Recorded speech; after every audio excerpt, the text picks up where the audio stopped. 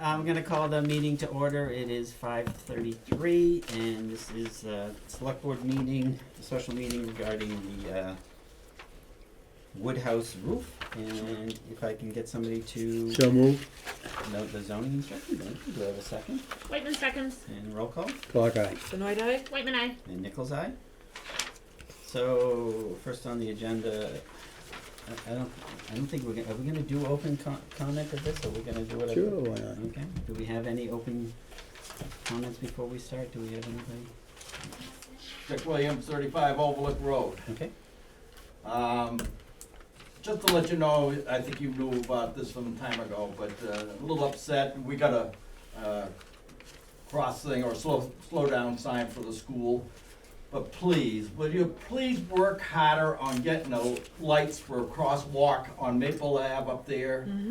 I tell you, because I'm afraid one of these days, when people are starting to pass on the right-hand side, when they want to make a left-hand turn, but somebody's coming, somebody pulls over and goes around them, and somebody could be in that crosswalk, and so help me, I almost got hit crossing in front of Dunkin' Donuts. It's so dark there, nobody saw me. Exactly. Well, unless they knew me.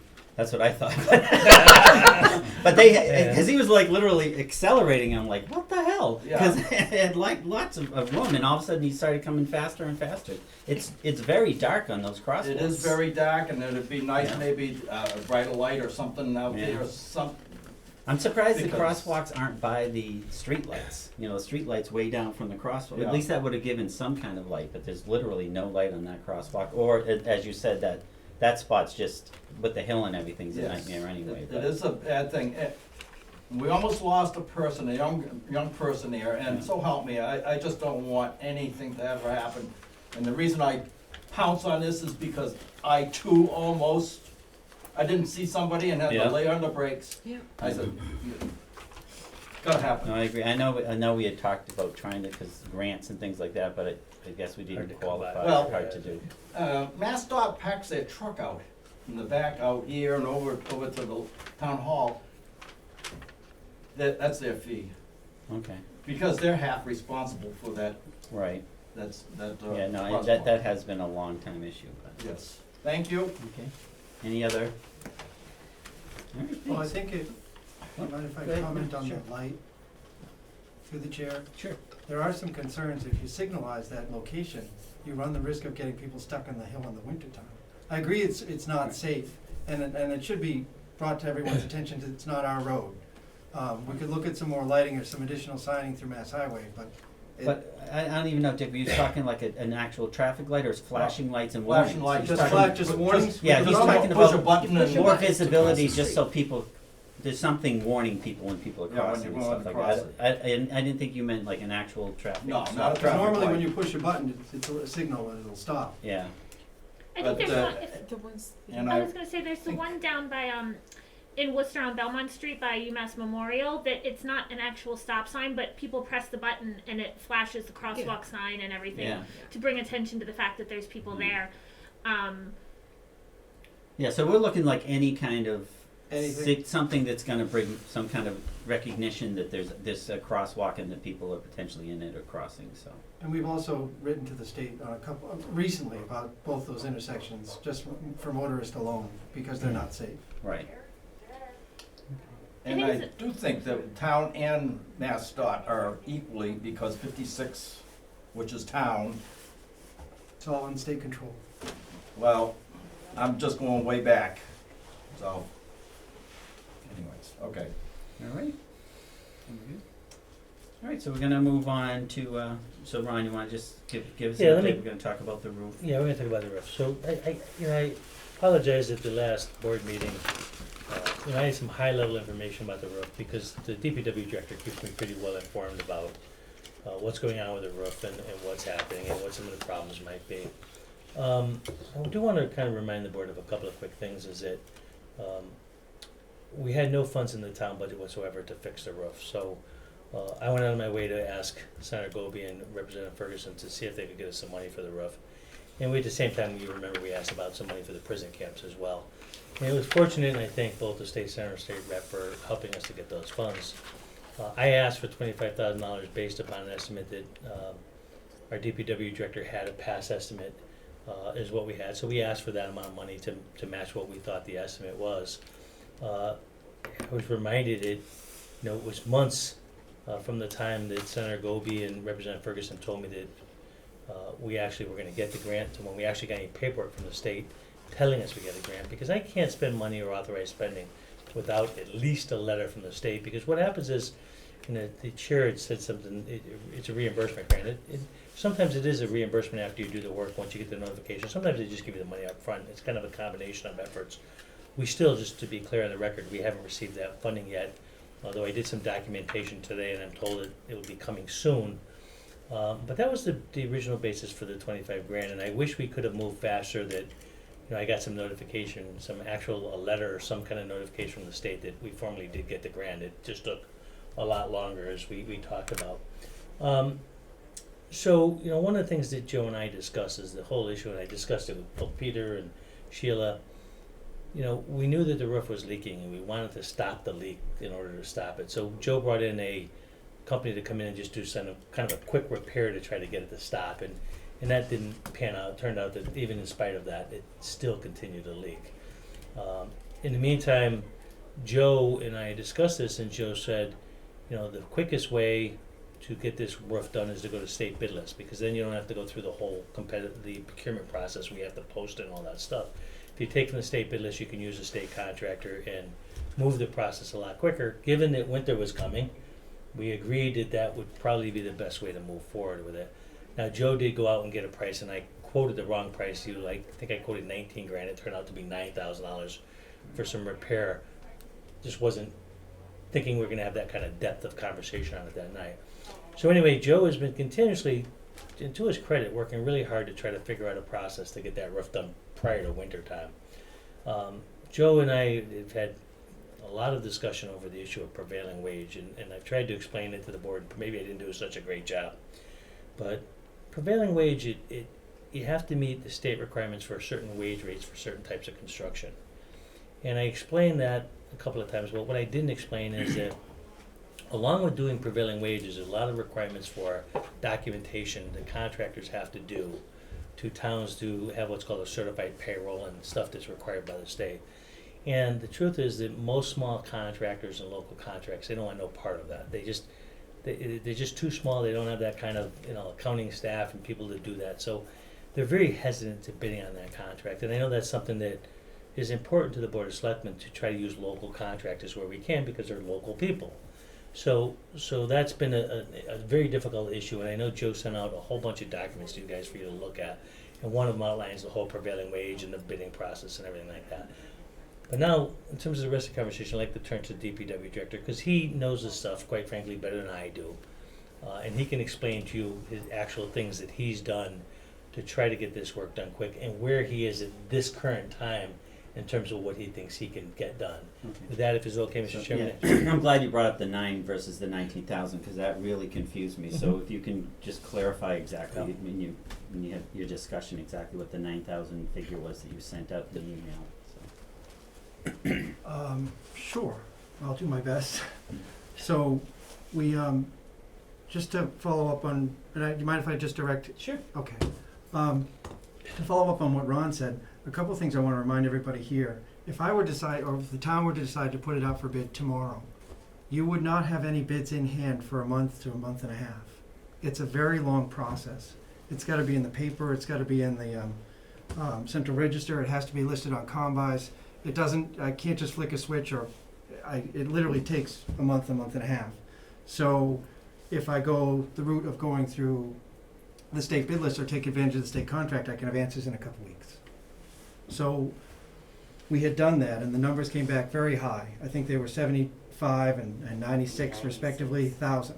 So I called back the local vendor in town who was kind enough to do the initial repair for a couple $100, and he frankly said to me, he said, look, if it didn't hold, I can't do a quick repair for you. Why don't you consider replacing the front half, the area around the eyebrow window where it's leaking? He gave me a back of envelope estimate for around $9,000. At that time, I said to him, you do realize it's Massachusetts, and you have to pay prevailing wage. I can contact the state and get a prevailing wage schedule for Rutland, and I'll get that back to you. And I did. And the gentleman called me back and said, "Oh, we could probably get people into Rutland right away. The problem is the vendor we were using can't meet the prevailing wage requirements." And we had some back and forth, and I sent the documentation to that firm, and they basically called me back and said they can't do it. So at that point, I went back to the folks on the state contract and asked to get, and I started as recently as, I want to say the end of last week, getting quotes from those vendors.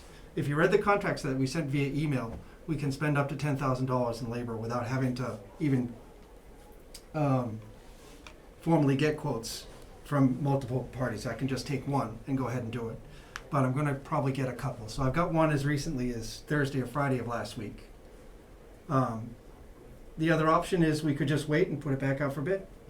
So, I hope I answered your question. Are you talking about just to do half a roof? Is this the estimate? Just do the front half of the roof where the eyebrow window is. Did you also just get estimates for like the full roof? I mean, like. We had gotten estimates for the full roof, and I did provide those to the board directly. Right, but I mean, with the same person that brought sent the latest bid, just because if it's only going to be like, was that 9,000 or something like that? That was, again, that Right, was but- 9,000 from a person in town. But We you can't accept the bid or have them work for us because they can't pay prevailing wage or meet state. Right, but you can spend up to $10,000 in I labor. can if I manipulate the existing state contract, which I also sent to you folks. Yeah, Those are the right. people who originally bid on the work.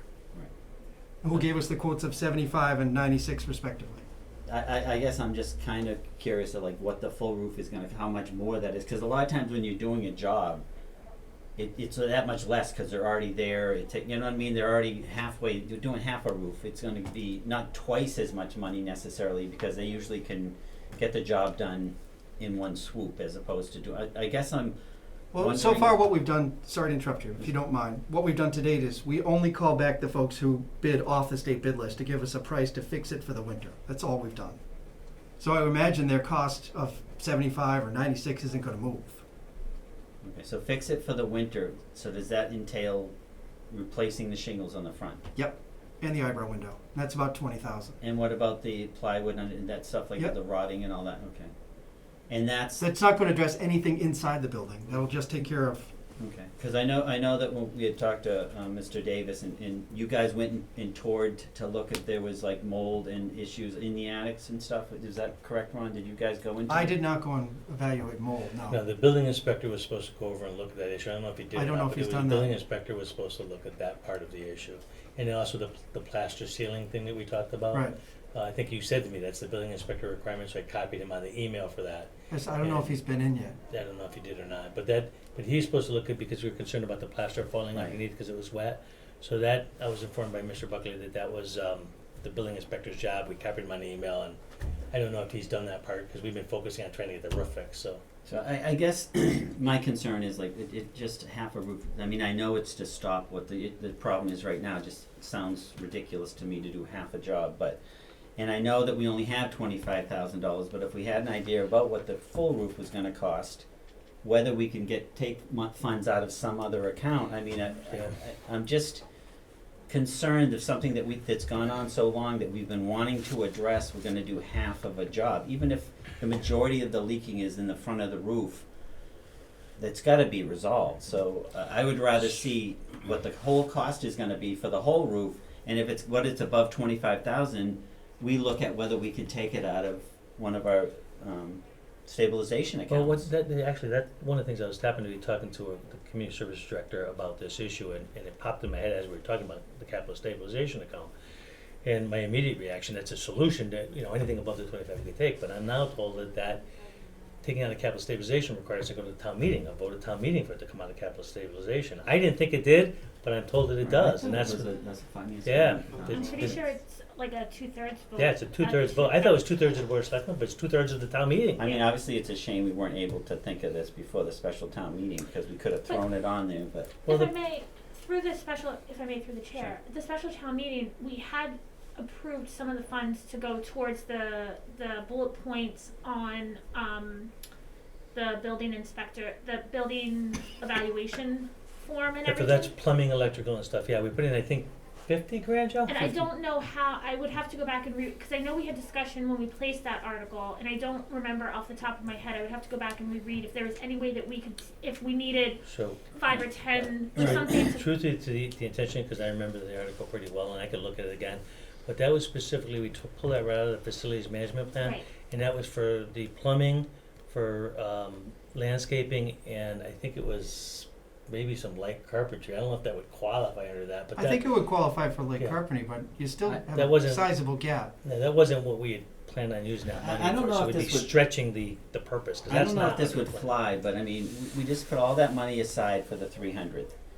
And if they would be willing, because that money's already been set aside, so that money's there. If they'd be willing to put money toward, I mean, this is the historic building, and we're doing the 300th, and then I think it's a worthy investment to take that little bit of money out of that, because they were gonna redo the playground and do other things. I think this is a crucial, I mean, it's gonna be up to them to agree to do it, but it's money that's already approved, so we don't have to go somewhere else. That money's already there, and it would allow us to complete a job rather than do half a job. So the question there, Mr. Chairman, and I'm fine with that, if they would be willing to do that.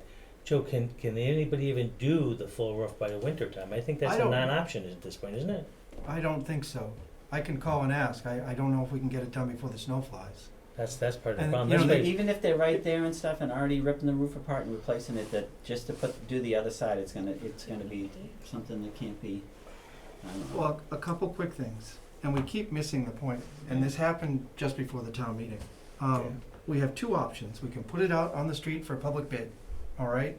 That means I have to put plans out and specs and have an estimate, and I need to put it in the newspaper, put it in the central register, put it in combis, post it locally. That's a month and a half before I have an answer. If I go to the state contract and manipulate combis, and I sent you folks a copy of the contract, I still have to get, if I'm gonna spend that kind of money, the town still has to get 3 quotes off of that list of roughly 15 vendors, okay? That's a 2-week process. I couldn't just call someone off the state bid list and say, come in and put a new roof on for me. But aren't you basically doing that for the half a roof? I can do that and spend up to $10,000 in labor per the contract we've already sent you. Okay. But if I go any more than that, I'm violating the state contract.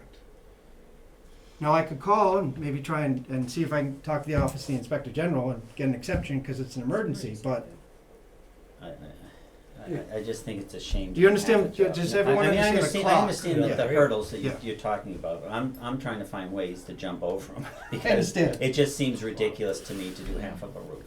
And I understand it's gonna, not to do anything is worse, but to do half of a job just seems, And, I mean, I'm hesitant, I wanna find a way to do the whole thing. And I'm hesitant to even touch any of the articles that we've already passed at town meeting, because I feel like there was a lot of discussion and everything, even for the facilities management thing, there was a lot of discussion either before in placing the articles or not, to make sure that that money is used in a manner for which the public feels it is best. And I am hesitant that to kind of make a blanket statement that, well, then we could put that money back in the special before the annual in the spring, because we still have free cash, because we don't know if that would happen or not. You know, so that's why I wish that we had a way to say, because I think people were happy with what they voted to spend for the money at the special, and I think a lot of people would happily spend the additional money for a roof if we knew that that's what was. and I guess my feeling is, considering what it is for the 300th and it's our historic building, it seems something that we would wanna invest in before we have the big event. We wanna be able to have people go into the building and see Right, the and artifacts, and if we don't yeah. resolve the problem, then that option may not be Right. there. Yeah, see, we've come to see what can we fix the roof just to stop it from leaking for the winter, to protect the building itself, because as you know, more water comes in, it causes more mold, causes more problems. So Right. at this point, it's like emergency just to stop the leak. It's really kind of what we've been trying to focus on here. And part of my concern also is, I feel like if we stop the leak, then everybody's gonna say, well, it's not leaking anymore, we don't need to worry about it, because this roof has been an issue since before I've been on the board, for over 4 or 5 years. So But- my concern is we spend the 10,000, get the roof to stop leaking, and then nobody wants to spend the money to actually do it to preserve the roof. So Through you, Mr. Chairman, because Leah's making a big point, and it's an important that I've made with my department heads, and I think there's even been some frustration on the Board of Selectmen. So I completely agree with Leah that we've left a lot of our buildings really to deteriorate over the years, particularly that roof. I'll say at the community center is the same situation, library is the same situation. That was one of the reasons why at the special town meeting, I said to all my department heads, and some of them I'm sure were annoyed about it, that I don't want you to spend money on other capital stuff, because we have to fix these buildings before they get worse. That's the priority right now. It doesn't do me good to buy a car when I got water pouring in the roof. It doesn't make any sense. So I agree with her, and I wish we had money in the budget to deal with this, but we didn't. So we went to the extreme length of asking Senator Goby and Representative Ferguson for this money. I feel like I've been trying to solve a solution that should have been, as Leah says, solved 4 years ago, or 3 or 4 years ago. And that's the position we're in now.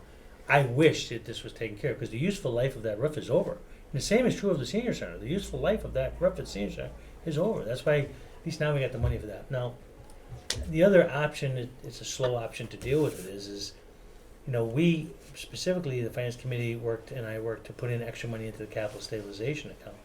I don't know if the board would want to do it, but you could call a special town meeting and have a vote from capital stabilization to put the full amount of the roof money in there, because we put an additional, I think, 50 or 60 grand in that account, so we could get the money there. I don't think there's enough money in any other town account to cover it. All you really have is a reserve account, right? So that's an option that, I don't know how long it would take to do a town meeting and go through the whole process, but I mean, yeah, it's slow. It's like the expense and the time, and yeah, we certainly don't have that. If we're concerned about getting more bids, we certainly don't have time. Slows to it set up down a again, meeting right? and do more. Scott. Is it okay if I speak, Mr. Yes, Chair? just name and address. Please. The conversation has been around only one issue up to now. There are 3 issues. I'd just like to bring that to your attention. There are 2 leaks in the roof, one somewhere near the eyebrow window, the other one in the garage. The contractor this summer tried to fix both, and he probably made them a little better, but they both still leak. The third issue, of course, is the ceiling in the front room, which is the reason we really don't let people in the building except our own committee, because we're afraid the ceiling might collapse. And you let your committee in, though. I give hard That's answers. concerns. We just finished the Festival of Trees, or Yeah. almost finished Festival of Trees. We've taken all of these Christmas trees back and putting them in the garage. We will, of course, have to tap everything we put in the garage, because otherwise everything gets wet. The front under the eyebrow window is not leaking too badly, except in heavy, heavy rains. It wouldn't have leaked today, for instance. At least it wouldn't have come through. As far as I know, nobody's been in the attic lately except my 14-year-old grandson. I sent him up 3 or 4 weeks ago. He came back and said some of the wood is damp. He didn't know whether it was worse than damp or just damp. I believe that Mr. Sullivan also went up and said some of the wood is damp. As you know, it's been leaking for many, many years. This is not a new thing. I'm just stumped as to, it's been leaking for so many years. How come it's gone on this long? Well, Did it's been a they attempt to fix it in the past? Did they? I can't give you all the history. Irene Amsden, I don't know how long since she passed away. I believe she's the first one who brought it to the town. Now this has got to be before Joe's time. When Irene was upset about the roof, she was sending me up in the attic to dump the pail. We had a pail under the leak for years. I understand the pail is dry at the moment. I didn't go up to look at it. Under Gary Kelleher, he would send his men up to tar and feather it. Yeah. And that had some effect, but it didn't ever solve the problem. Ron is the 4th town administrator who has worked on this problem. Margaret, Bob, Michael, and now Ron have all had this problem in front of them. So it's not a new issue. We're sure that it's a town-owned building. Yes. It's a town-owned It's building. under our authority. Yes. Okay. Good question. So why couldn't we put that half roof bid out twice and have the same person do one half and then do the other half? 2 separate bids, I'll do it as 2 separate contracts. 2 separate contracts. Well, first of all, you break procurement law, because it would No, be. you wouldn't be. You put it out So let me explain why I said that, Skip. So the reason it would break procurement law is because, there's limitations of 10,000. no, it's 10,000 for that one part, and then 10,000 for the other part, or whatever the money You're probably is. not the first one to try So to. I understand what you're saying, but the way procurement law is designed, and I went through the whole training for it, is you can't intentionally break projects into parts to get around the amounts. The state explicitly prohibits splitting projects up just to get around procurement law. The state looks for that stuff, and you would be in serious trouble if we did. But I understand why you feel that way, because a lot of us would like to do that. Right. We just can't. So, I mean, what's the board's pleasure? I Keep mean, my I guess license. we don't have a ton of options, and we obviously can't. We can't let it go. Can I ask one more question, because I'm still a little unclear. Joe? Yep. Do we have any quote in hand right now to fix that front part of the roof? What do we actually have right now in hand?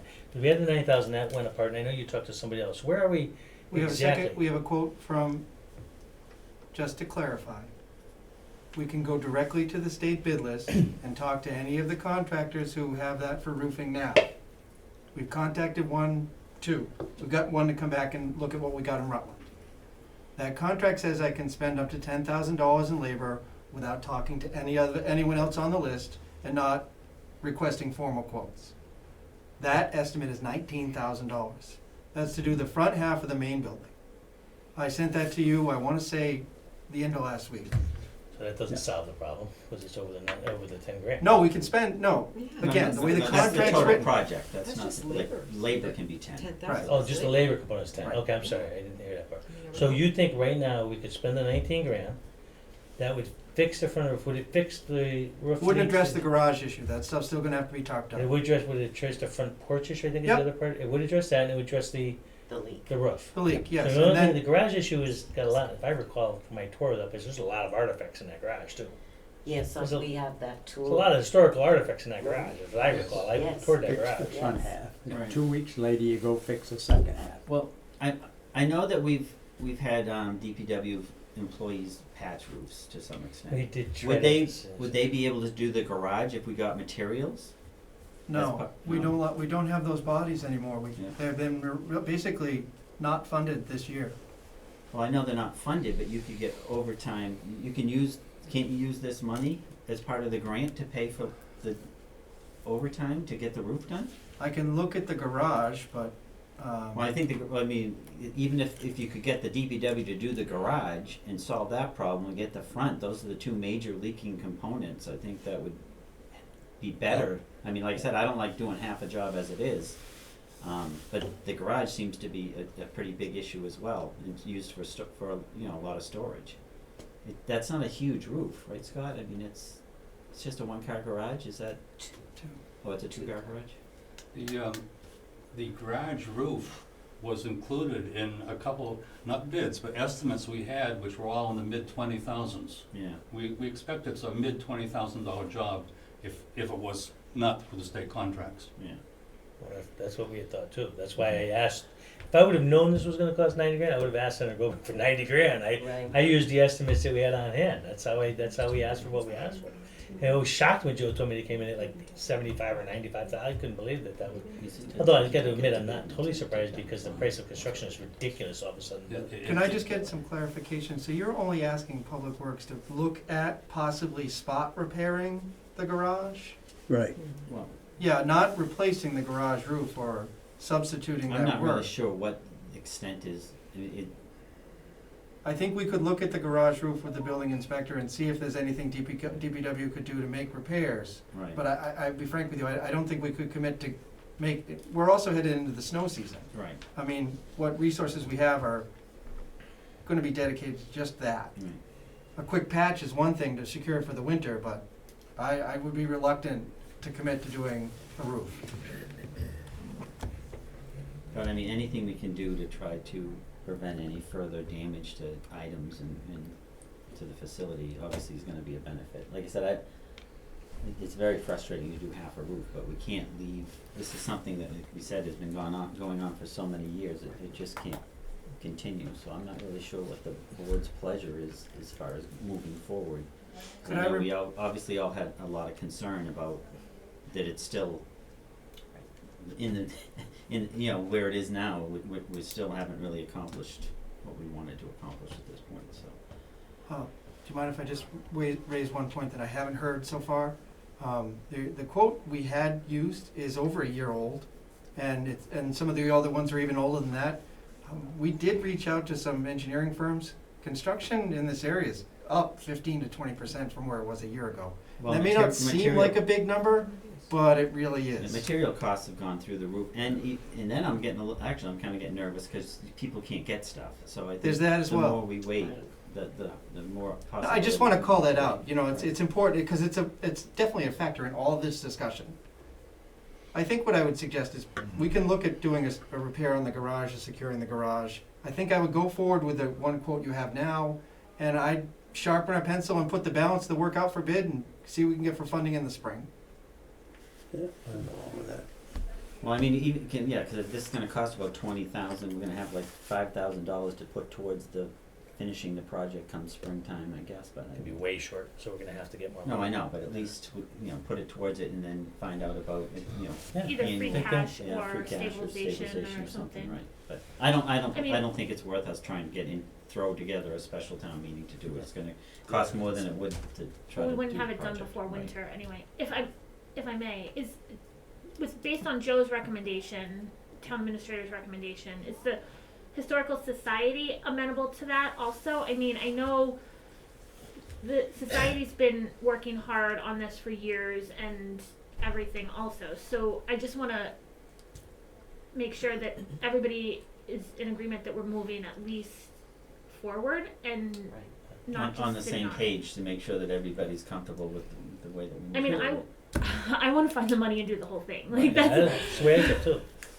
Yeah, just to be clear, I want it to be clear, because as Sheila will tell you, I constantly, whenever I get a piece of information, be it from Joe or anything else, I copy them on it so they know it's good. And I usually get, yay, finally, and then nothing happens. So I get the frustration because I've emailed them a number of times. Joe got this quote, that quote, and then the quote falls through, this falls through.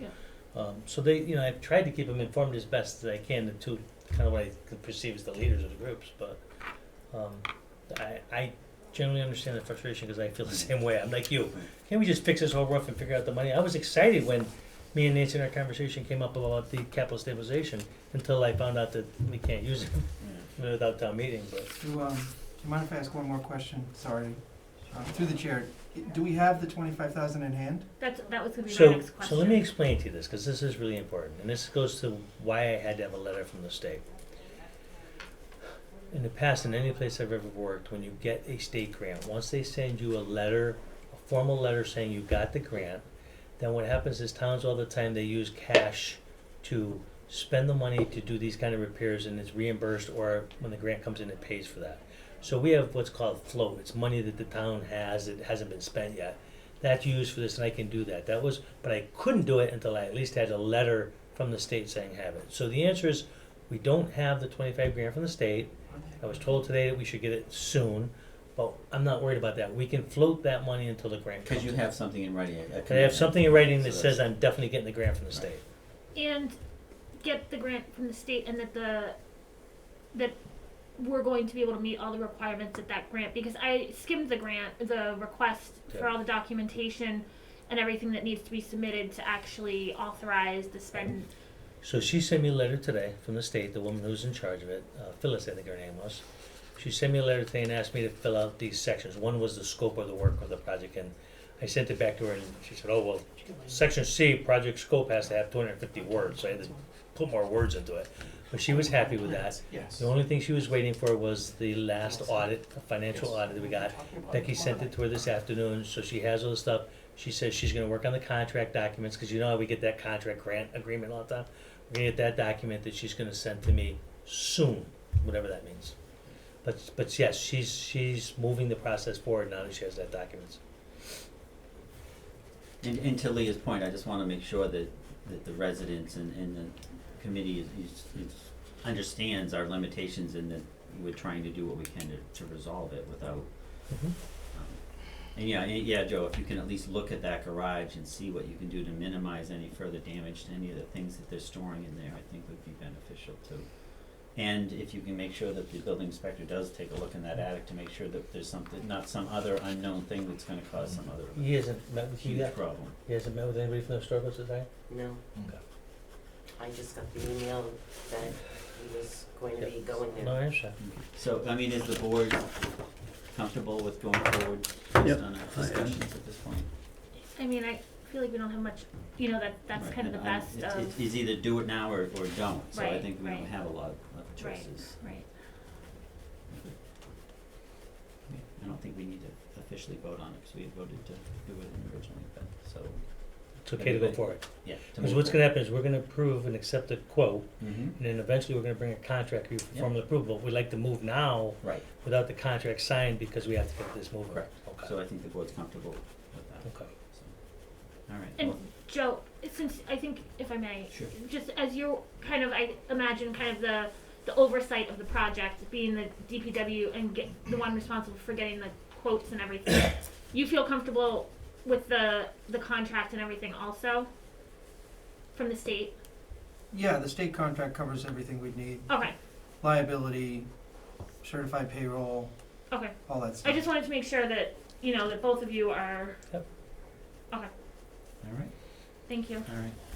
Sheila and Scott, thank you for coming, and hopefully we're gonna resolve some of our problems anyway, and then we'll Right, work just in the to spring complete on that first completing part. the rest of that. I was gonna say, and maybe if we can work to get an updated quote for the rest of the work so that we can go into the spring before spring town meeting, and That's we can correct. figure out if we want to, if it makes sense to The do, best way to, finance Right. it, fund it, right. right, and updated numbers, just given the cost and everything of construction and scope of work and everything. May I put something out there, just, Sure. if this is an idea I want just on record so we don't forget about it.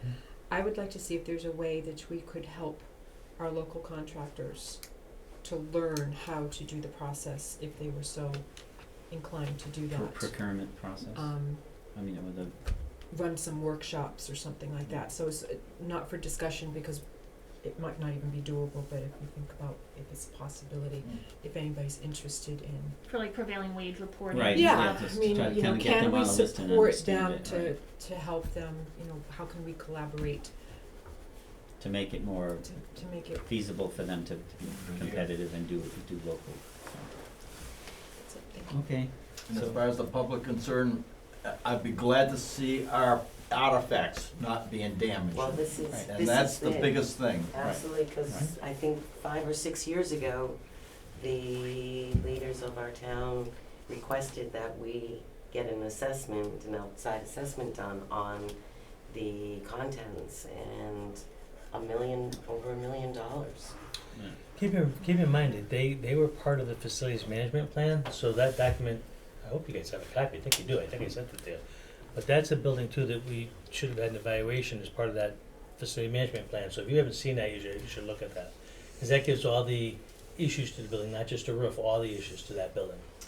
Yeah, no, I'll have to I check. think I with might have them. sent it to Peter, but I'll double check tomorrow. Okay, because I did meet with the gentleman, Jerry, what's his name, months and months Todd, and months ago. Todd Hassett and Todd, his partner, I who don't came remember in his partner's to name. do the evaluation on the building. All right, well, thank you, I appreciate it, so Thank you. if I can get a motion to close so we can go into our next meeting, So moved. and a second, Whitman seconds, roll call, Clock eye. Benoit eye? Whitman aye. and Nichols eye, thank you very much. So, apologize for delay, I don't like to be late. Well, eventually, I'll get my To do that. TV in Rutland supposedly. Up to you guys. So whatever you guys are already, we'll work on it. That was a big Oh, TV. wow. Stanley, you don't have to do anything. 1948. Okay, Oh, you, so are you good? I remember. We're good. Thank you very much. So, I see a All right. quorum of the ad hoc bylaw committee, so I am calling to Yeah. order the, December 6, 2021 meeting of the Rutland ad hoc bylaw committee at 6:12 PM. Okay. And I'm gonna open the Board of Selectmen's meeting at 6:12, and we've already waived the Zoom. So I think we're good to go. So, do we have any new public comment? All right, so I guess we're gonna go right to you, Peter. Good evening, everyone. You've met the Ad hoc Bylaw Committee before, so I won't bother with introductions this time. We're just here to talk a little bit about work we've done since the last time we got together, and then to, I hate to say it this way, but to reinitiate review of the bylaws that the Bylaw Committee is proposing be put forth at a future town meeting.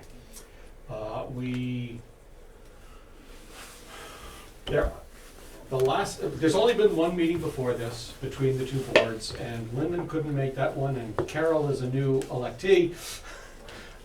So I'm going to sort of let the body here decide how much they want to go into some of the laws that have already been reviewed. Some of them are substantially different and need re-review anyway, so we'll hit each of those as we go through. Before we begin, I do want to pull up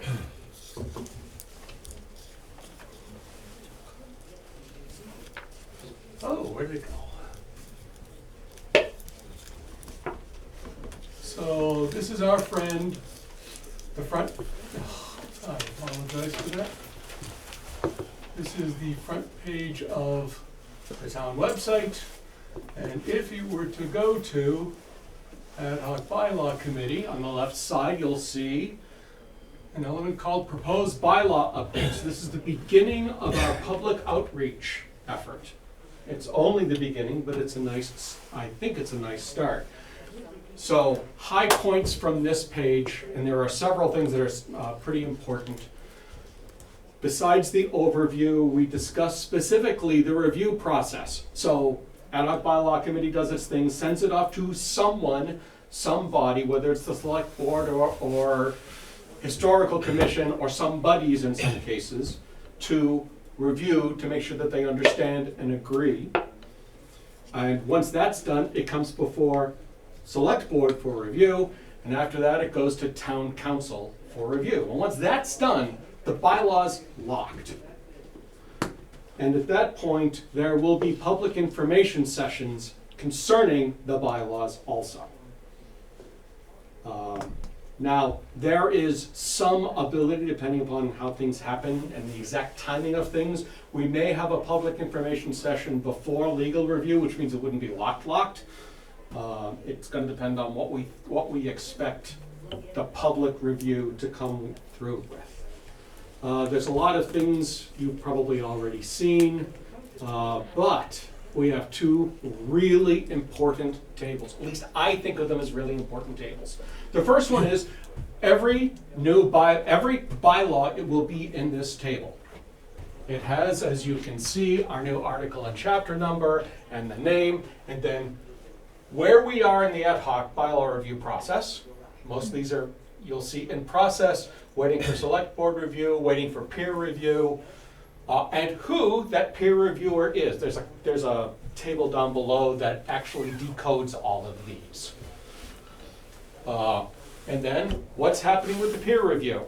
A couple of these I don't remember if I sent them off, so I need to go find that out to see if they've already got them and just haven't returned. Finally, select board review. What happens where we are in your process? So once the peer is done, it moves into this column and it's waiting, in review, whatever. Once that's done, legal review status and the date of a meeting to cover that bylaw. So as I say, this is the beginning of how we tell everyone how everything is changing. And let there be no mistake, everything is changing. And then the other important table is this one, which shows the current bylaw and the proposed new one. This isn't the way I'd really like it to be, but I haven't found the way to bend this website to my will. What I want to click on, I want somebody able to click on one thing and you get both bylaws side by side, and I haven't figured out how to do that yet. So for now, old version, new version, including the old titles so everybody can see how everything relates. Are there questions about any of that?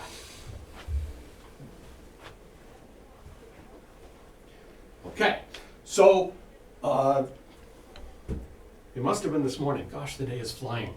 Actually, over the weekend I sent it back, and so today you should have received an email with the first 4 chapters, I think it was, plus a document that briefly describes what I call I can't call them substantive, consequential changes to the bylaws. A very brief set of descriptions. If we were to talk about every meeting, every change that was made to every bylaw, that the Attorney General's office would think of as consequential, it would be the entire bylaw, fundamentally. If someone's interested, I can pull up the version with all the changes, and you can see that you lose this much of the page, and there's a lot of red and blue and colors for additions and removals, and it's very difficult to read that way, which is why I've sent everyone don't look at any changes, just look at the final versions. And that's what I sent to you. You guys also received all of the introductory stuff at the beginning of the book, the introduction, table of contents, how everything flows together. I invite comment from all of you not here now. Review it, read it, let us know what you think, and give us any comments. So, let me look at this page right here. Oh, well, actually, I can go right back here. I'm actually going to refer to this table. So, let us begin then, please, with Chapter 1, Article 1, General Provisions, which I have noted as needs re-review by the Select Board. So the Select Board did everything at the time that was through Town Administrator, because those are the contents of the first 2 chapters at that time. Of course, nothing stable. We reorganized the book again, and so appointed committees has moved into the first chapter, and Board of Public Works has moved into the second chapter. So neither of those has been reviewed by this body. You did see general provisions, but I believe that there have been some changes, so it's worth re-reviewing it now. Chairman, is it okay if I move around so Sure, I can see? I absolutely. can't see from where I'm at. Do you want to sit there? Do you want me to sit down? Now, a lot of this, well, there are a lot of additions here. Every bylaw has a purpose and an authority now, whether they did before. And the authority is nominally what in state statute gives us the authority to write this bylaw. Sometimes you'll actually see multiple authorities. Occasionally, we say the enforcing authority for this bylaw is DPW, Earthworks Board, whoever. We have 4 definitions that run throughout the bylaws. You will see them frequently, these terms. So we generalized on the word committee. Doesn't matter if it's called a board or a council or a whatever. When just generally talking about one of those bodies, it's a committee. And a licensing authority is whoever can issue a license. And a town official, this one's important. Any town officer, employee, or member of a committee, whether elected or appointed. That is to say, if you're working for the town, you are a town official. Even if you volunteer for the town, you are a town official. If I may, Yes. committee, I think it's implied, but that's regardless of appointed or elected, correct? It's any board or committee or commission. Actually, ooh, that's a good question. I don't remember that explicit decision, because all the time, every time we've worked on it, it's been on an appointed committee, and I don't know we ever dealt with, do you remember, Norm? If we dealt with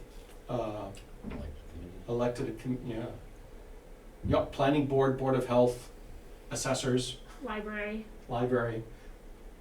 Library's a little funny though. I know. That's a whole nother. Right, that's one of the many complicated things. And that actually might be why we didn't do it, specifically because the library board of trustees is a very special thing. And we also have to be careful to be certain that we don't include the school committee. Mm-hmm. Because the school committee is not even a body of the town.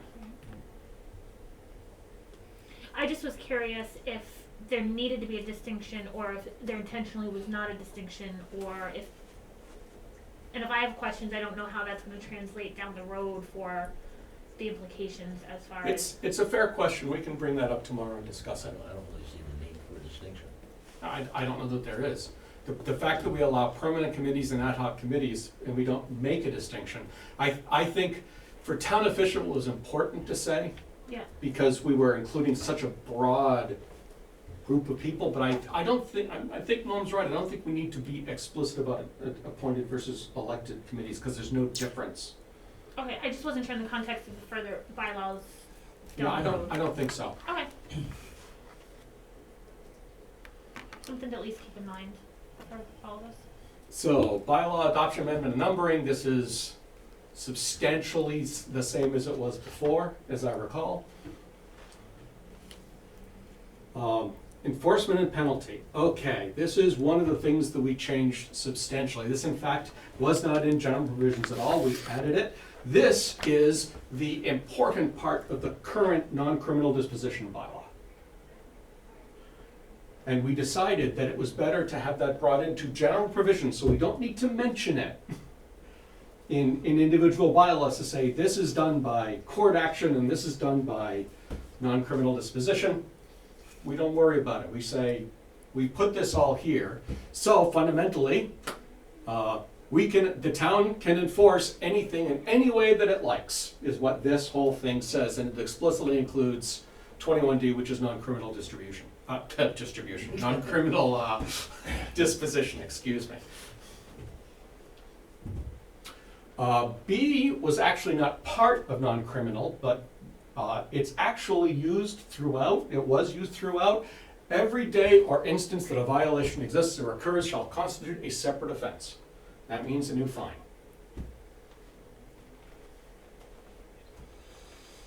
And non-criminal was actually considerably larger. We chopped it down because we didn't think most of those words were actually useful to the bylaw.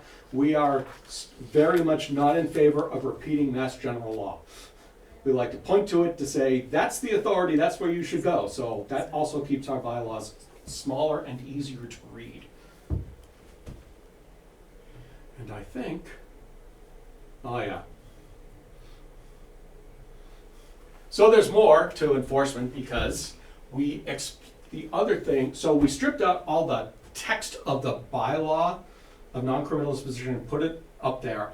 And we took the schedule of fines and made a new chapter. So it is still considered bylaw, it still needs to be amended by town meeting, but it's not part of any individual bylaw. And in fact, we stripped out individual fine notations in individual bylaws. They all go in the fine table.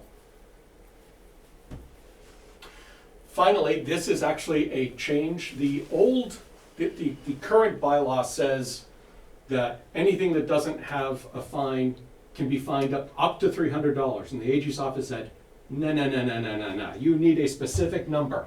Someone has to know what they're going to get fined, what the fine is before to give them an option to not take an action. So we fixed it at $100. If you think it should be $300, fine, which feels, for some of the violations, a bit extreme, but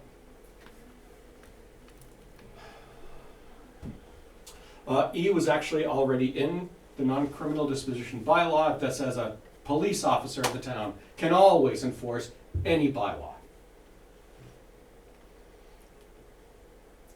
Questions on that? Not any bylaw, just ones that go under 21D. So well, these are Yeah, you're right, general for the purposes of 21D, yes. Right, not any bylaw, just those specific ones, because those are all police ones. The other bylaws could be a lot of other things. It's Right. not, police officers wouldn't be involved in it.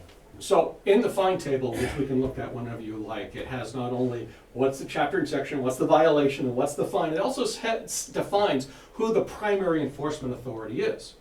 So for throwing snow in the street is the director of DPW. For, I don't know, pick another one. Unregistered motor vehicles is the police chief. So I guess that's my concern, is one fine really work for all situations? Or It's for any situation that is not already called out in the fine table. Okay, oh, so you can still go to that table, it's just You whatever always isn't can go on to the it. find Okay. table, and if you So can't that's find what- it there, it's $100. Okay, so it's any undefined one. Yeah. That's good. Moving on, select board, this is something we passed a couple years ago. It got amended by town council. When this one was first put through legal review through this process, they actually added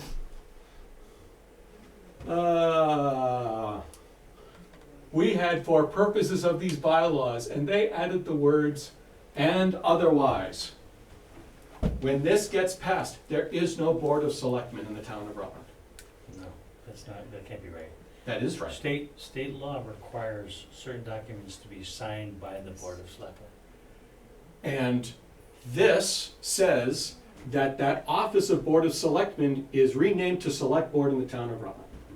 But we still file the documents under the Board of Selectmen, even though it means Select Board for the purposes of the bylaws. The state law requires it to be signed Board of Selectmen according to Anita.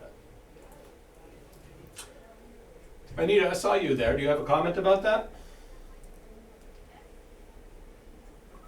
There's a little noise in the back in my house, but I think that the current way that it's written doesn't say the "and otherwise." So I think that is, so for now, that they do need to sign as Board of Selectmen on anything formal. But once this is in and accepted, then the name would be changed. And if I may, so it doesn't have to go to like for a home run rule or any sort of change at the state level, because I thought at one point we were talking that it needed like a formal power at change at the Not state anymore. level. It's Okay. become too common, Okay. a change. So can I ask a Sure. question if it's okay? Anita, so by putting the words "and otherwise," that gives us the authority to sign things under Select Board instead of Board of Selectmen? Right, except for that part is not in the bylaws as it's in effect right now. So when this Right. passes, But that's just it, when this passes, the state will accept Select Board on all signed documents instead of Board of Selectmen.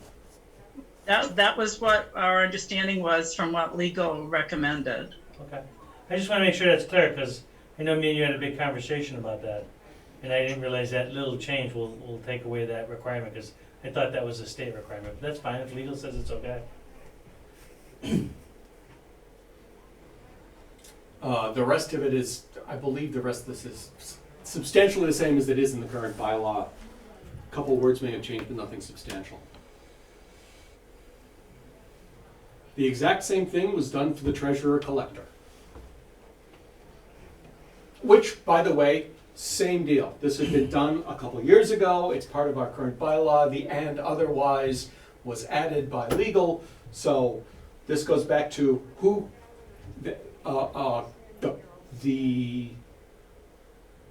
the act of the legislature that created the office of treasurer-town collector. This is going to end up superseding that. Becky prefers to be called treasurer/collector. So we just did that.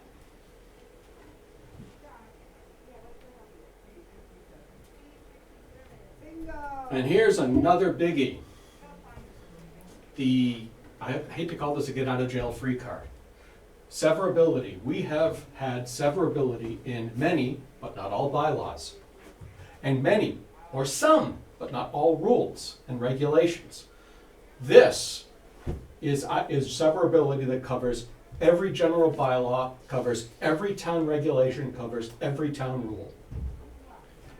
So anything anywhere, if we have a regulation and that one section is struck out, the rest of the regulation lives on. That's the whole notion of severability. So we just put in one that's going to cover everything, and we never have to mention it again in general bylaws. That is not true for zoning.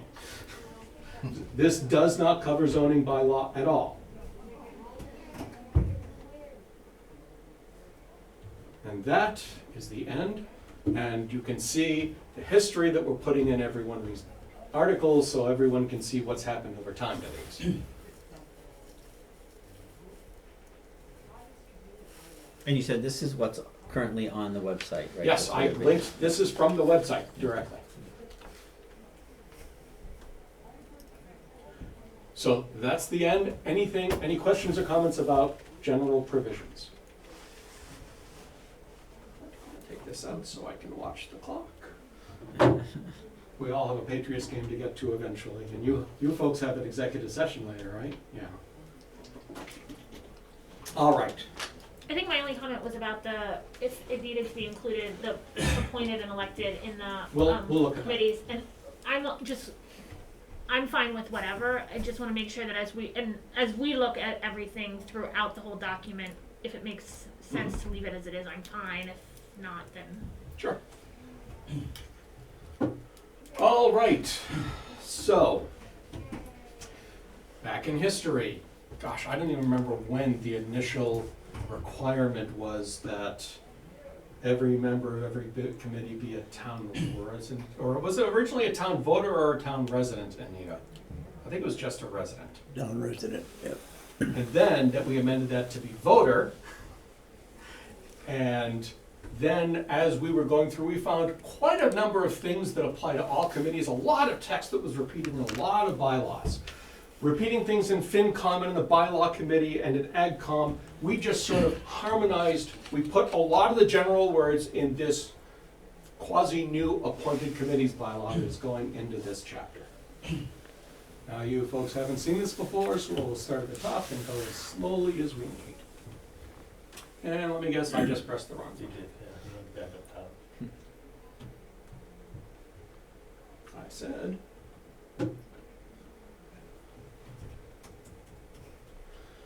Okay, so. This article defines rules and conditions for appointments, structure, terms, and removals. Now, yeah, this clearly applies only to appointed committees, not to elected ones. And yes, we couldn't find a better reference, so you'll see a lot of references to Article 89 of the Massachusetts Constitution, which is the Home Rule Amendment that lets us pass laws that we want to pass. Alrighty. So, you will actually find some exceptions to all of this words in certain, like FinCom. But, in general, members appointed by the select board, they serve without pay, they serve until the expiration of the term, or the appointment of a successor. That word "or" is very important. If that said "and," then anyone who's on a board stays until replaced. And it's a permanent, it could be virtually a permanent appointment if no one's ever appointed to replace someone who's on the board or committee.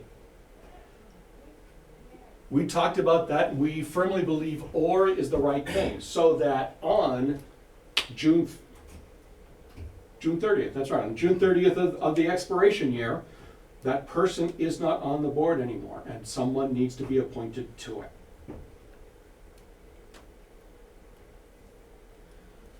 So. I'm gonna let that sit there. Yeah. Yes, go ahead. You see the wheels turning, right? Mhm. So currently, it's June 30th.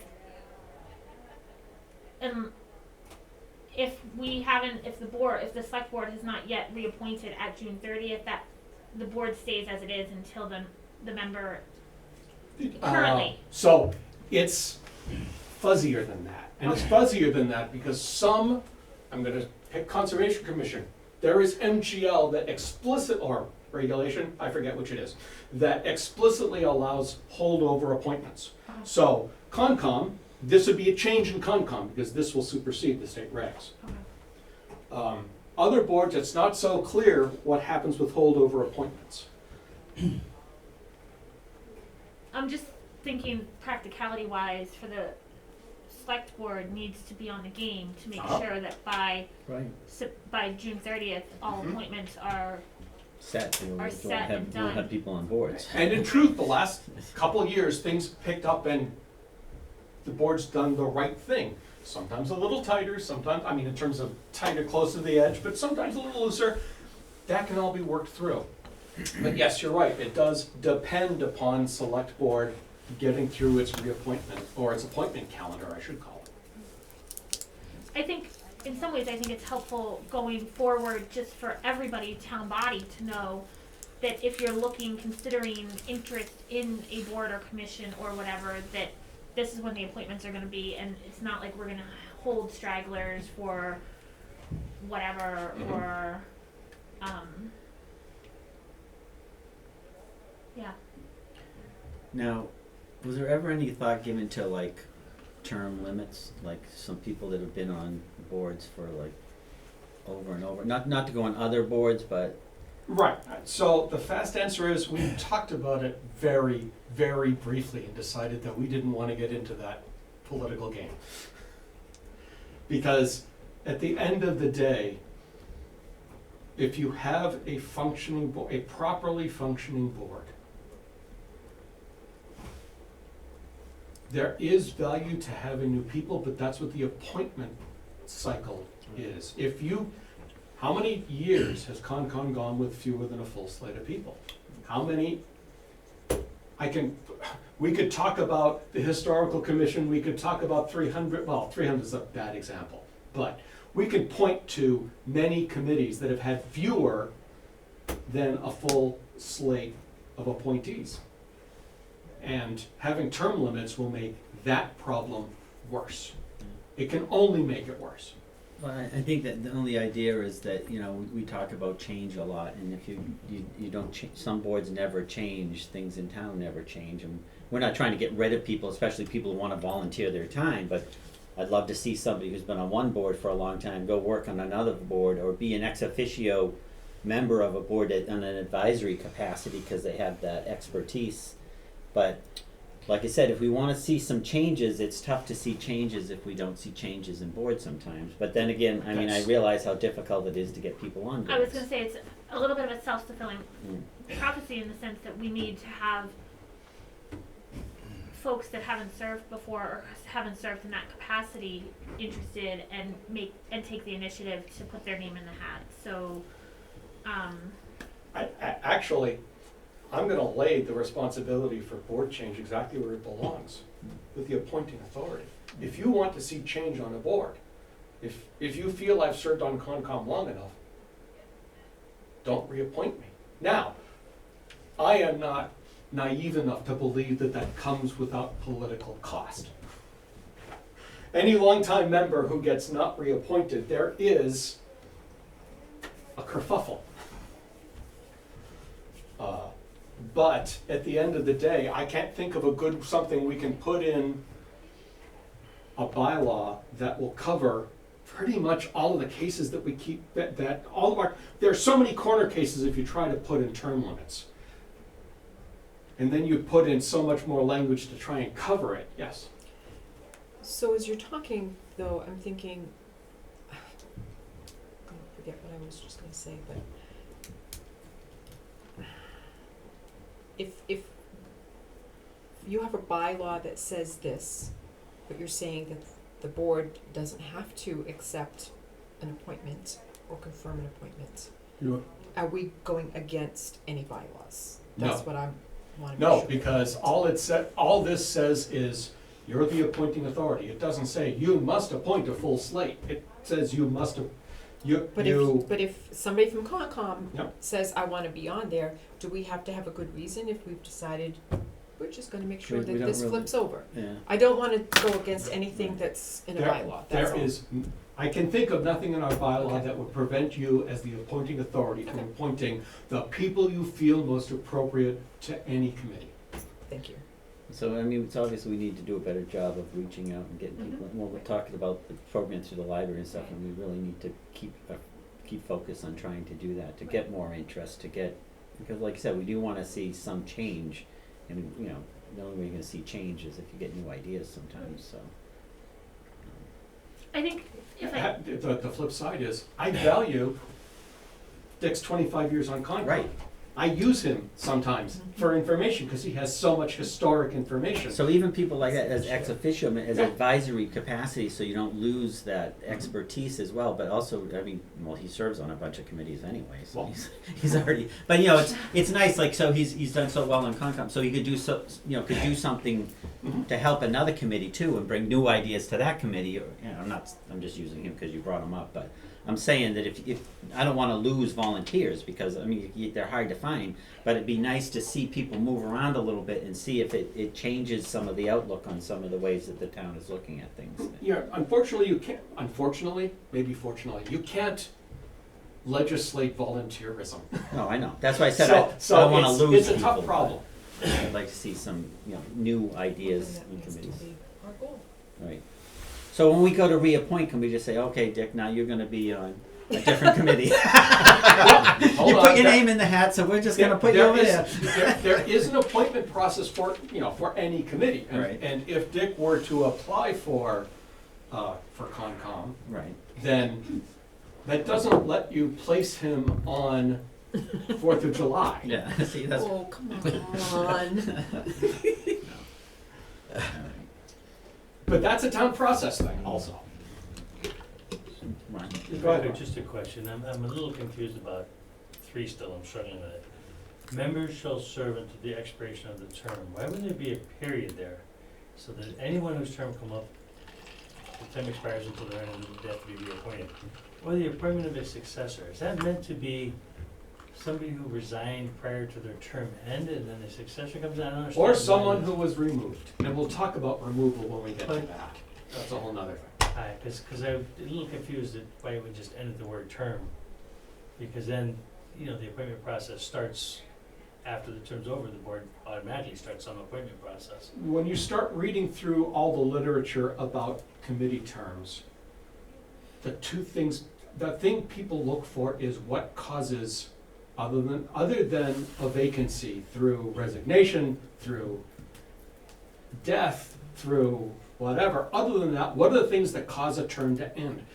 And this answers that question. There are 2 things that will cause a term to end.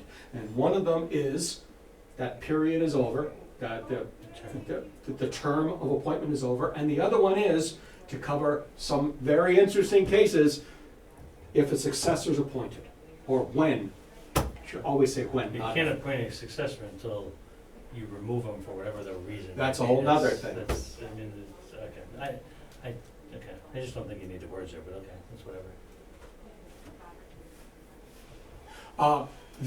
Again, the point of having both clauses and the or in between them is to specifically supersede Mass General Law for Concom so that all committees are the same.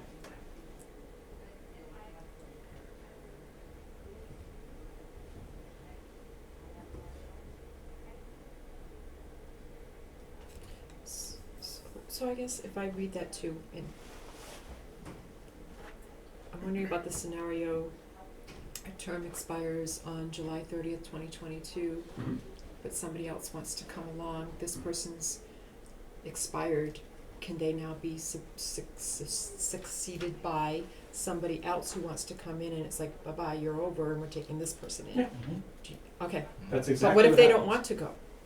Doesn't matter. Well, at the end of the day, it's happened several times in the past several years, where the committee has to make a choice whom to appoint when you have a 5-seat committee and you've got 7 people who want to be on it. The select board has to make that decision. That's why we get paid big bucks. That's right. Especially now that you got that, now that Tim Narwhal put that amendment in. Yeah, the stipend. Anything else about the terms before we move on to Yeah. 4, 5, et cetera? Okay, well, no, 4 or 5 questions. Okay, so these are straight out of so many of the bylaws. Each committee shall annually elect its officers. We made sure the word annually is in there because there are committees that do not do this, that just keep the same structure without any consideration of change. And now a clerk could be considered an officer, but a clerk is a little special, so we have a separate section for it. Shall annually select, not elect, a clerk. Could be elected from the body of the committee, but it could be someone who we hire to help us out from time to time. And the clerk shall be responsible for the minutes, et cetera, et cetera. So that's actually a change, so that annual election of officers has not already been a bylaw or in place, so that was not. It's always- been in a couple, but not all of them. Oh, okay. Standard Robert's Rules of Order though, so almost Yeah. everybody does it, because it's part of Robert's Rules of Order, that set of the Right. leadership. That does not always Right. happen. That's all I can say. Right. And in fact, Concom has not annually selected you as our clerk. Oh, that's true. So we should formally do that, but we just continued that selection. All right. Number 6 tries to hide a bunch of words. Appointments to committees with staggered terms shall be arranged so that, as nearly as practicable, an equal number of terms expire each year. This solves all the places that say one for 3 years, one for 2 years, one for 1 year, and thereafter 3 years. It's like, you do as many as you have to. But it replaces a bunch of words. Expiring terms end at the conclusion of the fiscal year. Terms of any member appointed to fill a vacancy shall end when the previous member's term will have ended. So again, there are exceptions to this rule, but in general, if you appoint somebody to Concom, you're filling the seat of you're filling a vacated seat for a term, for the rest To of finish that out that term. term. So if it's 2.5 years left, it's 2.5 years. If it's 6 months, it's 6 months. That's just the way it The works. term, the term can change, the term does not change, but the person can. Yes. Which is a little bit different than the election, if it's an elected, Yeah, elected, they're a whole. Right. so yeah.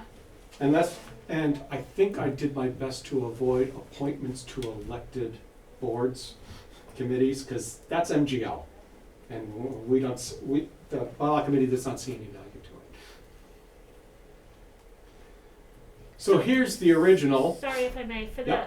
the committee appointments and terms, I think when this, if this passes, I Mhm. think we as a select board and everyone will need to do a little bit of education to the boards and committees, the appointed committees, Mhm. just because some of this is stuff that's probably maybe always been there but not actually formally followed, and just as like a rehash as to how, like a almost like a meet and greet or Mhm. whatever. So just, I think for our own select board. Sure. I actually did that with the committees, I went through the appointed officers and stuff, I Right. did a training on that for them, talking exactly about this. Right, I know you did like the Robert's rules and everything also, Yeah, yeah. but I think just even going in with to each individual committee at this, to try, and it doesn't necessarily have to be the town, we used to do, sometimes we would have, we've been back and forth as having liaisons to boards and commissions or whatever, but if there's like a set kind of document that we're going in to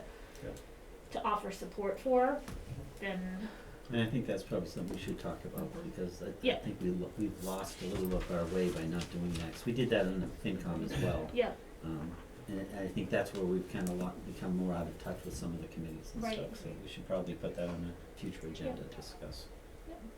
Jeff, I apologize, I just noticed you were calling in again, and so if I kept you waiting, I apologize for that. No problem, Pete. Alrighty, anything else on appointments and terms? Oh, what did I do now? I'm referring to notes I have to make sure that I don't forget about important things as we go through them, which is why I keep looking down here. So this is pretty much the basis of the original bylaw. All members of appointed committees shall be registered voters of the town. So, Peter, if I could, this issue just came up, Mhm. right? So, in towns that have been at, there's certain committees that sometimes boards of selectmen vote to allow outside registered voters to be in town. One was an airport commission, because it served the regional basis. Mhm. The one we recently talked about was a economic development commission, because there's a lot of business owners who don't live in Rutland, and it seemed to make sense to have a business owner that had a lot of experience, for instance, a branch manager of a bank or something that didn't live in town, to be on the board. I obviously don't want all board members to, but I guess the question here is, could there be an exception for Board of Selectmen, certain positions to be outside voters where it makes sense? I can say in the past, historically in the past, we've done a few as ex officio members, so they're able to serve but just not vote. Yeah, vote. And so it's a little bit more of an advisory role and able to participate. And I know it's been a conversation for, I think, that comes up periodically. Well, the other exception that's happened, that's covered down below, is town employees, irrespective of Right. where they live. Because we did that, when we were going through this, we said, I remember Diane from the assessors being on the solar committee, because boy, did that make tons of sense. And she had to be ex officio until we got this. Now, this section is not verbatim, but is very close to what's currently in the bylaw. So, I'd hate to have a bylaw that says all members of appointed committee shall be registered voters of the town except when the select board chooses not to. Would it make sense to have just specifically call out by name, the Economic Development Commission? One member of the Economic Development Commission could be a non-resident, and that position would have to be appointed by the Board of Selectmen, something like that. It's very specifically narrow. I just think, my comment, again, it's up to the board what they want to do, but my comment is that commission deals with businesses, all business owners, sort of thing, and that there's some reason why you might want out-of-towners who have represent a major business in your town. I don't be involved. I don't dispute what you're talking about. I think it's a slippery slope, and I'm leaning more towards the maintaining the, and I'm not sure, I haven't finished reading through this and seeing how it's applicable, maintaining the ex officio option for, as deemed necessary or something. I mean, Just an advisory capacities. right, because I totally understand your point, Ron. I'm not, you know what I mean, but I think it's a very, can turn into a very slippery slope. And then what if for EDC, let's say that then, suddenly there's a couple other non-residents who hold very important roles economically in town, and then suddenly we want to have a board of a majority that aren't town residents. So let me tell you the right way to fix this. The right way to fix this is not to change this at all. The right way to fix it is to get a bylaw for the Economic Development Committee that explicitly allows, All right. that's the way to properly And fix. that committee would probably have to have some kind of bylaw for itself anyway, right? Wouldn't You would think it would have, it should have some form of Right. directions to how it's going to do it. No, that's minimally the charge from the select board, but what's another bylaw? In truth, it's just another bylaw that, now I'm not familiar enough with EDC in order to write that bylaw or to drive the bylaw committee through to do it, so we need something from Ron to sort We of can point figure- us in the I mean, right there's other direction. towns that do this stuff, so we can find it. For instance, I know that particular Southbridge has one for the airport. So Yeah. they drafted in, Yeah. because the airport, like I say, is a regional airport, so they wanted one person that, uses the airport to have experience. So we can find that pretty easy, I think. Yeah. You just gotta look it up, but you're right, I mean, I've set up a document that kind of outlines the powers of the Economic Development Commission, Board of Selectmen voted it. So that could just be fit into a new bylaw, it's not that big a deal. So we could do that, because you wanna have, again, it depends upon how important you think the particular commission is. Mhm. But if it's an important commission, you wanna specifically give it its powers and powers of what you expect it to do, its Right. powers in the This, bylaw. this is not the 300th committee, you don't expect it to evaporate. Right. This is a committee you permanent. expect to be long-term, to Right. truly be a permanent committee. Right. Having a bylaw is the right way to go, Yeah. whether it's now in part of this or part of the charter. Either way, it would be there. Yeah. Skip, do you have any comments about, because I know that this has been an issue that comes around a few times. I remember it coming up a couple different times since I've been on. Do you have any comments about it, or? That's it. Okay. Mr. Stillings, I see your hand. You do, if I may, through the chair. Please. Jeff Stillings, Lord Lane. Just a question, I guess to pastor a little bit. Where does the Managed Growth Steering Committee fit into this plan or scheme? I can't answer that question. That's a question for the select board. So if there were such a body, then it would still have the same requirements. If you're saying should there, or There were discussions about, a number of discussions on the order of a year about the Managed Growth Committee. And whether or not, and sooner, more recently than that, had been discussed whether or not that had served its charge as laid out. The bylaw committee takes no position on this. Does it still exist anyway? Does that board still exist? I I think it hasn't been reseated, and I think that there's been conversation periodically about reseating it, updating the charge, because I think with the managed growth bylaw that was passed a few years ago, the intent was to maintain some sort of ownership to the town to kind of see how, if it's working, if it's not doing what was presented it to do, if it is, if there's changes, and kind of expanding that capacity to continue to look at, and I don't necessarily know specifically, I think managed growth, but growth, and I don't know what that committee would be, but there's been conversation, I think, Dick, you can. Yes, and it is functioning at the moment, let's put it that way. A couple of us had just because nobody knows, we're up in the air, and I do believe I'm pretty sure I was sworn, but on so many committees, I may not have, but I think I was. And we did look at the at the end of June, number of permits that were taken out, and is it following? And it is so far, and it'd be nice to, And I know there have been talks of expanding it to add a FinCom representative on also to look at the kind of financial side of the managed growth, because that was a concern or a question or whatever. So maybe we can add that to a future agenda, Lyndon, if you don't mind. Is FinCom allowed to serve on another committee? No, they absolutely so they are cannot, not allowed to serve on I thought it's anything. an advisory they could, I thought. I'm not sure. I Well, know that there's they some. can't be seated on the committee. Right. Let's Okay. make that clear. Yeah.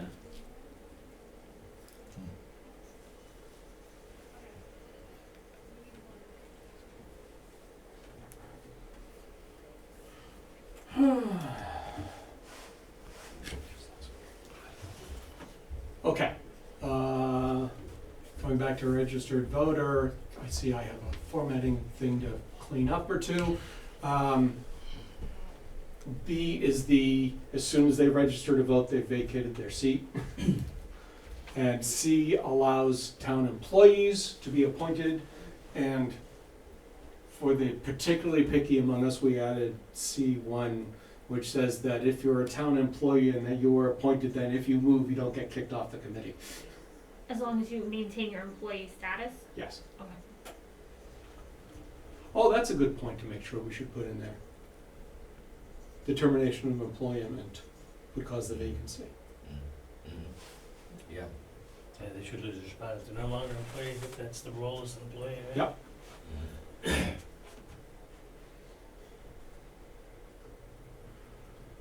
Whole new thing.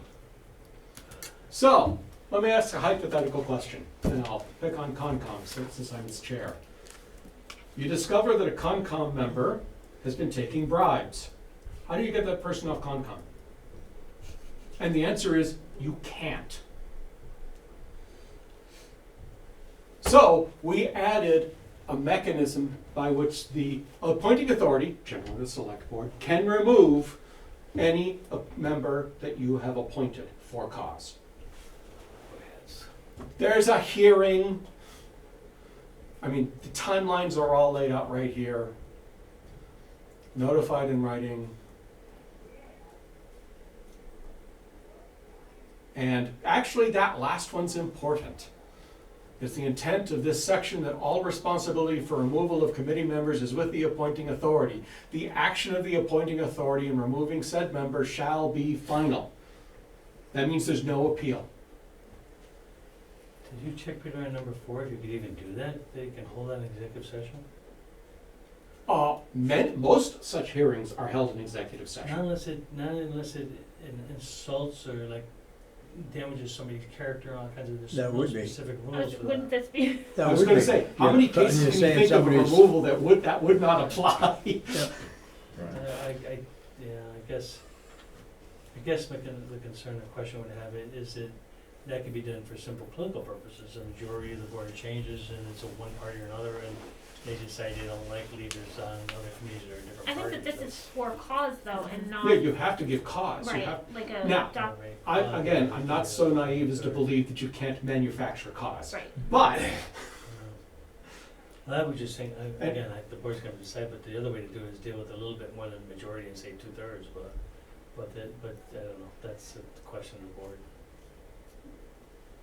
Just to make sure it's protected, people have some protection, but I don't know.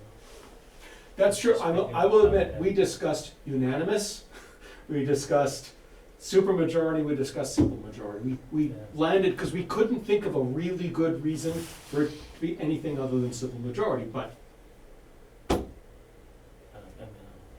want to be 2/3, it can be 2/3. So if somebody goes that far, they've done something wrong and everybody knows it, so I mean, That was pretty much our thinking. Yeah. If it goes to that point, if it's really that controversial, Right. Often the reason for removal is that they've missed like 5 meetings in a row, you know, they haven't been attending meetings. That's a lot of times you'll see removals for that reason. Is that have cause? that I don't in the know. bylaws now, right? now, no, we don't. FinCom's the only committee that has that. Oh. They're the only committee who has ever had that, which means that there is nothing about, in any bylaw today, any other than FinCom, to say, you missed this many meetings, you're off. Is that considered cause, Peter? I don't know. I don't, because at the end of the day, you have to answer is it cause? Is that what a court would believe, given the information that you use to make your decision? That's what at the end of the day, whether or not it's cause, has to answer that question, what It's the court usually a believes. pretty high standard cause, they usually call it just cause, but it's usually a high standard, I just don't know what it really means here. As it turns out, that cause, just cause, and there's one other term, Good cause. good cause. Yes, good cause, just cause, and cause all mean exactly the same thing, so having more words doesn't help. Yes, ma'am. Before one, so I'm thinking about timing, by the time you get, if there's a 48-hour period, blah, blah, blah, should there be once something is brought to the attention, the person is temporarily suspended until one is implemented? Because if you're going down this dark path, A lot of could they damage could do still be any done. damage? So it's like administrative, if they're on administrative leave pending, that's all I can kind of think of, something similar. Right, well, we haven't gotten there yet. When we get to the select board one, you'll see what we have for suspending the administrator, because you're the only body that can suspend the administrator. And that is a whole process unto itself. And we, quite frankly, didn't want to add that much to this bylaw. We thought, now, could we add something that just, well, what's the trigger? What action causes the suspension? There's a question. The written notice, I would say, right? Yeah, if the appointing authority or the chair receives a notice that there is what somebody is considering cause. But again, let's ask the question, what's the process? So are you saying the chair of the select board can act on his own? Or are you saying that a meeting has to occur of the select board? So that, because the select board is the appointing authority. Small asterisk. I'm trying, as Lee is saying, what damage could be done by the time something is found I don't out and the dispute that. processes go. If- So, let me try to Go ahead. think this out. So, somebody on the board hears something, can that initiate this chain? This chain has to happen, it has to happen quickly, but can an immediate action be that person receives, we can write a canned letter that could be just sent out in writing and saying until at one point one is initiated, before that there is a So I'm gonna ask temporary again, what's the process to get to the point of sending that letter out? somebody needs to talk, some of us hears that, what would happen? If somebody came to Leah and said, I That have Peter just Crane guy cause. is as Not crooked as the day is Well, long, sure. But you're, as you're saying, there's cause.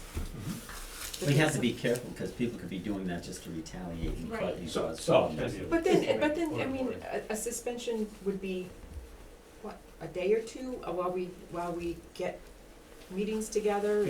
It's still a meeting. You still have to pull a meeting together to make that happen.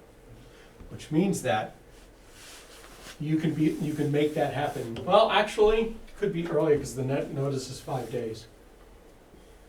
The board has to meet them, because the body, Yeah, the board in has, a yeah. whole, is Well, only for that, has if any we felt it powers. was worthy, we would have an emergency meeting and at least have a, But do you I have to have a wonder- 48 hour to have an emergency? No. Only if it's a No, public meeting. Okay. But I Yeah. wonder if, and maybe if we said, the member shall be given written notice at least 5 days prior to such hearing, when that notice is given, can that kind of temporary hold or suspension or whatever. Such notice may contain a notice of suspension. Right, or something along that, because that's essentially when, I don't know, I mean, would we talk about it in open meeting before sending a notice of the hearing to, you know, like, I'm just trying to figure out the process also, like.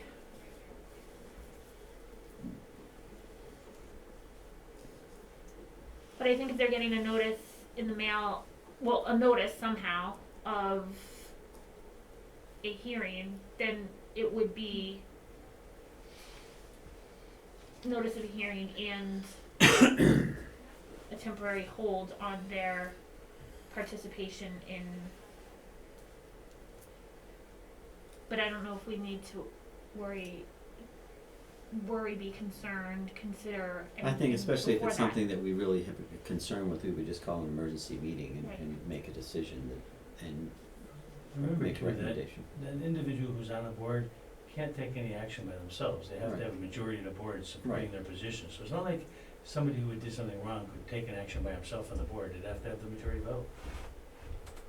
So I don't know how much damage they could do unless they had a whole group on the board with them, you know? Or if it's it's the chair. Right, He's with the- If it's the chair, Yeah, but there's, he can't- there's money, Yeah, Right, there's, yeah. signatures So, or yeah, authority, yeah. and very well could be the chair, not this chair. The chair doesn't have authority to sign documents even without a vote of the board, right? No chairs can sign documents without approval of the board. unless that's the thing that the person's doing that's causing them to, that's the cause. Maybe that's why they are signing documents. Then it, yeah. Well, so then can we say number 2 is that this letter said member shall be given written notice at least 5 days prior to such hearing exclusive of the holidays, and then that this is including a temporary suspension. So, I'm gonna tell you what my concern would be, is the suspension would be a punishment, and you're giving a punishment before you actually had the hearing. That That's what you're happens in doing. a lot of things, though. Usually it's after the hearing, you know? No, if a school found out that a teacher was misbehaving Go on in any way, administrative leave or Right. something. Right, Immediate. paid administrative leave. and we don't have to pay them because they're Until not you getting find out. paid, but you Because kind you of, don't, leave you a kind child of in say, danger. okay, stop everything, let's find out what's going on. And it may be a moot point because there may not be, some of the boards and commissions meet once a month and it may not happen, but I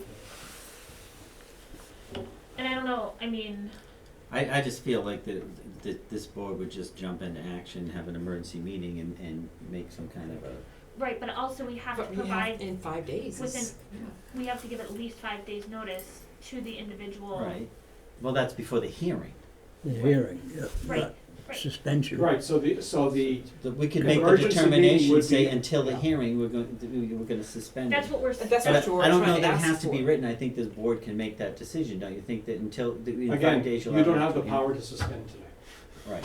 So, No. we'll need to add something to make that happen. Okay, well, either it's here or there, I think that we need to know that it is within the authority of the board to. I was just thinking. I'm just hoping we're not gonna have this come up too Oh, often. I understand, but now we're all worried. Yeah. What's going on out there? right, right. Yeah. think you do it, just have them run it by legal, because it's got the question of, can you do it? I think it's a legal question. I think it's Yeah. something may run by legal. And maybe suspension is too strong of a word because we're not necessarily removing them from the committee. We're just pausing No, their. suspension's exactly Is the it? right word. Okay. That's the Yeah. right word, I agree too. Okay.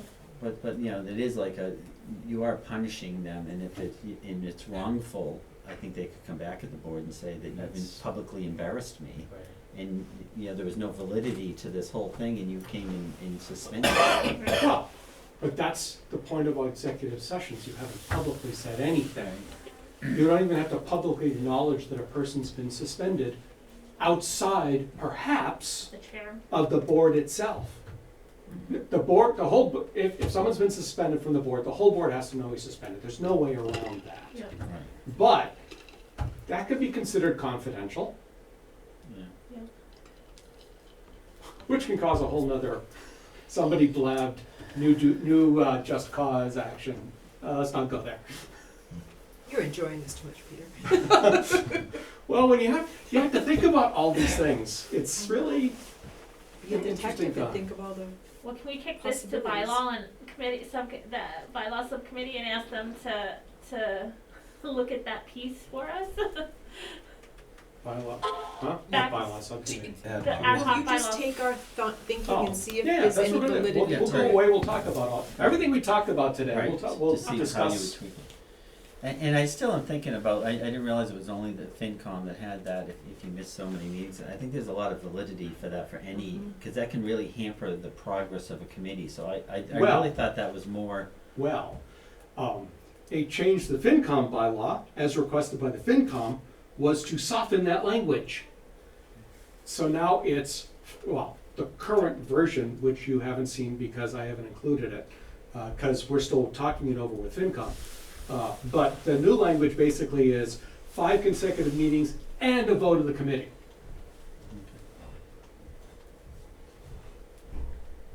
well, I mean, at least that gives the committee an option, because if it is hampering, because they never, can get things accomplished, because that one vacancy is always there.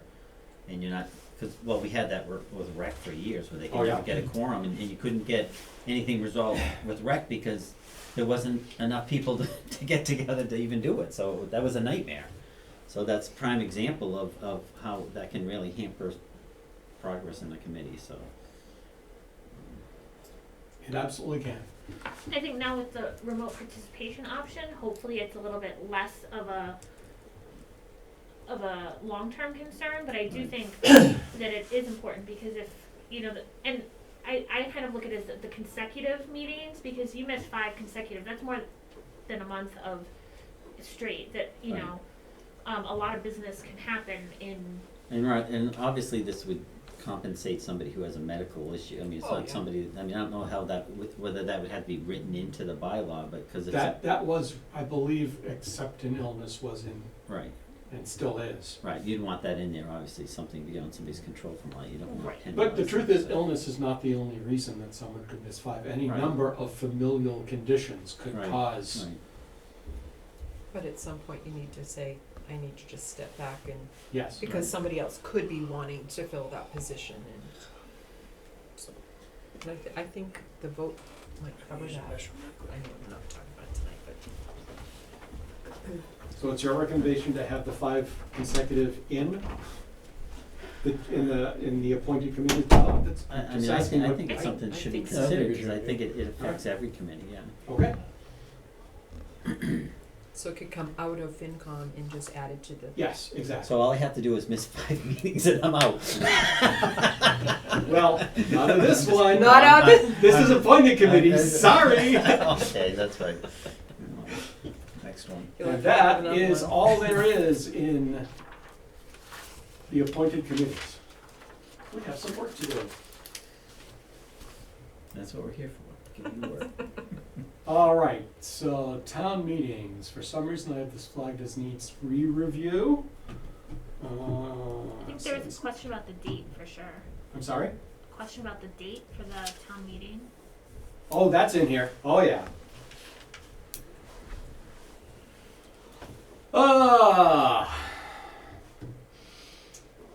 Blah, blah, blah. So the first one highly reworded, but this is basically what's in the bylaw today. The annual election of town officials and all other matters to be determined by a ballot shall be held each year on the second Monday of May. No change.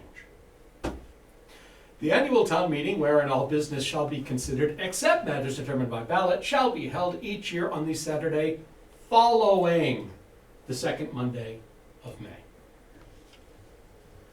Moving it from 2 days before to 5 days after. 5 days?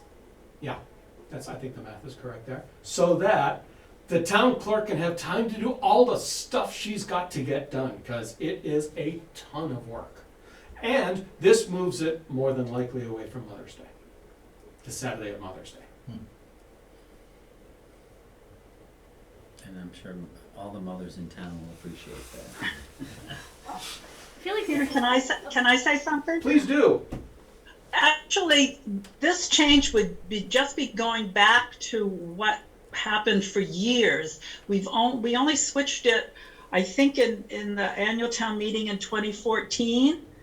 And the argument then, it was proposed by basically two people. One no longer lives in town, sadly, and the other one's passed away. But this was before we had a town administrator.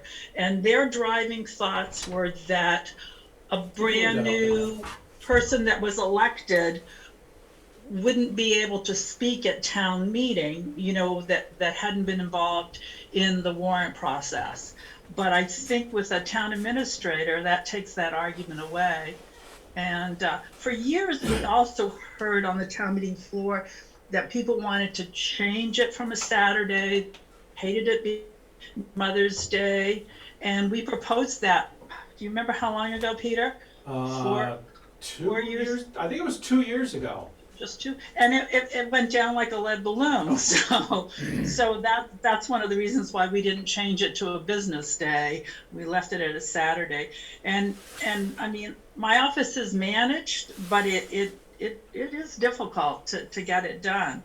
And the other good point is that it also gives, because both the town meeting and the election are called on the same warrant, it gives the select board and the town administrator basically another work week to prepare for the town meeting if this is switched back. And it would still fall occasionally with Mother's Day, but not as often.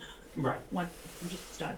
And the reason not to go away from the second Monday in May is that all 5 towns in the Wachusett district have their town election on that Monday, and therefore the schools are closed, so we can use them as polling places. I have a question, if I may. Mm-hmm. Is there consideration, because I know sometimes some articles will need a town meeting vote and then an affirmative ballot vote also, and so oftentimes it's explained at town meeting that what the process is for the ballot vote.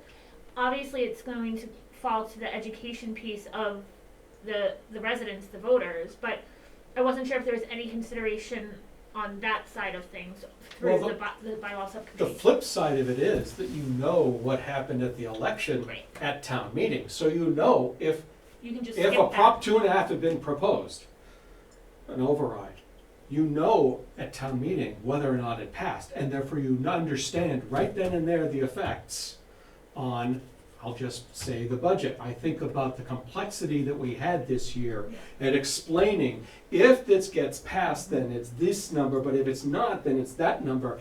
And I don't think 20% of the people at town meeting understood what was going to happen. Yeah. Now I will also say, there are certain things that must be done by town meeting and then by election. I think, in fact, specifically about the Community Preservation Act, must be done in that order. That would therefore require either a special election, or it's at the following year's election, which would be a little ridiculous after town meeting action. But I think, and I'm not sure if we were to go the charter route down the road, how that would work also. If that's town meeting followed by election, or I don't don't remember the sequence in But that. anyway, Any yeah. place I've ever seen it though, the town meeting has occurred before the election. I've never seen it in reverse. Do you guys are aware of towns that do it in reverse? Where the election is held before a town meeting? As Anita said, that's been done this way in this town Oh, in this town it's been done. forever until a few years ago. Oh. And a lot of towns, they still have their election first. A lot of, our town meeting is early compared to a lot of towns. Some have it as late as, into June, only because they have better figures, ideas from the state and what's going on, but. So why didn't we consider that, so that wasn't even gonna be an option, trying to make our, that much later, because like Anita's, to Anita's point, like we never really know what the budget's gonna be at town meeting typically, and its problem has been because it's been so early. The problem is all 5 towns have the election on the same day. And if we were to move, we could move town meeting a month out. Right. But then, and this is just my opinion, the further away town meeting is from the election, the less connected they're gonna be in everybody's minds. And sometimes they aren't. But sometimes they are, and I think that having them further apart would have other implications. I think of it not so much like Prop 2.5 override, but debt exclusions for, the big departments that need equipment or need something, that go to town meeting, make the case at town meeting to get the article to pass. Generally, recently, the articles have passed, and then it goes to the ballot, and I think recently they've passed, the debt exclusions for the bigger equipment purchases and stuff have passed at the ballot also. I don't know if that would happen in reverse, only because I think some We'll people have that, will. the opportunity to explain it and Right. the need and state their case kind of a thing, right? But, we could invite them to present in a meeting, Yeah, Right. well, we have done, but unfortunately, the attendance is pretty but you know what, minimal, but attendance at town meeting isn't, not usually the annuals. the decent annuals, usually. a little Yeah. better, but I No. think it helps us to. Everything's percentages, in terms, Yeah, from a given perspective, as high as the population has been at town meeting annual, the last couple, it's still pitiful as a percentage of, as a raw percentage of voters. And but I think it'll force us to start communicating Yeah. I feel like, differently. yeah, I feel like we chase our tail on this one all the time, and I don't. Well, I just made a note that we need to make sure that if this is the way we go, that we need to have a meeting that Monday so we make sure that. Well, we can't Either because it's we- the election. We usually don't meet that night because it's the election, so the polls are open until 8 or 9. Shall we meet the next day, just So Tuesday to reorg or whatever. to reorg and then go from there? Yeah. That's how it's always been. Yeah. But I feel like I can make arguments on we can say it either way. either. Heck, let's pull town meeting in by a month. That's a particularly poor idea, since we already have a hard enough time getting budget numbers together.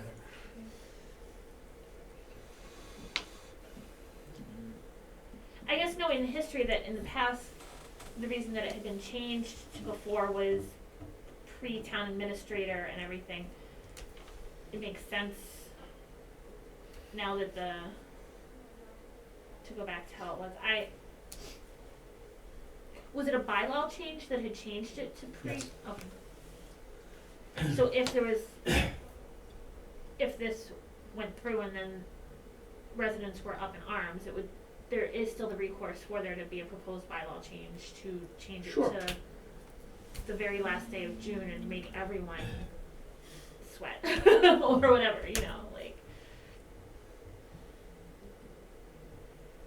Yeah, and these are still up for consideration for public input and everything. Yes.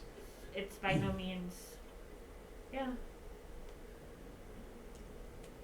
so let's move on, Peter. Moving on. Town meeting location. This whole thing is new. Because we think about what we did this year, where we saw that there was a turns out to be a public health reason to move it out of Glenwood. But we could only do that because of the current COVID legislation. By adding this to our bylaw, we give ourselves the option to move it out of town if we think we need to. Why did you add in a majority of the select board?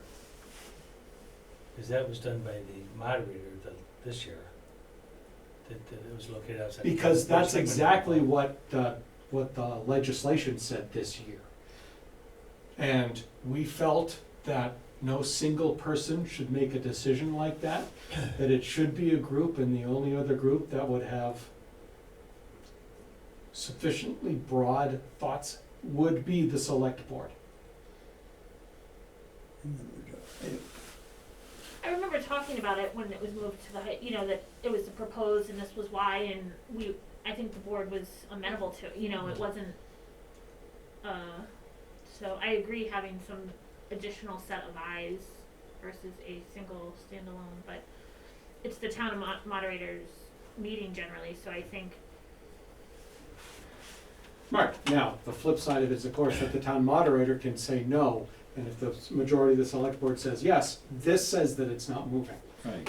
Right. It still falls to the moderator. Yeah, It has I to be think, both. yeah, again, based on the powers of the moderator, that seems like.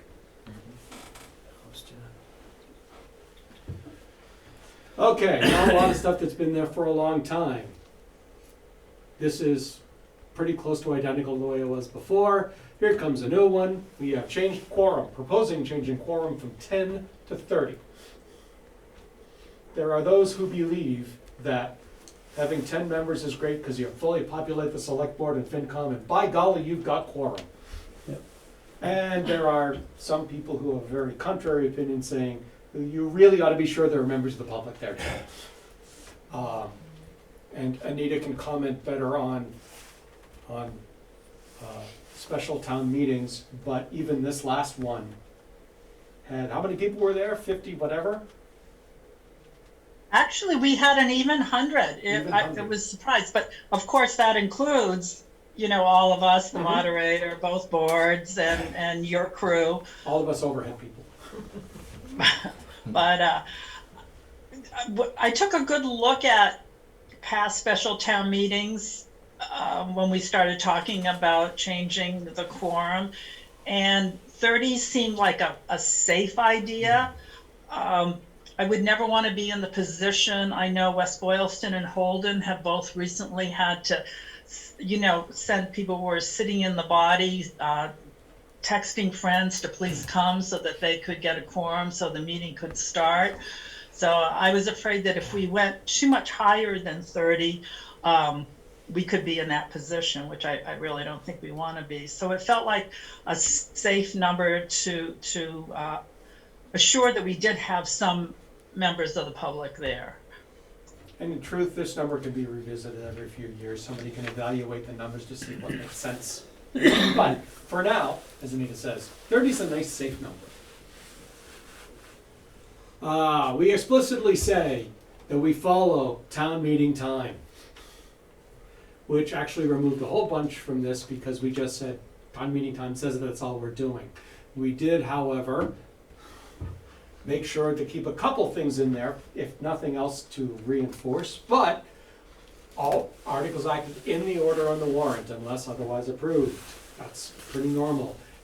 We did change written motions. Basically, the last sentence turns out to be one of the most important, which is if the moderator says it needs to be in writing, it needs to be in writing. But without question, anything having to do with the expend, any amendment to a motion that expends money, or a motion to amend or modify a motion, or any nomination for any committee, let's not talk about that. That's something that doesn't happen anymore. But for completion's sake, those must be in writing and anything else that the moderator says. Doesn't that cover everything, Peter? Any motion to amend or modify a motion is anything. There's nothing that wouldn't be in writing under this, the way I read it. Because all the motions are on the table. You know If you what? We amend any added that, motion, Norm. it's We everything. added that section in the middle there, that number 2. Yeah. Because that's somebody gotta get up now and they have to, before they get up to make any change to a motion, they'd have to write it down. That's everything. Oh, now there's another few important set of words that I just remembered. In writing to the town clerk prior to a vote on the motion. Prior to the vote. Yes, on the motion to amend. Well, then, Oh, wait a second, the following motion shall be presented. that's horrible. Wow, that's actually written very poorly, Very. because I'm no longer sure what that says. Well, but if you're saying that, the town clerk, you would have to do it before the meeting.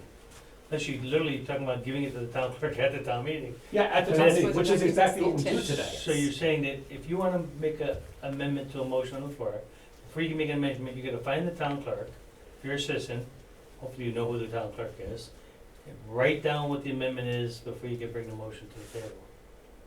That's what that's. Before it can be voted on, you can Before bring it it. can Before it be can be voted voted. upon. That's what we're Not doing. before you make the motion, before the motion is voted. We do that. I don't know that Does we, it? I don't know that we receive it, In always, writing? that we always receive it in writing before the vote is taken. I think we usually No, receive it because in they say writing. they need to have it in writing before the, right, Before. but they don't always have it before Before the vote is Right. taken, right? before they leave. That was the end of the meeting, by the end of the meeting. Right. Well, but I also know how many times, oh, excuse me, I have an idea how many times that the amendments never get written and passed to the town clerk. Oh, okay. Well, what would, tell me under that section, what wouldn't have to be in writing? Because to me, that means everything has to go in writing. Did you say, other motion shall be in writing with subject to my mind? Yeah, I'm not sure that applies anymore with everything else. Because right now, every possible motion has to go to the town clerk before you can make it. It's not already on the warrant.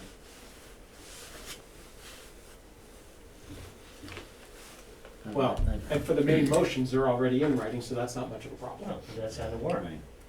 No, no, it's not. Oh, no, you're Motions right. are not the Yeah, warrant. Yeah, you're right, Do, right. I was, We reacted to the motion, I apologize. right, I was gonna say, I think that this is motion, is this pertaining to motions that, like, the motions prepared for the meeting as well as any, so that we basically have to have written motion documents going into the meeting for the motions on the articles that are placed, and then if there's any amendments or modifications or anything, that also would need to be submitted in writing to the town clerk. Yes. So, we just, I think historically, we've always had the typed version of the motions Yep. going into the meeting, Now, but when then. it goes to the finance board or board of selectmen, it doesn't go to the citizens. It doesn't need to go. It just needs to go to the town clerk, who And- gets a copy. And sometimes it does, in the past, sometimes they were offered to the, it was in the packets in Yeah. the past, it depends, like, but, so I think that this is covering both, I think it covers both. saying that you have to have the motions written going, essentially going into the meeting, and also any amendments or modifications or changes or anything then also need to be submitted in writing, which I think we currently state, but may not always follow through.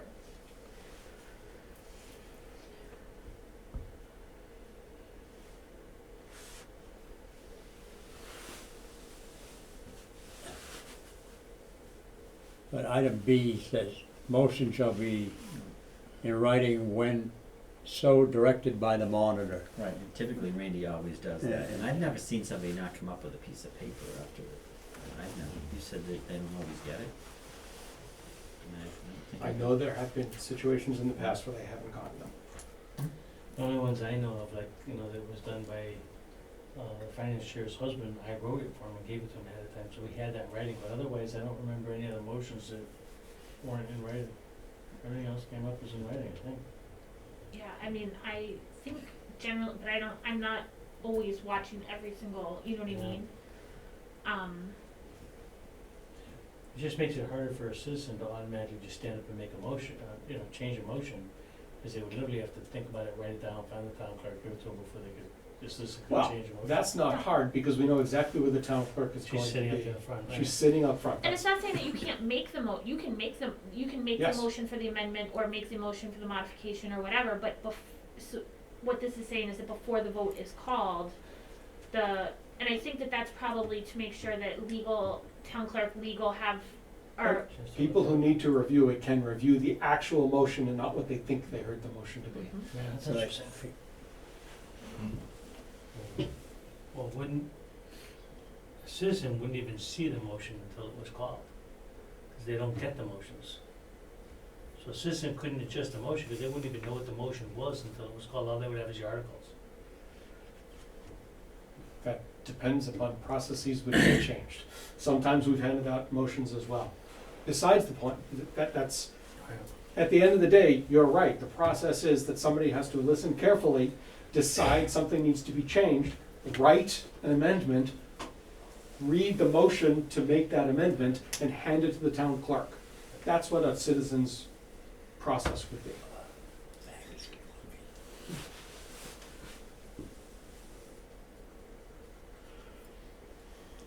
I think we need to put on our supply of the massage chairs for the.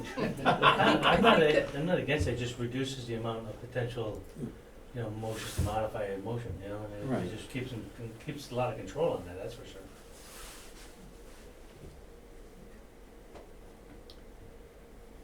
I mean, in my I mind- actually found some carbon paper a few years ago, and now I bring a pad of paper with carbon that if I see that, a resident is struggling to write an amendment, I can pass that to them so that they have one to read and then we have one to keep.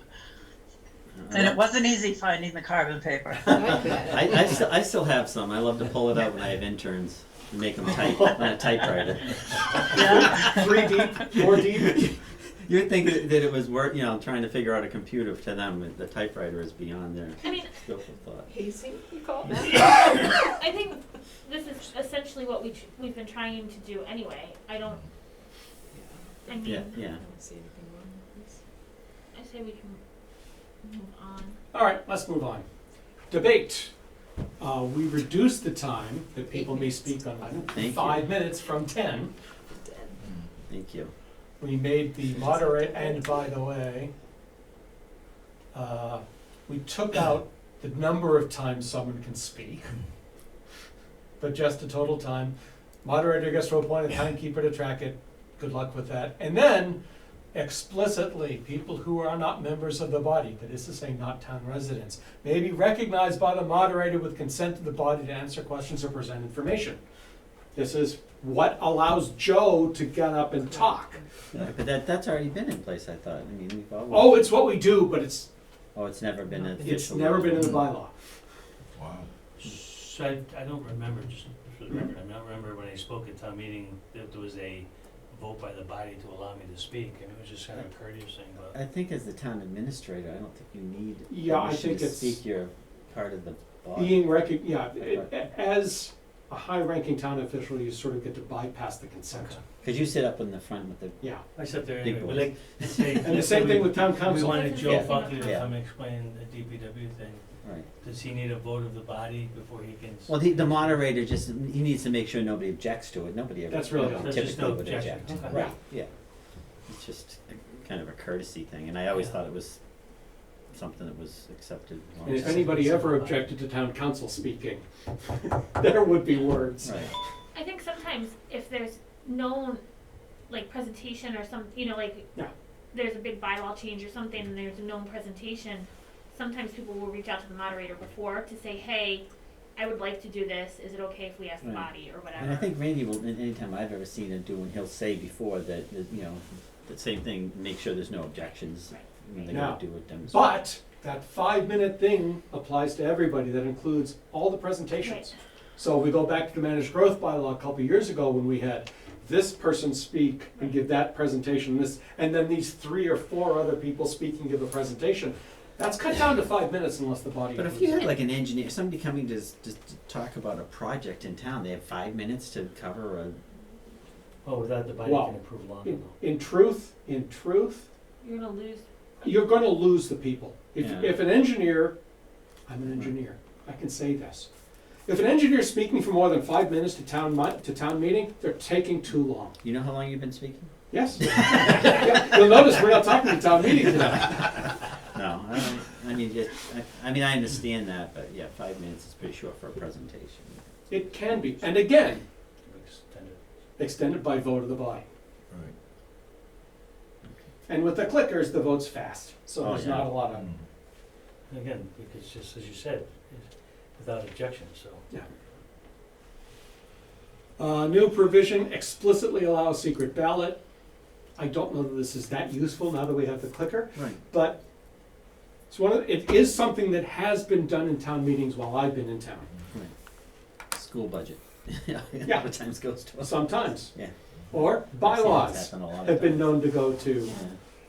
secret ballot. Hmm. So it's just, yeah, you can have a secret ballot if you really want one. Committee reports, this is all very generic stuff. The thing that we added though to committee reports, so this has to do with committees. Yeah, I'm sorry. Created just at if we town can go meeting. back briefly to secret ballots, because on the clickers, they're actually registered, like people know who has what clicker, so it's no longer a secret if you use the clicker. Well. Would you like the yes but no answer or the no but yes answer? Because, yes, there is, if someone wanted to say, clicker number 25 voted yes, in order to find out who that person is, they need to go through all the paperwork to find number 25 to see who that was registered to. Well, the only thing that would, I mean, like, we're typically the first 10 with the boards, so somebody sitting there knows what the boards are voting anyway, which is not a bad thing, because I think that people should be able to know what the boards vote, but I'm just saying it's really not truly a secret. You're right, and again, we allow, Right. this allows, you wanna do paper secret ballot, Right. Well, And that's, could it- and we I'm bring not, I'm those not advocating provisions? for that, I'm just Yep. stating that there is some kind of. Or there, can it, sorry. it is certainly true, I mean, let me, just to finish my thought. It is certainly true that what we do with the clickers cannot be considered a secret ballot. Because you can correlate a vote on an item to a person, But so it's not a secret ballot. if an article is called for secret ballot and we're using the clickers, could it be made note that that's a secret ballot and that the numbers, the clicker number, vote record for that ballot cannot be released? So essentially, it's I don't know that we can do that with this system, because I'm pretty sure that the entire meeting is recorded as a thing, as a body. And to say, except this piece, I don't know that it'll do that. Well, I think what Lee's The saying- the only place that the clicker is when we pass out the clickers and anybody gets their clicker, we run a piece of paper and then we write the clicker number on that particular paper. But the only reason we do that is so that if the clickers don't come back to us. So we don't look at those lists, we seal them away, you know, all the little printed stubs that we take out. We don't even look at them unless at the end of the night we discover that there's a missing clicker. But isn't that So- still considered public record? Like if I wanted to request that list? That's a good question. I think it is. Because It's a public I meeting. think you're right. So, You're right. I mean, we're getting away from, I don't see Yeah. this, I'm just saying whether the wording really is considered secret ballot, because it's really not. And so, I mean- And I think one of the reasons why we kept this section of secret ballot in it was just for that reason. If we ever got to the point that somebody was really, you know, wanting a true secret ballot, that's why this provision's here. And we always come prepared to do so. A secret Not ballot wanting- is paper. It is a paper vote, it is not, and cannot be done by the clickers. Right. And as long That's- as that's documented somewhere. That's a ballot. Secret ballot means a specific thing. So somebody would have to call for that specifically, and it would have to Yes. be an extreme case, because most people are gonna think a clicker is It's private close enough. to Right. anonymous, yeah. Right, you're not gonna get harassed by people going out the door, because they're gonna know what you Right. voted for. Right. Which I've seen happen. in Which some- has happened Oh, I when we have have to seen raise it hands, oh many yeah. times. Committee reports, this has to do with committees that are created by town meeting, which is why I said earlier that doesn't really happen anymore, but if it ever did, then that committee is told when it needs to report, and it says you shall report, and if you don't report, you're discharged. There actually are, as near as I can tell, a notable number of committees created in the past in this town that still exist because they've never been discharged. This allows them to be discharged automatically. completion of business, this is very much like it used to be. You're not allowed to dissolve dissolve the town meeting until everything's been acted upon or you decide when you're gonna continue business. So you can't just be fed up and. Right. And of course, same thing, this is in there already, nothing shall extend beyond midnight unless everybody says so. And if it approaches midnight and the town doesn't agree to continue, 1 week from that night, same time and place. Which means, by the way, that we should always be booking 2 weeks Right. I was at the just school. gonna say, how does that work? Because I know oftentimes the schools are not available. We haven't had to run across I this It's yet. gonna be on a It'll- Saturday now, so that would, Well, specials are, minimize. annuals are on They Saturday, don't always have on it, Saturday. Yeah. I mean, again, it depends on how far it is to go. That doesn't mean they didn't commit the building to something else. Right. Right.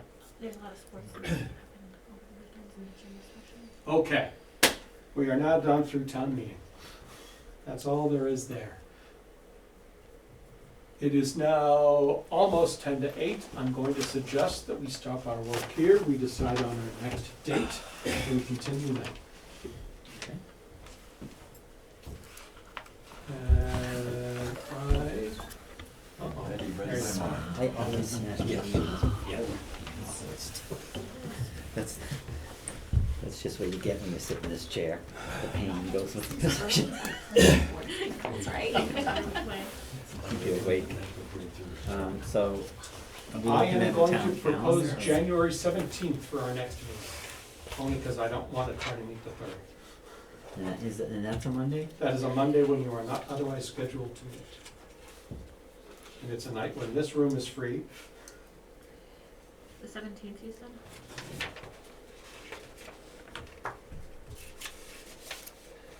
I have that on as MLK Junior Day. I don't know if that's an observed holiday.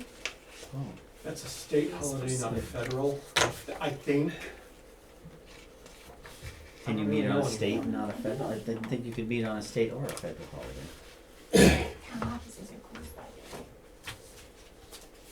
by All right, that, again, I don't want to Double meet. check me because I'm Well, just going no, based on it's what okay, Google because we're says. just deciding on a date, so if we're concerned, we can make it January 31.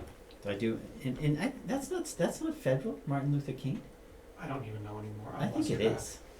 I think so too. Yeah, it's a federal holiday, that's not. it's a federal holiday. Yeah, so that's definitely gonna have to be out. Okay. It is the 17th. Then the 31st is my next proposal. And that's New Year's Eve. Oh, no, no, it's not. I'm a month. Somebody. It's February It is for me, it takes me that long to recoup. I like to run it for a month. Be done. You wrap it up in New Year. Keep the celebration going. All right, so 31st seemed to work for most everyone? I think that works. Sounds good. Obviously your committee is here, so they would say whether it's. That's right. I assume that anybody on my committee would speak up if we think that wouldn't work. And even then, we'll have another discussion about it tomorrow. So, January 31st, blizzard. Yes. So, And we're gonna say now, 6. so it's not as easy to get out of there. yeah. At 6 p.m. Yeah, that would. Yes. And again, another roughly 2 hours of fun and frolicking through bylaws. So you're gonna have these ones we just looked at all updated so we could say yay or nay? By then, oh yeah. everything So we that talked way about we can today get will be- rid of them and don't have to worry about them later? Yep, then we can send them off to legal. Then go to the next one? Say 6 to 6 to 8-ish. 8-ish. Yeah. Yeah, the truth is, we want to get through through Board of Public Works, then we'll have 2 chapters, that'll be enough to send out to legal. Start priming the pump there. Hopefully by then, we'll have a completed Finance Committee and Scenic Roads, which has been quite the bane of our existence lately. I did, I'll talk to you after this meeting.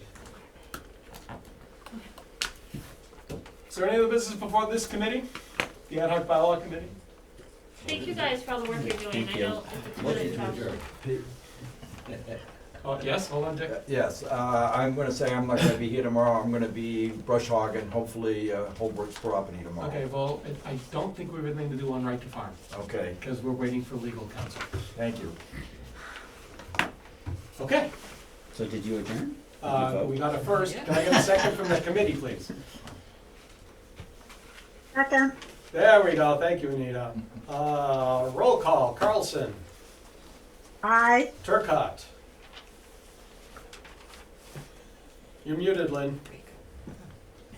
Aye. Thank you, Anderson. Aye. Crane, aye, we're adjourned, thank you, we'll get out of your way. Thank you all, appreciate it. Thank you guys. Thank you, Good everybody. night, everybody. Enjoy the rest of the night. And this back over to you. So you can kick off whoever deserves to be kicked off. All right. Thank you. Thanks. Thank you, Peter. So next on the agenda is the town administrator's formal annual review. So I'm not quite sure how we wanna go through the process. I mean, I'm still like kinda green on this whole way that we handle the review process. I know in the beginning, it was my suggestion that we did quarterly reviews. And then in the last review we did like round robin, everybody did a comment about every element. I mean, this is the final review, it's been a cumulative review that has been submitted to the town administrator.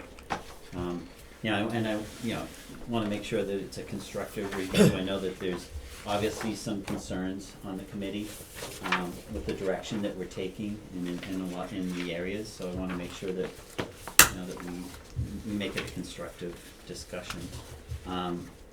Is there any feelings on how we want to go through the process? Do we wanna each, I don't think we need to read the entire review, because then, you know, right, so if we go through everything, so do we want to each make some kind of a comment regarding each element of the review? Obviously, Ron has received it, so he has it, so the written part of it is, and I didn't realize, in looking in the back pages, I gotta kind of reconfigure this, because I didn't realize they broke it into each square, so it allows you to do comments on each element, so you can respond in each element as well. So how does the committee want to, I think we'll let you be the spokesman, and if we have something we might wanna add, we can add it as we go. I mean, is that what we wanna do? It's going to be all about me? I mean, I think, Go ahead. no, I was gonna say, I think in the past, I've only been on, that we've done one yearly review, and it was kind of just the chair kind of summarized everything. Okay. For the Mhm. 6 month was a little bit different, because the chair didn't summarize at that point, so we just kind of individually went through, you know, any topics or, you know, a general like brief statement about each section. Okay. So I don't have a strong preference, I mean. Okay, I mean, I have no problem like starting with the discussion, and then obviously people can chime in and make comments regarding it. That way we can move this along before, because it'll end up being 10 o'clock at night before we get out of here. So the first element is communication, and I think the communication is the driving issue that will go throughout the whole thing, because if there isn't good communication, then I think the understanding of some of the other goals and elements are gonna, you know, there's not gonna be a clear understanding across the board and the way that people perceive things, if they don't feel that they truly understand the administrator's position on things or directions.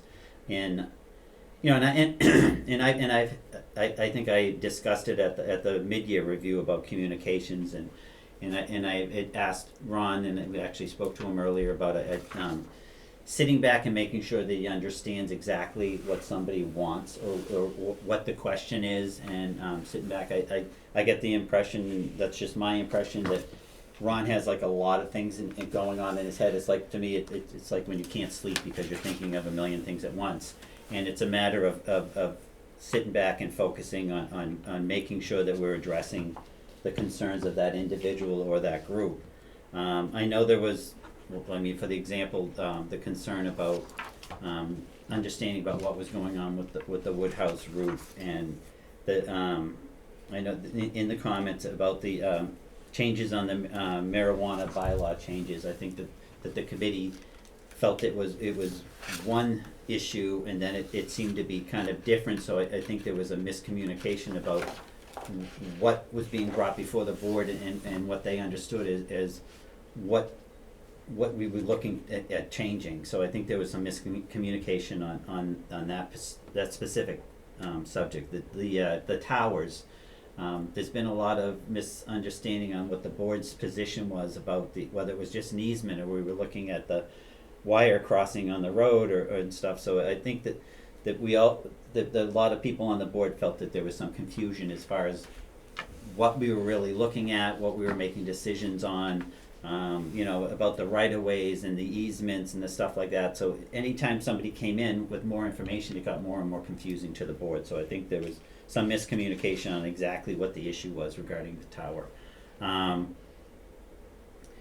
Obviously in communication, written communication, I know that there's been some corrections. I know it's very difficult for a town administrator who doesn't have an executive secretary sometimes, and there's a lot of documents and stuff like that, but I think more concern is when there's contracts or RFPs and there's a lot of spelling corrections and issues like that aren't caught. There's concerns about making sure that that final written version that's coming to the board is accurate, and I don't know if it's a matter of another set of eyes reviewing it or whatever, but that, there's been noted that there's been big corrections in written communication.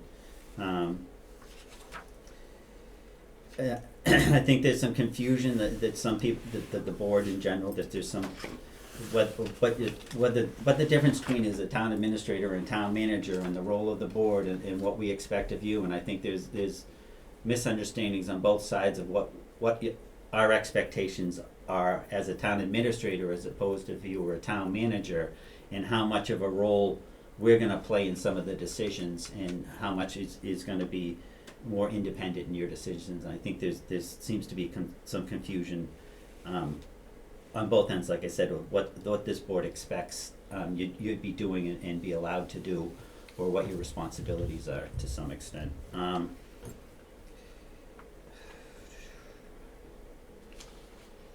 just want to make sure I catch, the high points of what people's concerns were.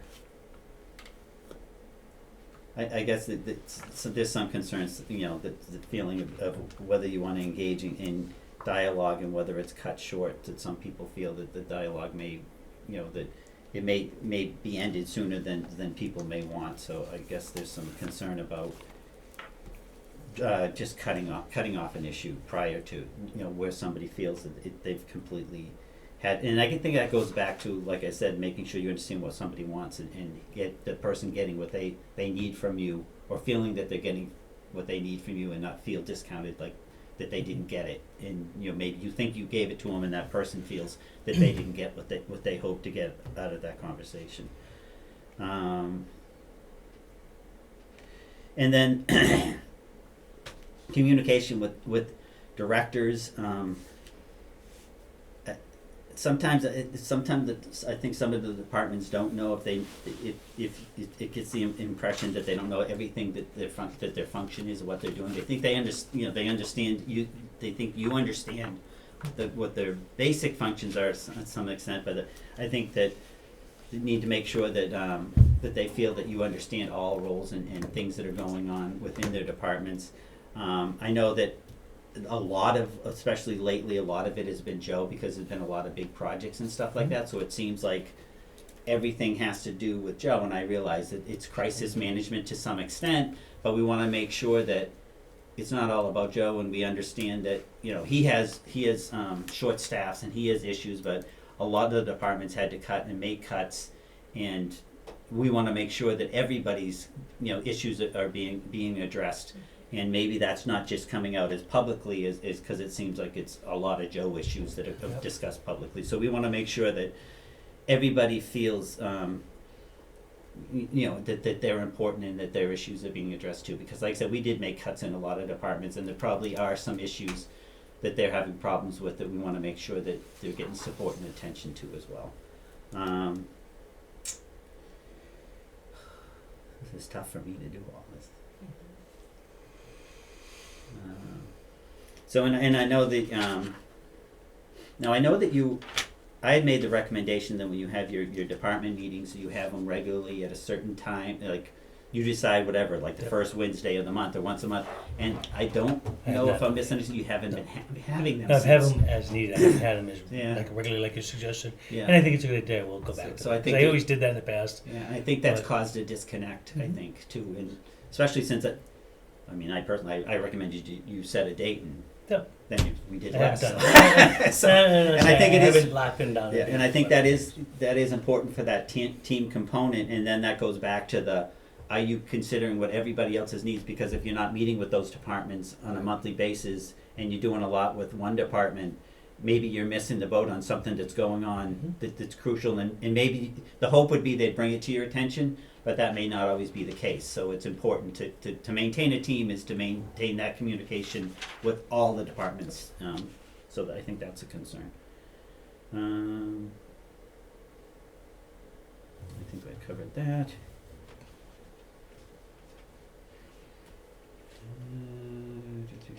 I think we talked about human. I mean, I think I had mentioned it the last time about we really do need to have somebody, and I know we can't afford it, but we really need a human resource person that can really address all the things. Unfortunately, a lot of those fall on you, but I know that like you rely on Becky heavily on some of the information and getting Sure, stuff like that. financial questions, yeah. Yeah, because- yeah, but so I think HR is an issue, making sure we're keeping up with those, and I do appreciate, like I said, you did start to do the goals and objectives and reviews and stuff like that, but we need to make sure that HR is being covered in those roles, and I'm not sure, I don't wanna keep jumping into other ones that cover, I think I just jumped into personnel is what happened to me, so that's my problem. So, let me go back. So in communication, does everybody feel I covered some of the major issues in communication? There's anything that you feel I haven't? Nope. Now, I think that, I also find, and I'm not sure exactly how that's written, but I find your reports much shorter. You know, at the beginning of each meeting, you do give a report, and we do ask questions and we bring things in, but it does seem to be much shorter. So Mr. Chairman, I try to give you pretty thorough reports at different times, so you have Yeah. like all the status. I feel like you guys think I talk too much at meetings, Yeah. so Well, so I I'm think like I'm a little sensitive that I don't want to take Right. up all your time. I think that, you know. and I don't mean to cut you off, but I think that on a subject you may go on about it, Right. but I think there's less subjects. So like a quick update on what's happening with the wood house, Okay. the roof, and a quick this and this. So yeah, we don't want a long. But a lot of short blurs about. Well, just to different make sure, issues. and then if there's something that you bring up, and then we can say, okay, we want to know more about that, and we will ask more questions and stuff like that. So, like more information about more things than a lot of information about one thing necessarily. So just a question, because I send a lot of emails, Mhm. blasts out to let you guys know what's going on. If an issue comes up to me, a lot of times I'll put for your information, Yeah. or I'll put members to look at this.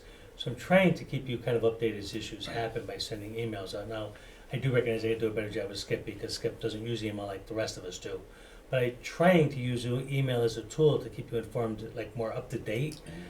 So you get information before the meetings, but I'll do a better job of giving more, like I say, different issues at the meeting so that we can talk about it. And I think that's helpful, but to be honest, I have a lot of email accounts. And I think sometimes it gets buried because we get a lot of different emails, and sometimes I'm gonna miss things because so many more came in already, and maybe I didn't go back far enough, or I just saw it and read the first little bit and said, okay, that's enough, and not realizing the extent of it. So that's great, because then we have the information, but I don't know that, especially on the importance of it, depends on what the line of communication And if that's the case, is that's gonna my be. failure, because I just assumed that the email, because I try to detail the information in the email, and I just kind of assumed you got it and had the ability to read it, but if that's not the case, then I need to communicate in a different way. I mean, like I said, I want input. I don't want this to Yeah. be just kind of my perception. I just wanted to say, I think if we have questions under your town administrator review and it's stuff that you're not sure of, I'm perfectly okay if you say, hey, I'm not 100% sure, let me check in and get back to you, because I would almost rather that than sometimes it feels like it's a little bit of wheel spinning, and like bits and pieces of information that maybe are all correct, but all the pieces don't go together. And so I would rather just, I didn't think of that, or I don't know. Well, that's why, if you remember in the Wells, when we talked about the roof, I came back into it because sometimes when you're asked questions under the gun, it's hard to think of everything I've read. Even the quote, I'm trying to remember what Joe told me was it $9,000 or $19,000. So I'm trying to give you responses, and I probably should say I'm not sure about the amount. I'll get back to you, but I maybe I'm a little bit attempting to answer things that I don't quite have the handle on because, well, at the high level I don't have the details. So I guess I'm going to have to work be a little bit more careful on how I address questions, and even a couple of issues where, and frankly, Lily, I think you highlighted them, where I gave information. I'm going to specifically talk about one, just so we know, right? So the company came to me about the tower, and they asked me to bring forward to the Board of Selectmen to give them an easement, and the focus of the whole conversation was really on electricity, not about ease access. And truthfully, the time it was brought to me, I didn't even understand that there was an issue of access because that road everybody drives on. Mike, the chairman of the RDIC, pointed out to me that there's some portion of the road from the edge of the road into the property that they would need access on. I hadn't even thought about it, but the letter that I gave you, that the developer had asked me to provide you for you to vote on, had access on it. So when it was brought up to me about access, and Mike brought it up before then, I didn't even think of that issue because it really wasn't a big focus of the conversation. It was really all about the electrical thing. But Mike pointed that out because of Mike understood the bigger project at the planning commission, that there was a big cost savings to them by having access off that road. I kind of, truthfully, in that issue, I kind of passed that letter to you guys because it wasn't my decision to make. I kind of gave it to you, but I think I should have understood it better before I passed it to you, right, and known about the access. So I find myself on defense going, first when he came to me about it, I was like, well, access wasn't even an issue, Mike. And I talked to David George, who agreed. He never brought up access. But then I talked to Joe Buckley and said, in a conversation we had then, they did bring up access, but that wasn't the focus. So, it put me in an awkward position because I really didn't understand it. I'm not planning zoning. I didn't understand that access issue as well as perhaps maybe I should have. So I find myself miscommunicating, not just to you, but to Mike and others when I had that conversation. And I tried to reach out to the developer today to tell him what I think is going to happen to that whole issue. But he hasn't responded to me. But that was me I can be honest with you, in that case, it wasn't me understanding the zoning planning implications of that ask for it, because it was made out to me, it was, hey, just have the Board of Selectmen let us bring it to the zoning board of appeals so we could discuss it and see if it's possible. And there was no final action to it. It wasn't like they were asking us for the actual, approval to do it. And I'm going to admit that I got caught off guard because I didn't get that access piece. It wasn't like I was trying to do something with the developer. I just didn't understand was how critical it was. My concern for that piece, I don't want to keep going. Yeah, Sorry. I'm just trying to explain the No, communication piece. And I appreciate that. And I just think in an instant like that, either don't bring it to us for a vote, or provide us all the information, or say, I'm bringing this to you, I need to, we as a board, as a group need to better understand, Right. or like I said, don't bring, so shame on us also for not asking all the. Well, it said it in the letter, but I don't think you picked up any more than I did about that access, because the letter you approved actually said about access. It said like all necessary. Yeah, but I didn't get it any more than you did when you reviewed it, because But we're not to me, paying access, zoning. I'm thinking just easement anyway, and use that word for access is Yeah, easement. I mean, that's what we're considering, talking easement, and you're just thinking that's just allowing somebody to whatever, but. Yeah, it became a it's- much bigger issue than I ever expected it to be. I thought this was going to be a no big deal, and all of a sudden it blew up into this big issue, and I was like, I admit I was taken aback by it because it was a complete surprise that this was going to become controversial, and but then So I mean, those are some examples where there's a lot of confusion and concern with it. And I just want to say, because I know when I sent this out and I had sent it to the whole board, I did recommend that if Ron wants to sit with us individually to make sure we all understand what our concerns are. So that we can go forward and make a plan on how we're gonna, what we can do to correct it, or what the issues are gonna be. As I said, in this, it gives you an opportunity to respond to each element, each goal. And to that end, you guys are, as I've said in the past, and I've talked to numerous people about everything, you guys are always welcome to come talk to me. I mean, Skip for a while was coming pretty regularly. If you have a concern with me, express it. I'm gonna be very honest, and I said this to Lyndon, after that third quarter evaluation we did, I walked out going, oh, the board's pretty happy, because I had no real complaints at that meeting. So I felt like, okay, things are going really well. And then I got this review and I went, that's not, I was surprised, because if you remember the third quarter review, I think Leah made 1 or 2 comments about communication, but it was pretty good. So I felt like you guys were happy with what I was doing. And if you're not, I can't fix it if I don't know it occurs. So Right. please share with me. If you have a concern, please share it with me. I can't address things when I think I'm doing something good and I'm not. Right, and I Can't agree, just- and to be fair, like, I mean, I did bring up plenty of And some things issues I and fixed. solutions and stuff that, yeah, things that I wanna do, and Carol obviously was not a party to it and stuff Right. like that, but, yeah, I mean, that's why I originally made the recommendation of quarterly reviews, so, and then some things, you know, are brought up, and then I don't think they're ever addressed, if, you know, catch it as a concern, or somebody has a concern at the moment, and so that's why I said I think it's good if we have the ability to sit and go through. I sent my review to Ron, and I know Leah sent yours. Did you have a chance to send? I have. Okay, so if you guys can send it, and then we can, I mean, I've had some discussions with Ron about my responses already anyway, but I think it's good that he knows exactly where each of us are coming individually, and then collectively as a board. And as I said, going forward, you know, you can have an opportunity to kind of comment on each of these, and then we'll have to set some kind of a plan, like, you know, in a 90-day period, what our expectations are, so that we can improve on these different issues that we all, it seems to be issues. Just to be clear, right, guys, I'm here to try to make you happy. I obviously don't want to make you not happy. I want a good relationship and have that communication, so I'm open to all that. I don't, you know, I heard you come out, I don't have any other agenda. I mean, this is your community, you live here. I don't have any agenda to Rutland, other than to do the job you've asked me to, make the town as best as I can do while I'm here and improve things. And you know, I'll say I felt, you know, the fact that, and I know the budget was a difficult process, but we went from a $400,000 deficit when I started down to less than a $100,000 deficit. You know, we have a capital improvement plan that we didn't really have prior to this. We have a facilities management plan that's completed, and we're updating, we're trying to fix facilities we didn't. The payment management plan is gonna be on January 10th. So I feel like we're making really good progress with a lot of things.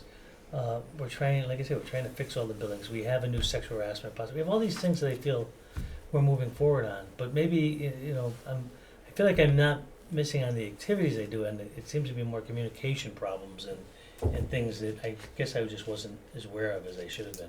And in my discussion with you, I did say in those plans, I mean, you have a lot of things going on, but sometimes we need to concentrate on specific ones and make sure that they're complete, and we have a solid plan, and there's details and stuff like that. So initiating all these plans are great, but we sometimes we need to regroup and decide The follow through, right, priorities. follow through, and let's make sure that we all are on the same boat with that 5-year plan, and that things are complete, and it addresses all the board's, you know, needs and expectations.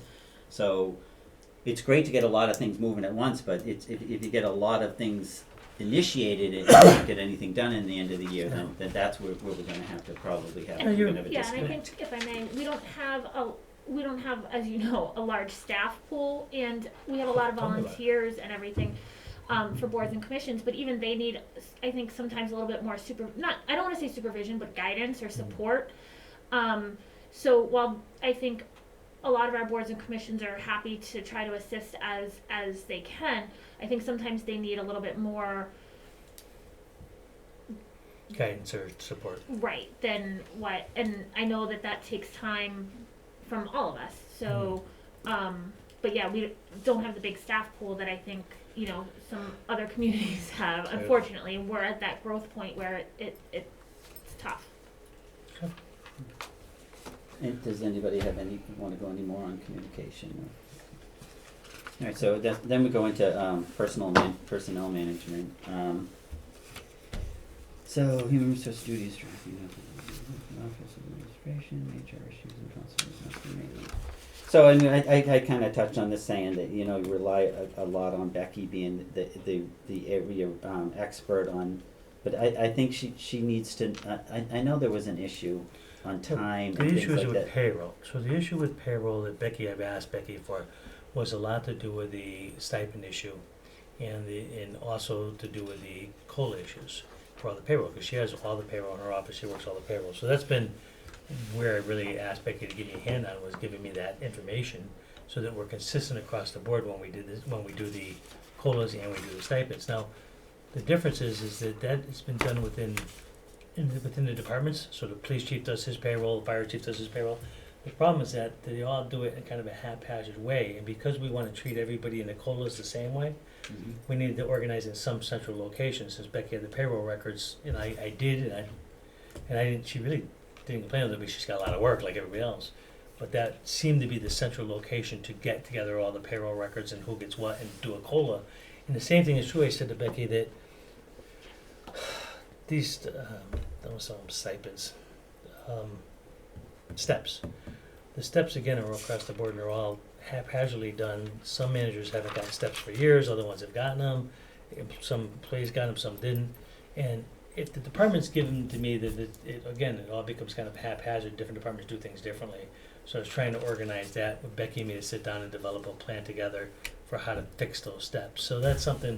There are a couple of issues that Becky's a little frustrated on, is because she doesn't have the staff. So Right. it Well, makes it and like hard I said, on I think a lot of that is kind of playing into an HR responsibility, because I think she even takes on responsibility on tracking of leaves and what's acceptable leave and things like that, and reading into it, and that's human resources. That's not necessarily as a even treasurer. in larger towns, treasurer collectors do that. I Yeah. mean, Southbridge had a part-time human resource person, but the collector treasurer did all of So that they benefit become the work, area yeah. expert on Yeah, they do a and lot of knowing the benefit work for the payrolls and stuff. Yeah, and they use, but on the other side of that is treasurer's office usually have a payroll person. And the She other thing doesn't that have I payroll know person. that has come up is the policy on leave or family leave or sick leave regarding COVID, because there's been a lot of things for the state and for the Changing. town, and I don't know there's consistency. So who's gonna be the expert on that, and who's gonna make the decision, So- and is it consistent across the well, board? It's not consistent, and it's not consistent because union contracts have, some of the union contracts have provisions in them that are one way and non-union is different. So, and frankly, we kind of learned that because of a particular worker. She didn't have COVID, but she was in close contact with somebody who did, and she wanted to use sick time for COVID time for being in close contact. Well, the federal law ended that some time ago. But it turns out that the union contract has a provision in it that allows for that and they didn't, it had nothing to do with COVID, it had to do with diseases prior to them. So somebody in the contract did that years ago. I don't know why, but they did.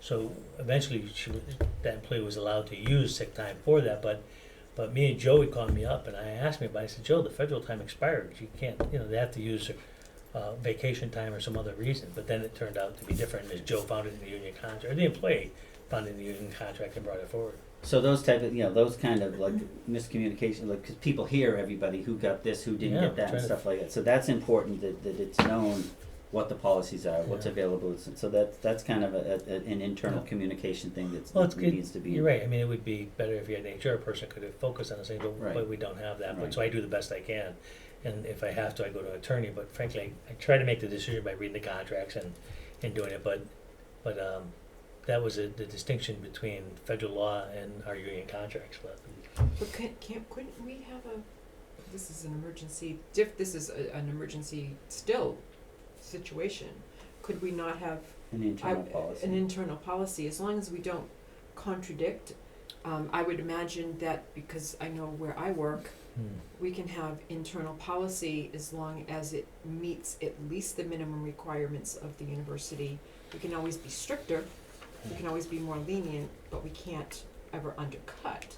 So, The answer is yes. and has this Keep in been mind that rectified? Did this those person policies get their cost money vacation time? because, for instance, we could have did a townwide policy, not just a union, but a townwide policy that allows people to use sick time Mhm. for COVID-related stuff, even if they're not sick, Right. So we could do that kind of policy, but that means you're allowing people to use more sick time, which is more expensive for the town. So it's a policy, but it's just a matter if you want to pay for it, that's all. It's just a cost involved, yeah. But we could.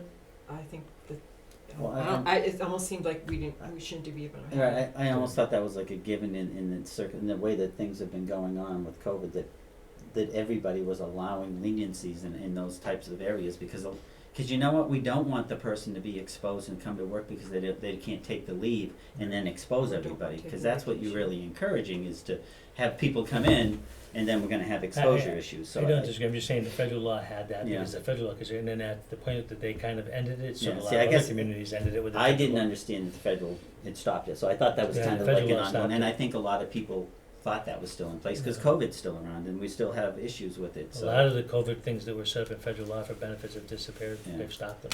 But that doesn't mean there still is some state things too, so it's kind of complicated, because then you got state and then you got the employee unions, contracts that have specifically, so. I would say to that, if we wanted to say, if you've been in contact, and it's not time to make the policy right now, but, Right. you know, if you've been in contact or you are sick, you stay home for the, whatever the prescribed days are, and that's on us. I mean, it's one of the, And they will have to use their sick time. I know Yeah. it costs money, but it's still their time, It's their and they time. could just call in sick. And, they're gonna. Most people are gonna use it anyway because they're gonna say I have a cold. They're not gonna let their sick time just go away. Mhm. So, I think there is a benefit to making sure that we're not exposing staff, because then we're gonna have that much more.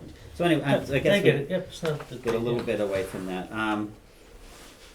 I know there was some kind of a feeling that, and I don't know if that people weren't welcome to, and we brought this up at the last review, to talk to the select board directly, and we did bring this up in the mid-year, and I remember talking about that.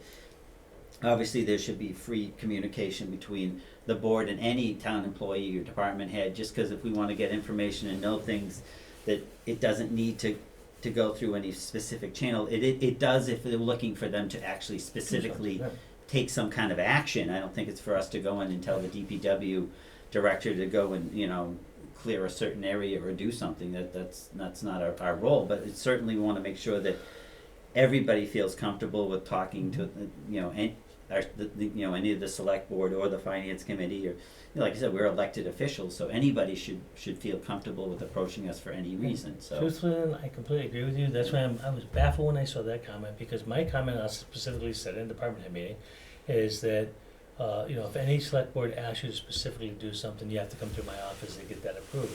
And I never said to my department heads, you can't take a question from Skip, or you can't talk to Skip about, when they ask you questions. Joe, for instance, talks to you guys all the times about things. I know that the chief of police does that too. I've never said to them, you Yeah, can't talk. but they're helpful.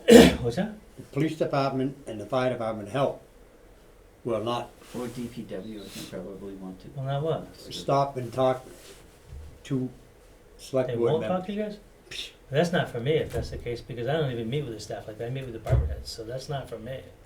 If a department head, that's gotta be That's coming been in from place just for a. years by the previous police chief and whatever. Are you saying the Well, then department The heads are department is saying that? stopping that? Oh, that was not my understanding before at all. And I gotta be honest. Yeah, Ron, I'll say it again to my department heads, but I don't understand that issue. And I feel that when you first came in, it was more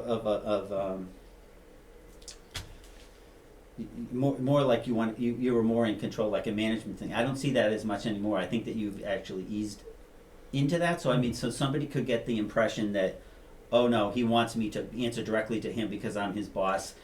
When you first came on, you had a strong Personality, right? personality, and gave the impression that it was more that I'm the town administrator and going through certain channels and stuff like that. I get less of that feeling, but I just want to make sure that people feel comfortable and they're not feeling like they can't come and talk to the board. And I think that people have gotten that impression. I gotta say, I'm surprised by this, right? But I'm surprised even Joe, like when he's in a meeting, it's like he looks at me before he wants, That's right. I get approved to speak. Like, why are you doing that? I just ask, Right. but he does that, I But think see, it's there's Joe a out of perception, courtesy. so- I think he does it because that's what happened in Worcester, but he does that, I'm like, Joe, don't ask, you don't have to ask me every time you want to. So whether it's a direct, like you tell them not to, or there's a They perception feel that that way, they yeah. don't want you to, No.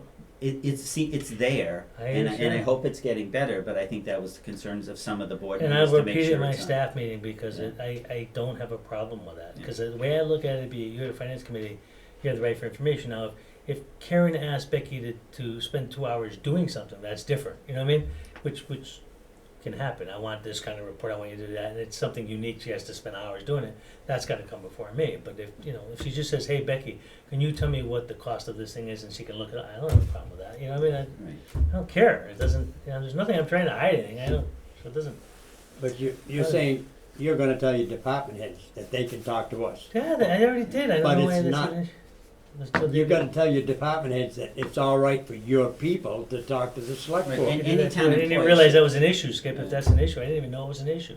Because although I could also say, I don't know why selectmen would like, I don't know, I guess there's some employees you would have questions of, I don't know, there wouldn't be a department head, I mean, usually selectmen do go through Well, department heads we- for things, but is there things that you would go to an We, employee? we live in this community and we talk to people all the time, and somebody Yeah. who works for a department, we may be out and just talking to, and they may Yeah, feel they- like they don't have the ability to discuss an issue, and Yeah. all of a sudden we wanna discuss it, cause we know Yeah. they work for that department, and I guess that would be. I didn't know where that was even an issue, Well, so. I've had conversations with 3 or 4 people. I'm still new enough that I was telling the people aren't coming. They don't come. They don't seek me out yet. I don't know whether I need to get a trust level going or they just are more comfortable with others and are getting. But I've had people frustrated that they have come to you or their department heads or however, and it's like it stops right there. And what they're hoping is for it to move forward in their situations. And nothing is specific. I don't have a specific Yeah. example, but that the board is not being told about something that they think should have come as far as or escalated up to the board. And, you know, I kind of, to kind of keep perspective, and I'm not an authoritarian or anything, you know, but we're the CEO of the town. And I think that, you know, if Lyndon wants to specifically go and ask somebody about something, and not information even, or, you know, just how are things going, Yeah. they should feel free that they could, because if my CEO came in or the dean came in and bypassed my boss and their boss and their boss to come talk to me, I'm going to go to the conference room and talk to them. I would never say, you got to go through my. So I don't know, but Yeah. that's, like I said, and I'm sorry, but it seems like I've tagged it the Ron filter. You know, if it comes through, it comes through, and if it doesn't, it doesn't. So I'm there's sorry, a blockage there somewhere. I'm not even aware, Carol, that that's an issue, so I'm sorry if that's the case, I'm not quite sure why it's the case. I'll have a conversation again and try to fix that if there's an issue, but I'm not even aware that that's a problem, because I don't care what they ask you, you know what I mean, if you have a question about, I don't know, a website or whatever, I'm free for you to call. How many times I said to you, reach out to them, I mean, if they're in the experts, sometimes it's easier to have you talk to, you know, somebody else than me, because I don't have the details. So it takes me that you call me, I got to call them. I mean, I don't really have a big deal with that, to be honest. I'm a little baffled by the conversation, but it obviously occurs if you're hearing it. So I've got to figure it out. Yeah. There's definitely a perception out there. All of us wouldn't have had some. No, kind of listen, inconsistent, I So obviously understand. that was a concern. Completely Now, understand.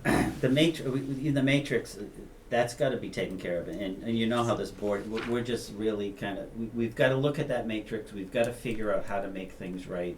Talking about Figure the steps. the salaries Huh, and the clearly. steps and we're not talking about, and as I speak for myself and hopefully the rest of the board, we don't want a big study.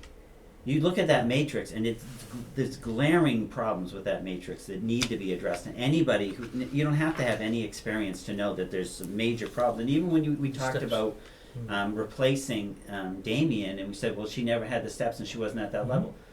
So it's known, and that's not acceptable. That we know that has happened, and we have not corrected Well, that. let's be So honest, though. this board feels really strong that we need to find a way, and I know that funding's going to be an issue, but you can't not address that issue. So let's be honest, all right? So I didn't want to, when the finance committee made the cuts of the COLAs or the steps, and I'm going to be very specific, or steps for new employees, because I purposely didn't add steps in the budget for all the problem ones, because I had no idea how to solve people like Carrie Ann got a step for years, right? But I was trying to at least keep the steps currently with the new employees that came in, so we wouldn't fall backwards that way. But it's hard to fix the steps when, you know, they're recommending eliminating the town planner, or eliminating this, eliminating that. How do I fix the steps when they're eliminating a bunch of my staff? Right. And that's what they were doing. I mean, I'm like, I and understand I don't know that, how I can but we fix still that need then, to find a way to fix it. And I do have a problem with giving the steps to the new people and keeping and I understand why you wanted to keep up with it, Just but trying you're to putting figure it out. everybody else that further Pisses more people behind, off. and yeah. you're just really irritating people. So this is a huge I issue agree. that, and I know it's not going to be easy, but we And need this- to resolve Well, we're it gonna this fix year. it for the, I mean, my plan is to have a plan for the town meeting to fix this for the town meeting. Now, depending upon the budget, you know, I hope that it can get support, but it's my intention to fix that. Now, we can't fix that through free cash, cause that just uses one-time revenue for things. It has to be fixed as part of the annual budget. We already fixed the quotas out of free cash. Even That was- and I understand why we Yeah. don't just fix it with free cash, but if we fix it with free cash, we're just gonna have to find other ways to Fund it for the rest of the compensate that, because that free cash, like, you know, let's be real, that free cash came from tax money. It still came from tax money. Yeah. I know it's not reoccurring, but it did come from It just revenues. causes a deficit in the next Right, year. I know, that's the but problem. so then we have to compensate and say, look, we had to correct the matrix, so we're gonna be short going forward, so we're gonna have to look at maybe other ways of Fix it, finding but- cuts or whatever we need to do. Right. It just needs to be I- addressed. I And I know completely Leah, you agree. wanna This make was a just a comment. little bit to the communication piece for me also. I've been asking for this information for a year almost, since we've been through the executive assistant and everything, and I've been asking for information and asking just to see where we stand. I don't necessarily, I mean, I would like the numbers for the steps and everything where we're off, but also just the matrix and job descriptions that match the matrix and how we're getting there, and it's again, like, I still don't have it. And so it's that's a little bit of the communication piece that I get frustrated, and I don't know, you know, I've tried going to Becky, CCing you, Neither of us have the information as to how to fix it yet. So. Well, and Well, I'm not not to asking fix for it, the but we- There's fix it. raw data I mean, I gave you the somewhere. non-union matrix, but that doesn't. But you can, what I think we're asking is for raw data, and we will do the work. We have been saying that for months. Give us the data, we'll do the work. Okay. And Leah is spearheading this. I've talked to Lyndon. I'm going to assist her with this.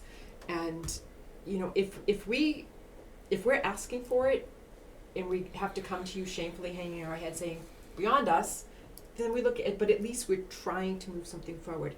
Regarding where the money's coming from, a moot point until we know what that money is. We can talk all day about where it's gonna come from, but if we don't know what it is, we Right. can't even, and it may take free cash for the first bump, and then for going, We'll have to take, you know, and to- I to- understand to the corrective right, action. the risk of using free cash, but Right. we also need the risk of Sure. losing personnel. And when they're talking about that, I would have had no idea what that looked like if I hadn't have found something that Becky sent out for the cost of living to everybody and saw the actual matrix, and I could see everybody's income. And when I looked at that, it was, things just jumped out at me all over the place about So- how inconsistent and wrong these things are. So recognize that one of the very first cuts that the finance board makes every year is the steps in the COLAs Right. for non-union employees. That's their first cut because they don't have control over the union contracts. They have to fund the union contracts. So the first cut they bring forward is, well, we have control over the non-union people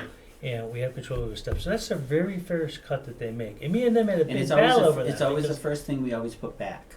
well, if when we we can, yeah. But so the cost of living is historically pretty much always gone back in, but that doesn't resolve the many years back of all those steps. And then when you go back in, those should have been the oldest steps should have been the ones addressed, not the newest steps to bring people up where they're supposed to be. So if you don't consider a step for that particular year, that's one thing. But if you've got people that have not received their steps for years, 10 years back, Yeah. that's just something that needs to be addressed. It- And you I know- know it's not an easy thing to address, but it's something that I think is very critical that we address it, we correct it, and no matter what the fallout at the end of it is, then we go forward from there. But it has to be. It's And- become and way too just- much of a issue. it's a total stress point, and I don't disagree with you. And I must admit that, you know, this problem has been going on for 10 years, and all of a sudden I got to fix it like immediately. It takes some time. Got a lot of things going on. But I mean, I like you live say, with that, more and so- more awareness. Until I saw that matrix, I didn't even understand it The clearly, step and I had test? never seen any of that. So You weren't aware of the finance committee about the step cuts and everything all the years? So I did, but I never saw like where How it- everybody how it in town, impacts. all the employees were, and looking at the different levels and where they were, and it was Okay. very obvious that they were not being And Oh, I, no, and I, it's and a I made that disaster. comment when we were talking about whether we would increase the wages for the assessors, and you can, and I asked you, like, what are the mechanics? Like, where do you come up with? You can't just. And we decided, like, we advertised it for a certain amount and people applied for it, so why are we gonna just jack it up? And there's gotta be some kind of justification of why we're gonna pay somebody more than someone else.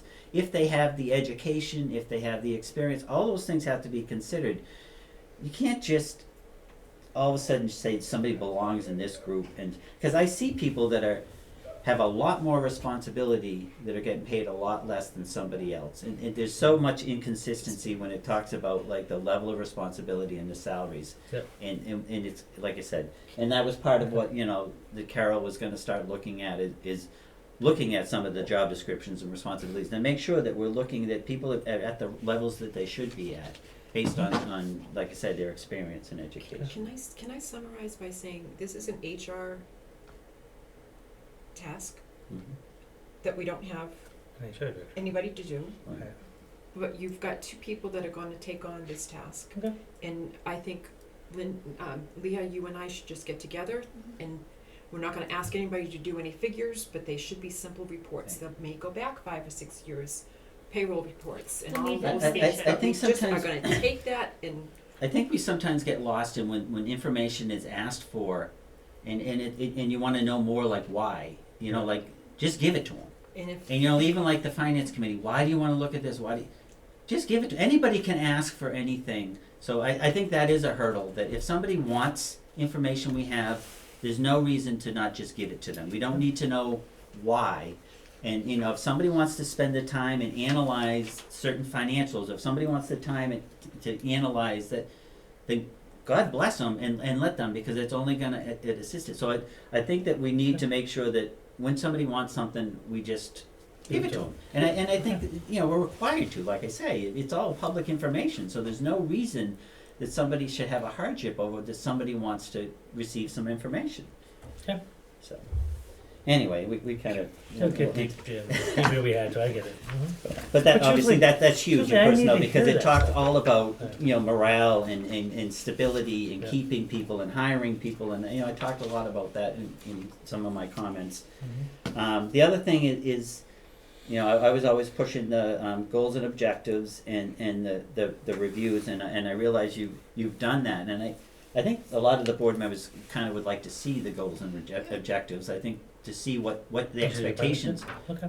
make it accessible. I actually have a presentation on that I used to the department meeting, because I made them do it. I put it on the PowerPoint Yeah. presentation. We went through a department meeting, so I'll just send you a copy of that Okay. presentation. So I think the board would like, right, I mean, is that my Sure. understanding, it's at the pres, so, and I know you've done it, and thank It's you, already 'cause done, yeah. that's something that was important to me, because I wanted to make sure that people understood what is expected of them, so that we can make them accountable, and then review them and say, look, I don't feel that you're quite meeting these goals, and they're not gonna always be able to meet goals, because you're gonna have restrictions when it comes to budgeting and other things, but they should be able to say, well, you cut the budget and I wasn't able to, so that at least they can justify it. But I think there needs to be accountability, so that we feel that everybody is working up to the potential, what the expectations are. Well, So plus I think it'll give us a glimpse into what's going on outside of the 4 walls of this room. yeah, What are we working toward, and how can we help, and how can, you speak for my colleagues, not for myself, I don't know, but you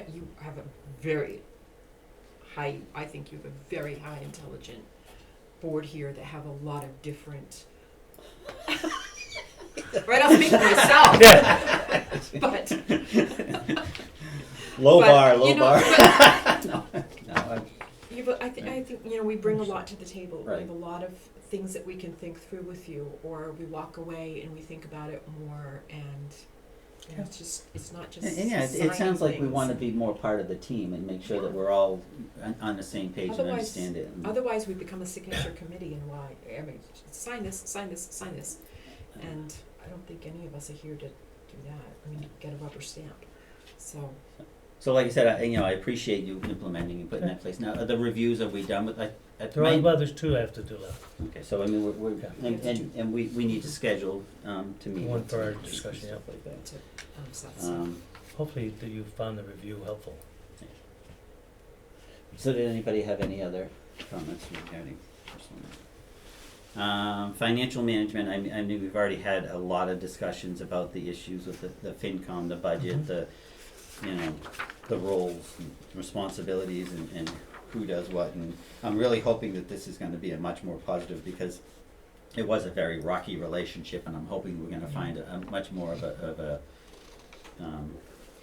cohesive kind of a relationship, and like I said, I understand the way the process has gone on, because I did it for so many years, but I mean, maybe we're a little different, but I mean, when Karen or the other members of the finance committee are saying and talking about things, I totally get it, because we did that for years, and you know, maybe you just don't understand sometimes. We had some conversations about when we met with departments, and when they met with you, and how you know, the different levels, because we want, like, and I said this to you today earlier, that we want to know what a department feels they need. We want to know, like, everything that they think that they need, and it's always going to be much more than they're ever going to get. Right. But we always want to know, like, what they're not able to provide, and so that also that the residents understand that when they go to vote and say, look, we're going to have to cut all these budgets because we need to pay for the school committee, because the school comes in and says, this is what we want, and there's just no questions. But the public never hears,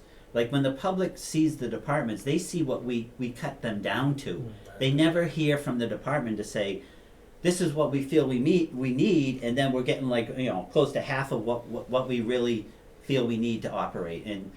And I think there's a disconnect for the community, because they just hear the schools, this is what we need, because that's very publicized, and then they don't get a real understanding about what the departments are dealing with their cuts and restrictions. So I think that's a huge, that's why it's so important that we hear what the departments say that they want. I'm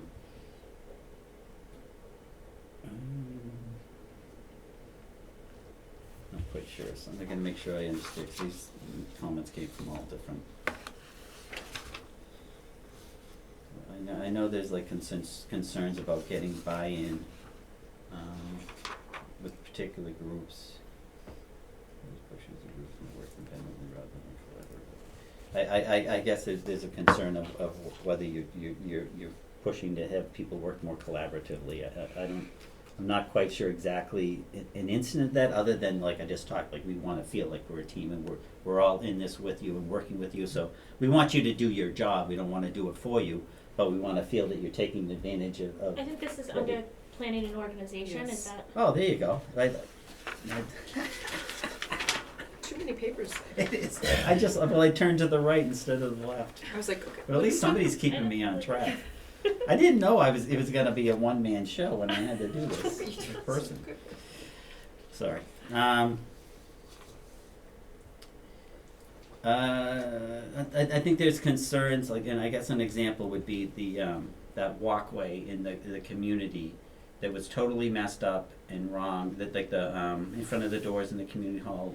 Oh, yeah, when they originally, it was and it's still never been right, and I know that Joe knows it's still not right, and it still tips the wrong way, and it floods into the building, and things, it was just paid and accepted, and I had a concern, because I'd asked Joe, because who was the engineer on that, and it's an engineer that we use all the time, and in my opinion, I'm like, if we're not, we need to hold them accountable. But they signed off on the whole punch list and said it was okay, that's why we finished paying them. So they had a punch list that they had to do. Joe went out there and the engineers went out there and they developed the punch list of everything that had to be done. They provided the contractor with the punch list did the work, and then the contractor signed off on it. Right. So I don't know why there's still a problem, because I know it that was Joe agreed knows. by the engineering that the developers I did all heard this Joe stuff. tell somebody he knew there was a problem, so That's, he's aware of it. Yeah, but I don't understand why, because the punch list was signed off by our town engineers who reviewed that, developed the punch list, had them do it, and then signed off. That's how come they got paid, is because our consultant said that it was okay. Right, So I don't. but there still is a problem, so that's a concern, Yeah. so how do we Yeah, get the to? wrong people signed off on it. Right. It's not the engineering company. There's a. Right, so. Well, that's why I'm saying, are we using that engineering company anymore? Because if they signed off on it and it was done incorrectly, and it's known it was done incorrectly, I have a problem with using that group. And I don't remember which one it was at this point, but I remember that all being I done. think it's the one we use all the time. I do too. Yeah, So- it so- could be. I don't know why yes. that's wrong, and I don't know why that punch list didn't address the issue that you're talking about. I don't know, I can't answer that because, they come to me when they say it's all done, Joe says it's all done, the engineer says it's all done, then I agree to pay off the person. That's Right. the whole point of the punch list. Right, and like I It's the said, point of it. and to be fiscally responsible, we need to make sure that the work that we're paying for is being done, and that was a concern, and I that's just one issue that I know, because I've seen it in action. And I will with point an that issue. this is an issue going back forever. I mean, this building has had issues since it was, so it's not, I mean, I think that it's something that we are, I know I am frustrated with, and I'm just trying to catch, and I know it probably feels like a lot of this stuff is stuff that you've walked into, and That's what it is. and so it's not necessarily stuff I don't think I personally expected an immediate change on, but what can we do? What do we need to be aware of so that we can make sure that it doesn't continue to happen just because See, it's always the happened that problem way? I have, Leo, with that is that the engineer's a company we hired to protect us. Right. And I don't know how to fix a sidewalk. That's not, I couldn't tell. I have to go by the engineers that we hire because that's what I pay them the money to do. Yeah, but And- when the naked eye sees Well, I mean, something I- like yeah, this, well, into the well, building. Well, like I said, I know that Joe's aware that it's Yeah. wrong. I'm gonna have to ask him because So, I'm puzzled. We go by it, back and but- say, look, you signed off on this, it's wrong, It's wrong, you get why? it fixed, or we don't use you anymore. Yeah, the Just like the architect that built this building that there was problems with, and the town never Still messes. made them accountable, and we're for how many years, 20 years, we've been paying the price because we didn't address it. So anyway, that's a concern, No, and I- I didn't know you didn't know that. No, I didn't know that. This is the first time I'm hearing about it, so I'm a little Uh-huh. surprised because, like I said, I signed off on the payment because the engineering finished the punch list. Yeah, Otherwise, they wouldn't have got paid. So right. they only get paid So if the that's my engineer concern, is signs to off. make sure that we're doing our due diligence and make sure Yeah. that we're not paying for shoddy work. And that's why we hold And if back we money. do, we don't use them. Yeah, that's why we hold back money at the end of the Right. project, so we don't make a payment until the project is complete and is signed off by the engineering company, or they don't get their last payment. But what about the times that we don't use an engineering company? So what is the protocol for signing off? Well, on again, it things? usually depends upon what it is. If it's a construction type project, the DPW handles, it's Joe. I mean, if it depends upon who's running the project. If Nancy was doing, for instance, some kind of project at the community center, and she expected a certain work to be done that was part of the agreement, because there's usually a contract, and that work's done, Nancy would be the one that tells me, okay, it's done the way I think it should be, and that's why we make the payment. So it's whoever's responsible for that activity in the department, whatever that That activity wouldn't might be. be. I'm just using an example. Well, I know, I was gonna say, because she would have absolutely no No, idea. if it was a DPW, in that case, it was I mean, she's talking about DPW work. Write that down. I'm just saying, Don't write that. it depends Hopefully she's upon the not watching. activity, the department head that's involved in that activity, that has knowledge of the activity would sign off. Right, And they but that's usually- Joe, but that was Joe in that case. Well, in that case, Joe, listen, Joe is really good. No, no. He's And I'm not but trying to he's say. he's not the engineer that would be responsible for sidewalks, Right. so he's asking the engineering firm in that case, so, yeah, Jen's signing off, but he's doing it because the professionals in charge is telling him, just like I would sign Right. off because And I they understand tell that, me. like you're taking them, that they checked and everything was Yeah. done, but once going back to wherever once you know there's a problem, Then we you gotta go go back back and and see say, what's going on. you never should have done this and hold it accountable, or we don't work with them. And you told Joe about the problem, so you're aware of it. Joe knows about it, so I'm gonna have to ask Joe if he talked to I didn't you. tell Joe about the problem, I heard him telling someone else about it when someone was looking at the door. So no, I didn't tell Joe, I So heard Joe knew, Joe's- but Joe knows. is aware of He's the the one who said issue. something about it. Right. But I think also just as kind of the final, before, the final be all end all, just do a double check, engineering signed off on it, check in with, in Joe and or Nancy and or whomever the other stakeholders are. Hey, have you noticed any issues? Yeah. The punch list came in, it's good, I'm gonna submit for payment, anything I should And be I will aware say, to of. be fair, because, I mean, Nancy's So brought, Nancy, I that door think, has has been a mentioned it as a disaster, problem that with door the has, doors, though. those doors there have been a disaster, and Yeah. it's all part of that whole same issue, Yeah. because the door doesn't come down all the way, and that's why the water comes Yeah. flooding in it, because it doesn't pitch correctly, but that door's gotta be corrected, and the pitch is gotta And be to corrected. Nancy's thing, I think she did mention there was something wrong with the doors, but not directly to the context of that work being done by the engineer. I do think Nancy complained that she wasn't happy, well after this was done, but Right.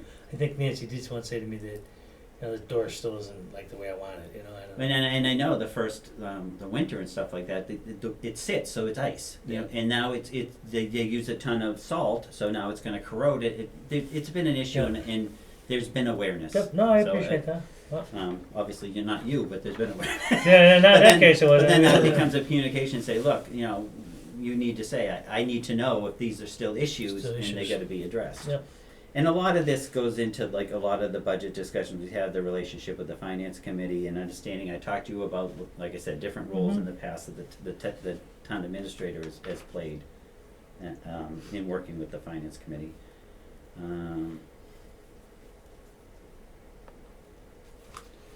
Now this is like Ron had numerous meetings with our town accountant and our town assessor company to best determine possible revenues needed for balancing the budget. That was positive. Okay, yeah, so you did. I gotta be honest with you, we had the issue today, me and Becky were talking about it. So I talked to the town accountant, he tells me he wants to retire. And we agreed it right after the town meeting, we'll discuss it. So I sent him numerous emails and Yeah, 'cause tried to call him, you and saw then that was in here. yeah, and That was a then concern call him and everything else, and he doesn't respond to me. Then I hear he met with I think you and Carol, and said he was going to stay for some period of time, and never still has yet to tell me he's going to retire. So Well, no, I have he's- no he's idea gonna when he's retire. gonna- did he give said you a that he would time? never leave us in a lurch, but he said that, but see, the problem is that you can't use, his company, there's nobody there, so it's not an option. So we need to take action to make sure that we're gonna have We have somebody to in put but place. did he tell you when he's going to retire yet? Because I I think can't he- give me an he's- answer as to when he's going to retire. He wants to be gone after Certainly by this turnover. fiscal year, yeah. So he needs somebody that's going to work alongside him during the budget process so that he can train people on our systems, on our ways of So doing he's thinking about losing things. what, June, July? Did he give you? Oh, I'm not even. I He think just March, doesn't wanna leave April. in the midst of the No, sure. year, but yeah, Right. he's Well, that's what he been said to me, wanting he to wouldn't leave. retire All right, for a so long we'll, time, and I we'll think, ask him for No, let me. a I'm gonna president's call him and ask him because I can't get a clear answer from So- him. I kind of get the I impression think he says he wants to retire, but then well, he's been saying it, I wanna retire, and I guess he's feeling like nobody's taking action, he's not gonna step out on, I I know it's far as begged him like for answers. replacing, like I said, nobody in his company's gonna take the spot, But I so had two we're or gonna three have to go out and accountants that find were somewhat somebody. interested in applying for that Yeah. role.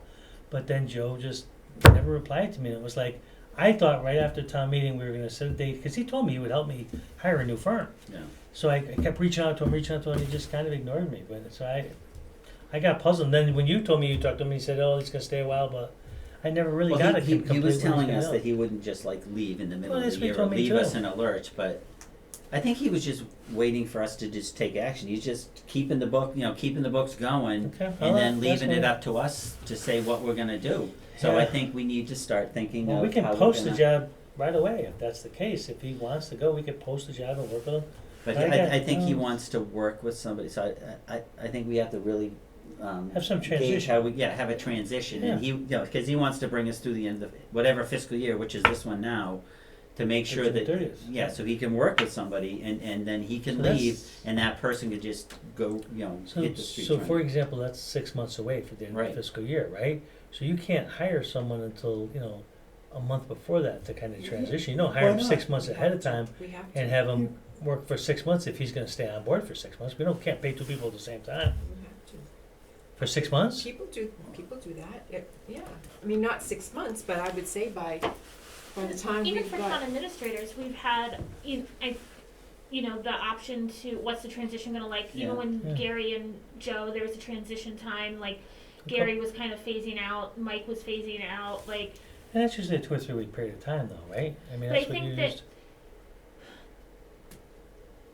Wachusett as a whole has a very distinct budget season because of being part of the school district. So I think that it's quite likely going to take more than a 2 or 3 week period of time to get up to speed on the Wachusett, like Rutland specific, but and I think It's gonna take a couple of months at least. right. So you do And a I feel- transition, because most likely this is gonna be somebody that comes from a firm or a large company or something like that, and we could say we wanna hire somebody, to work with our town accountant So one at of so them is many hours, part-time. a week, and then go take on to full, there's gotta be some kind The of people that, progression. because we reached out and talked to a couple of people back when he told me he was gonna retire, and what we found is town accountants that were doing smaller towns that were looking for another town. That was Yeah. what we found out. Yeah. And I talked to 2 or 3 of them when I thought he was leaving, and I basically said, putting this on hold with you because I don't know when he's leaving. Right. Because I mean, we had went through the process of starting it, and then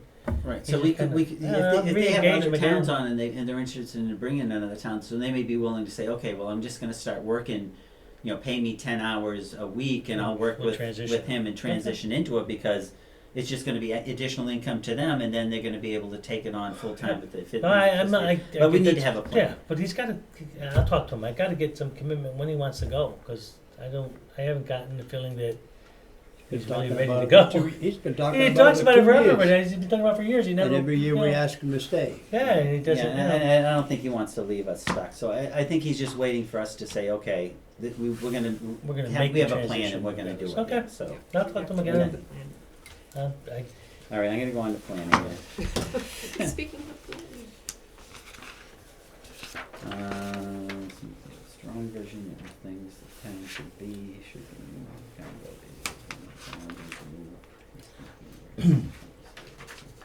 So I guess there's some feelings of the members of the board feeling that you have a lot of a vision, but it's not clear, you know, like where the town could be. I know that you're big on ag tourism, for example, but I don't think there's a clear picture of the whole flow of where you think things are gonna be and what the challenges are gonna be moving forward. So I think there's some misperception as far as where we're going or where you think we're going or Certainly economic development or in general. Well, planning and economic. Well, planning and organization. Planning goes into economic development, in my opinion. I read this as we want to make sure that there is not Ron's vision Yeah. that may not match the town's vision, and I know that the Economic Development Commission can be part of that, but some of it's just also getting the feel for the town and talking to people and, what is the town as a whole? Who is Rutland? And then how do you take what Rutland is, and they want to grow a lot. We want to be financially okay, but it's the small town feel. That's why Were you here people when I come. presented the plan to the board? Uh-huh. So I planted the whole economic development, at least not, it was not plants of a, But this is the it things I think to your- go But we wanna forward. make sure that it's not just Ron's vision of making Rutland But what that, Ron thinks. but that was the reason to bring it to the board, to hear your opinions on what you thought. That was way at the very beginning of my tenure here, so Okay, so how would you, I guess I'm trying to say, how want do me you, to bring it back for get, another discussion? 'Cause, no, I mean, but I how don't do know. how do you get, So I thought with the Economic Development Commission that it was still kind of like, because I think that was right when Carol was Yeah. joining and Mitch was still on, and Mhm. that it was still very fluid, and that I thought the board kind of agreed conceptually with the formation of this, but as Mhm. far as the more specific charge and everything was still not fleshed out with input from the board kind of was like, okay, well let's take some time to think about this, put the call out to seat, so that way we can start recruiting individuals and we can get it seated, and then we can work to kind of formalize it, make it a little bit more. So I think some of my comments were just more listening to feedback from, a hotel or motel might not work in town. Why? Or it might work, and just listening to that, and then saying, okay, well, we can tuck that away and kind of still work towards some sort of destination type thing, but not putting that still as the forefront. Or just that, and that's just one example of something. And I know it's come up a couple times just in conversation about the Heights property, the additional Heights property and everything, about the What to do with it? right and stuff. So I think just kind of understanding that that's a priority. I think I think we definitely gave you that impression that that's a board priority, and also it's for me at least a priority to get input from town as a whole. And we have master plan going on. We had town center study, so we have a lot of feedback already coming in.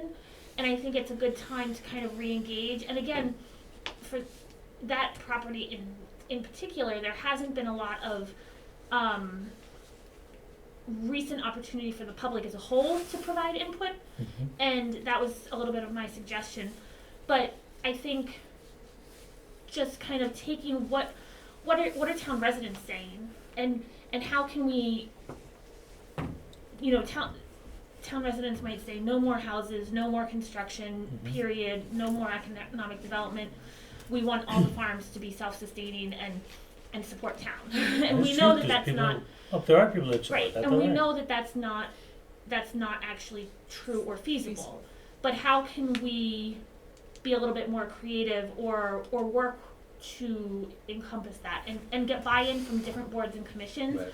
as a whole, and not say, well, I think that this is, I think, or so-and-so thinks that this is great, we should move this forward, and then go to a different board or commission, and it's still economic development, and it's still kind of under the same umbrella, but it's not exactly, so that was my comment. So let me kind of comment a couple of things here for that, right? First of all, the purpose of me developing that economic thing was to get ideas, to have everybody talk about and suggest things. And my thought was that when the Economic Development Commission, that's one of the first things I want to go over with them and say, okay, this is some ideas, start from here instead of starting from scratch, right? So that's what I look at the Economic Development Commission and say, do we even think agricultural tourism is a good idea? Do we think we should need a hotel motel? Should we focus on tourism? What? I mean, that's kind of what I think the purpose of the Economic Development Commission is, to kind of work with the public to figure that all out. Now, in terms of Heights property, you asked me the question. I thought I gave my opinion as to what I thought, and I gave that same opinion to RDC before I gave it to you. Wasn't trying to in any way put down what your suggestion was, because that was the same suggestion some members of RDIC said. I just gave you other options, and I wasn't in any way trying to be contradictory to you, other than explaining other things that I thought should be on the table. And I think it came off to you offensive, like I was, and that really wasn't my intention. But I just had that same discussion with them, and I was puzzled because RDIC, at least right now, before the Economic Development Commission, is our economic development piece, right? And they put out all of Parcel A for economic development. That was supposed to be the parcel, and then it was Parcel A and Parcel C went out for an open to bid process, right, for development. And then the Parcel C stuff got moved to Parcel A, so now Parcel C became free. So I'm saying, okay, Parcel C was for economic development. And then all of a sudden some RDIC members, well, maybe we shouldn't put it out for development, maybe we should use it for town government stuff. I said, well, if you thought it was for economic development in the first place, why are you all of a sudden you changing your mind? Because it was supposed to, you're saying it was good for economic development because you were going to sell it to Harbor Homes. So I was puzzled by that, and I raised that at the RDIC meeting. I said, I'm confused, because you're supposed to be the people that are pushing for economic development, and all of a sudden you're not. So I threw that back and said, guys, what are you doing? I don't understand it. And me and David agreed to just hold off on the issue, and we'll talk about it later, because they were kind of locked in on that thought that night. But that was puzzling to me, because it was a completely different path, you know what I mean? And I don't know what the right path for that property is. All I do know is this. When that Harbor Homes project gets built, that property is going to become Parcel C. It's going to become much more valuable as an economic development piece, because now you have the homes right there. So it could be very good to a small urgent care center or pharmacies or things that are related to that senior. That value of property will go up for economic development. So It just, I'm, my personal thought, and I don't know if I addressed any of it in the writing, but after reading things, the economic development plan can't be charging forward without taking in the master plan, all things that studies have been done, center study, and I think those are where you're gonna get the thoughts and the feels about what Rutland wants to be. So how do we move forward fiscally with economic development, but with this is our guiding posts. So we've gotta figure out how to make that all synergize. yeah, and it's hard because I've read some of the study stuff that came from the town center study and some of the plan. So I'm aware of that stuff. I've read a lot of it, but I'll also say this here: the town's all over the board in what it wants to do. There's a lot of people in the town that want us to stay a residential neighborhood. They could care less about that kind of. Then there's other people that think we need to lower the tax base. So it's really scattered. There's a lot of viewpoints out there. A lot of viewpoints out there. So I mean, and I kind of looked at it like Rutland Heights is you can't put all our eggs in one basket, and Rutland Heights has been the main focus of business development. And I thought the charge of this other group would be to look at business development across the board of the town in all different ways, and we don't really know until they get started and they meet, but they definitely need to incorporate those studies, and you know that's got to be the first charge, is for them to review it and try to get some kind of a conception of what they feel people want, and then try to take some of those points and find ways that they can make those opportunities. Yeah, no, I completely agree.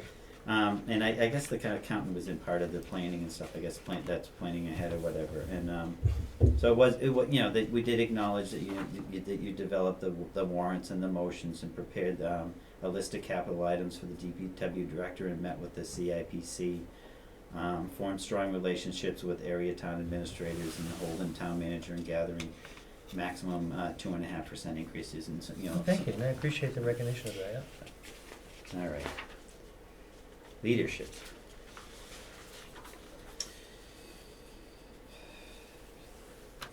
Well, we kind of did touch on this about the and this came up again about the roles, the difference between a town administrator, town manager, and kind of the perception of like what your role, the board roles is, and how much we're involved in it, as opposed to how much is you know, you manage more independently.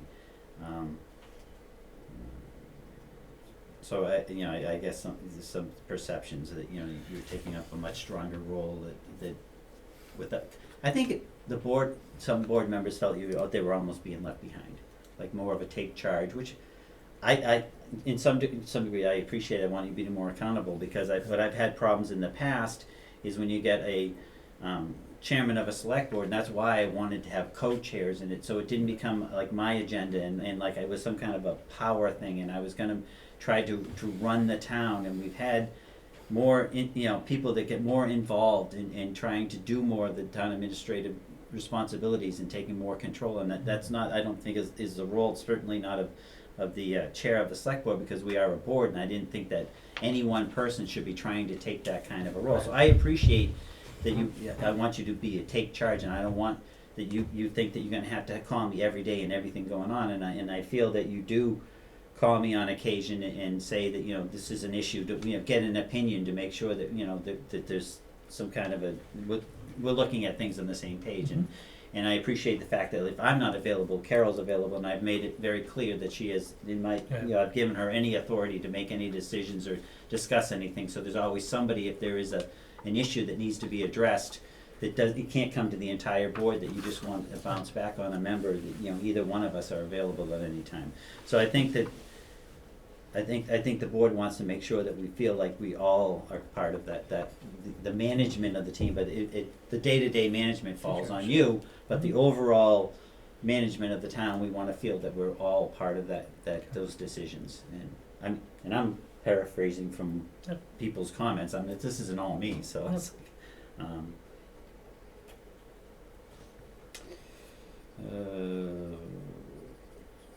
so a lot of it goes back, what I just kind of went through is a lot of these comments kind of fall into the same thing.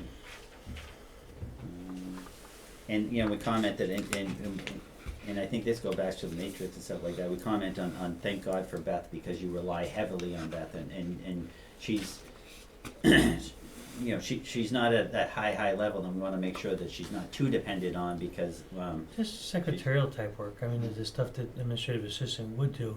I tell you what eats up a lot of our time is the licensing stuff. But she'll even, like, eats up lots of our time. if somebody comes in, she takes on meetings, and she does a lot more than just secretarial. She takes on I think a lot of responsibility. Yeah, she's very good. She Right. she truthfully, if she picks up on stuff. And we appreciate chooses it, and to, but- we acknowledge it, Yeah, but we she's also very want to good. make sure that, you know, it's understood that, you Yeah.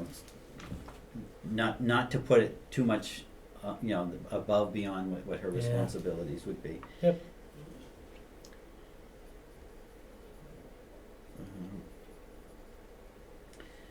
And this is talking about, I guess, more like over delegating or responsibility or something like that. The boards and commissions of the boards observe the select boards.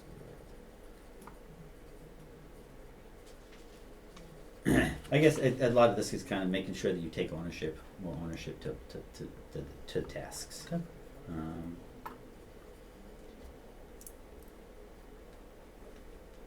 Yeah, I get there's some comments about adversary type comments and stuff like that. And we've had some discussions on concerns, you know, issues if making sure that everybody is treated, you know, respectfully and stuff like that. So that's a discussion that we've had also. I don't think so. Ideas from.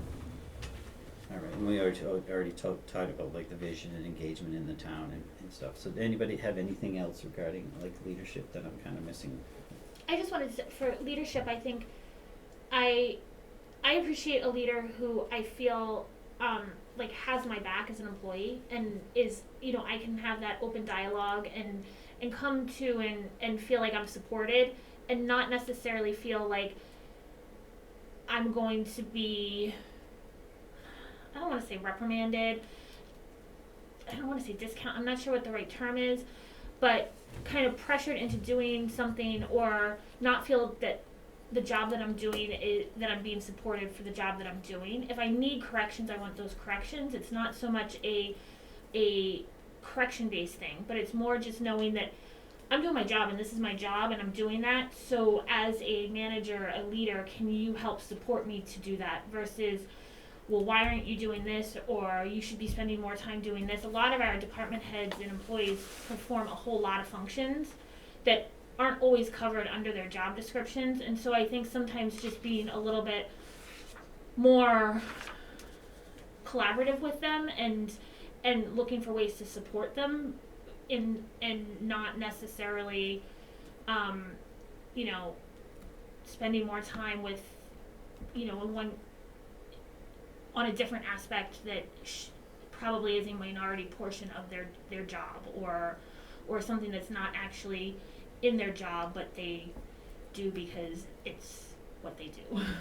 So I think I touched a lot more in this in the mid-year review about, you know, leading by example and being a team, and you know, I think I put a lot of examples and comments and suggestions early on about that, and you know, and so I think we need to be a team. I think, you know, your departments and you have to be a team, and you can't just make somebody be a team. Obviously, it's got to be done by leading by example.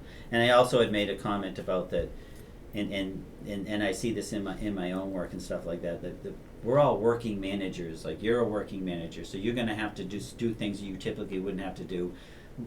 Joe's a working manager, and if he has to jump in a ditch and grab a shovel, he's going to have to do it. And people need to understand that we don't have the luxury of having a large enough support staff that sometimes you're going to have to do something that you don't think is necessarily a responsibility. And as a town manager, my father gave me advice. I ran my own business for a while, and when I first took over the business, he said, if you're going to run a business, you need to make sure you can do everybody's job, because nobody can be irreplaceable, and if you lose that person, you need to make sure, number one, if you're supervising them, you need to make sure you clearly understand their job, and if you lose that person, you need to be able to do their job. I went to the government because I was doing everybody's job, and I was just wearing myself out because, you know, I ended up taking over everybody's responsibility. But we are working managers, and everybody needs to understand that. You know, whether it's, you know, if Joe's going to have to jump in a plow truck and plow because we don't have enough people or do, and I'm not using him. I'm using him as an example because it's much easier. Because I know that, you know, the chiefs and stuff know that they have to jump in and take care of situations if there's someone else isn't there, and at every level somebody needs to cover somebody. So I think that's an important thing that everybody needs to understand. That I guess it's like you're not above any task or any responsibility. So I think that's important. And I want to be clear for myself. Oftentimes, if I'm asking questions, or I'm very rarely, if ever, looking to place blame. It's really just to get more information. So it's I don't necessarily want to feel, and I'm sorry if I make you feel like I'm looking to place blame, because it's not. I'm looking for information, and Right. so it's just, and that goes back to the communication piece. Like, if you need to say, I'm not sure, I'll get back to you, totally fine. So sometimes I know in the heat of stuff it can sound, you know, hard hitting and like I'm trying to place blame, and I'm not. I'm just honestly looking for information or whatever. So I think sometimes it might come across that way, and I don't want that hostility to then be translated down to the department heads or the staff, because, you know, select board member Whiteman is looking for all of this stuff and I couldn't provide it, and you let me down, where it's, hey, I need this, the board's looking for some information, whatever. So, and that's just an example, I don't know, you know, so. Okay. So are we okay with leadership? Does anybody have any other comments? So we're going to move on to customer service, and I know there's one thing about the perception exists that Ron hears what he wants to hear, and I think this goes back to when I talked to you about making sure you're understanding what somebody is asking you, and you know, like I said, you might be thinking about a certain issue and your answer, you know, so I don't know that I don't know, I didn't make this comment, but you need to make sure that listening is the hardest thing in the world. I know that, and I've had to practice it. I've gone to classes to learn how to listen and stuff like that. But you really need to listen to somebody to actually really be able to interact with them. So I think that's a crucial aspect of being a manager or a leader. Talking about residents that, people that get angry about stuff, and I had to kind of conversation with you about, like, you're probably only going to be you're mainly going to be talking to residents to have a complaint that are going to come, and there's not going to always be a resolution. And part of, like, the recommendation I had made to you, like, maybe you need to, it would be nice if you had office hours and you tried to encourage to bring more people in, not people in that just have an issue or a complaint. And I guess in the way that you resolve that issue, to satisfaction or not, I guess everybody's going to have a different outlook on whether that was a successful way of addressing it. But I guess there's been issues where all of a sudden people will complain, and if people aren't happy with what you said, then they're just, well, it's the old, like, if somebody's not happy and they make a complaint, they're going to tell everybody. If somebody's happy, you're lucky if they tell a couple of people. So that it's very important to be out there and making sure the positive is out there. And that takes time.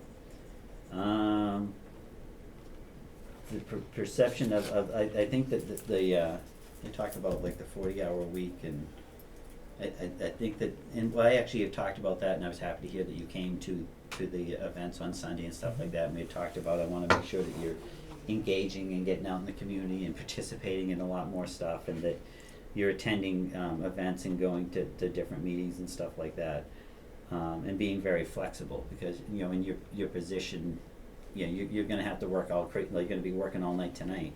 So you have to. There's going to be occasions where you're going to have to work crazy hours and do certain things. That's when I try to take off, like, time that is the quietest time when I take off. I don't take off a day which can be busy. I try to leave Friday afternoons when the offices are closed. That's when I try to make up for being here from 8 o'clock in the morning till 9 o'clock at night tonight. It is quieter on a Friday afternoon, but you know what? The problem is that everything else is closed to on Friday. Well, that's what I'm saying. That's why. But then there's, like, nobody around. So. But the town halls, the buildings are locked down anyway. Yeah. Although my office, truthfully, on Fridays my office, the doors are always open. But the rest of the buildings are locked down. I know, because there's only a couple of departments that work on Friday, people, right. But more so than if somebody needs somebody.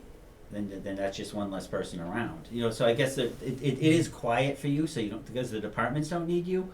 Yeah. But when there's something else going on and there's nobody they can get, then. Well, all my staff members have my cell phone directly, so if they have any questions, they can contact me. No, I'm talking about residents. Well, they can't get into any other building. They can't get to any other departments. Technically, they've never been able to get into my building because it's always been locked up until I've gone there.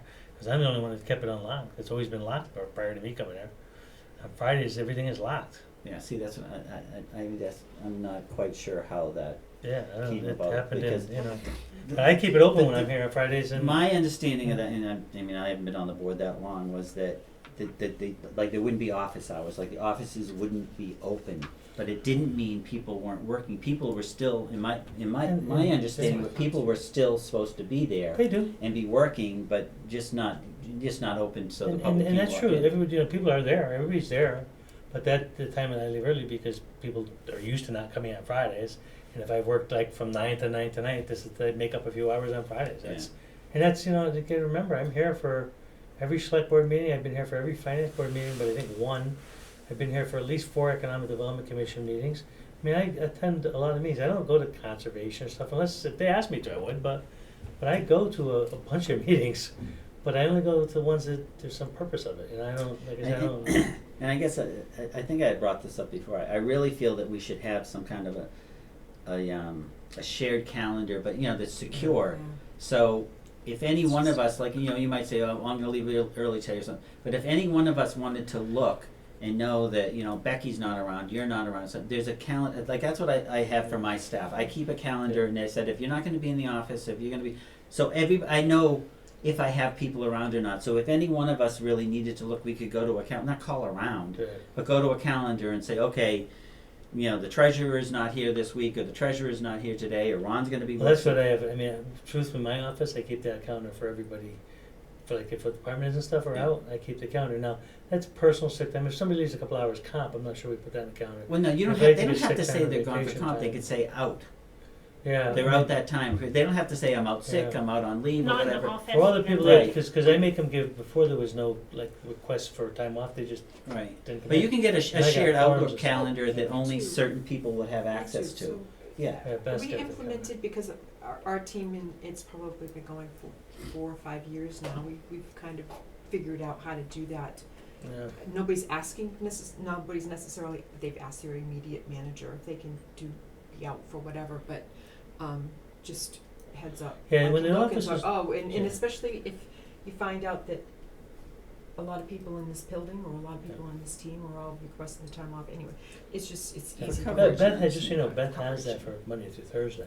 So Beth has, if you call up and Monday But she's through not Thursday, here on Beth Friday or always something. knows because I where don't I'm wanna Monday call through up, Thursday. Right. you know, I we think- have our Outlook calendar, and I put our meeting on Wednesday, every Yeah. other Wednesdays on it, and I'd like to do the same thing, but that's just technicality, I think Yeah. we're talking Well, I do that from, like, I have a work calendar and I just mark it as private, but yeah, because Yeah. I have to go to events, like I have to work next Saturday or whatever like that, so Mm. I keep everything on there and you can mark things private, so people just know I'm not available. Or, but like, if you're gonna be at the MMA meeting, we'll say you're gonna be out for those 2 days, or you're gonna be out for, but you Well, then I don't would have. put on my office assistant work on Yeah. that for those days. But that's a place where everybody can go in and you can find out where all the department heads are around. If, you know, if they're gonna be gone, any one of us could look and say, okay, Joe's not gonna be around all week. Yeah, we don't, I mean, I have it on like a bulletin board, Yes, that's behind the yeah. thing, but I don't have it on the Yeah. Outlook Yeah, calendar. I think we I could. mean, I don't have, but I mean, you know, Beth puts it on the board behind her, so we all know. 'Cause I wanna know where my department heads are. Oh, yeah. Right. So I wanna know where department, and if I take a personal day or sick day, if I send you a note, let you know I'm not gonna be there. Right, but any one So of, it's, anybody on this board would be able to look and say, okay, Ron's not Yeah. gonna be around, or somebody's not gonna be around. It makes it much easier, so Which people is, aren't I mean, hunting people down. I don't know technology wise how I to do can, that. It's very It's easy. very You could look easy. into If my. you have Outlook, Outlook, you if know you have what, Outlook, you we're just. meeting on Wednesday, we can take 5 minutes to do Yeah. that. Yeah. So interject a little bit here, talking about attending, not meetings and things like that, but town things like Sunday. I like analogies, it helps me to kind of figure out what's going on, but it's like asking a politician, what's the cost of a gallon of milk? If you don't go to the grocery store, you don't have a pulse on that, you have no idea.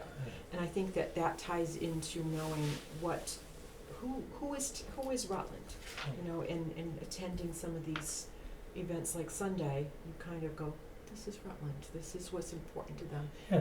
The excitement on Saturday, I felt like a little kid, the Well, tree Sunday, went on, and it was like, No, again, I mean, I felt the same way Sunday when and I the was there. fireworks are going off, Yeah. and it was a taste of the Rutland that we haven't had for a little while because of COVID, but, you know, to try to make, I know it's another thing to do, but hopefully it's Well, I fun. mean, Tuesday, I another don't- prime example of the need for the calendar is like tonight we were gonna present something and I didn't even like make the connection that was tonight and we had all these meetings and so I just, you know, I talked to them and had it postponed. The same for like Thursday, we have to have that meeting, even though it's gonna be a brief meeting, but you've got you've gotta be at the school meeting, so you need to be at both of those meetings. So there are some Those things, yeah. things that are But- doubling up, yeah. so it's very important that we know. But I do want you to know, though, I'm trying to attend the town events. I was at the truck festival, I was at a concert on the green, I was at Sundays saying, I was at the thing honoring our COVID team, I was at the Rutland thing for the police chief, the former police chief. I'm going to it. Now, truthfully, it's a little harder for me because I'm driving an hour, 45 minutes to get here, and then 45 minutes to get home. So it's a little harder than living in town doing it, but I'm trying my best to get to what I can, you know? It was more to show you how important it is No, I to do know, what and you can when you can do Yeah, it. and I try, believe me, And because I like doing that stuff. So it's not really hard for me if I can, but I also, not to lie to you, I also take my family into consideration on weekends because I'm not home most of the week. So on weekends, I do try to go. In the summertime, I did a lot of camping this summer, so I was away for weekends. But I will do my best because I think you're right. I think it's part of being part of the community. Well, the more you're seen, the more you're appreciated. Yeah, and it's been by hard the with residents, with so. COVID because Yeah. you know it's very difficult to even talk to people with masks on and everything else. It's just changed the environment. And hopefully that goes away and we can have more things. I'm kind of looking forward to the 4th of July stuff. You know. We've got it. All What right, more so- can we do? So Before you're are we good with time management and customer service? I think we covered that for you. Technology, I guess that goes right into doing the Outlook calendar.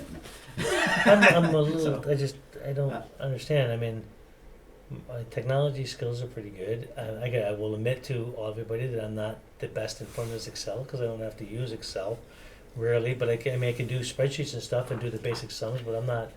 So I think Excel. That's why I use my town accountant and stuff for that stuff. But So I mean, I had a little conversation about like in the past, the town administrator had always kind of like kept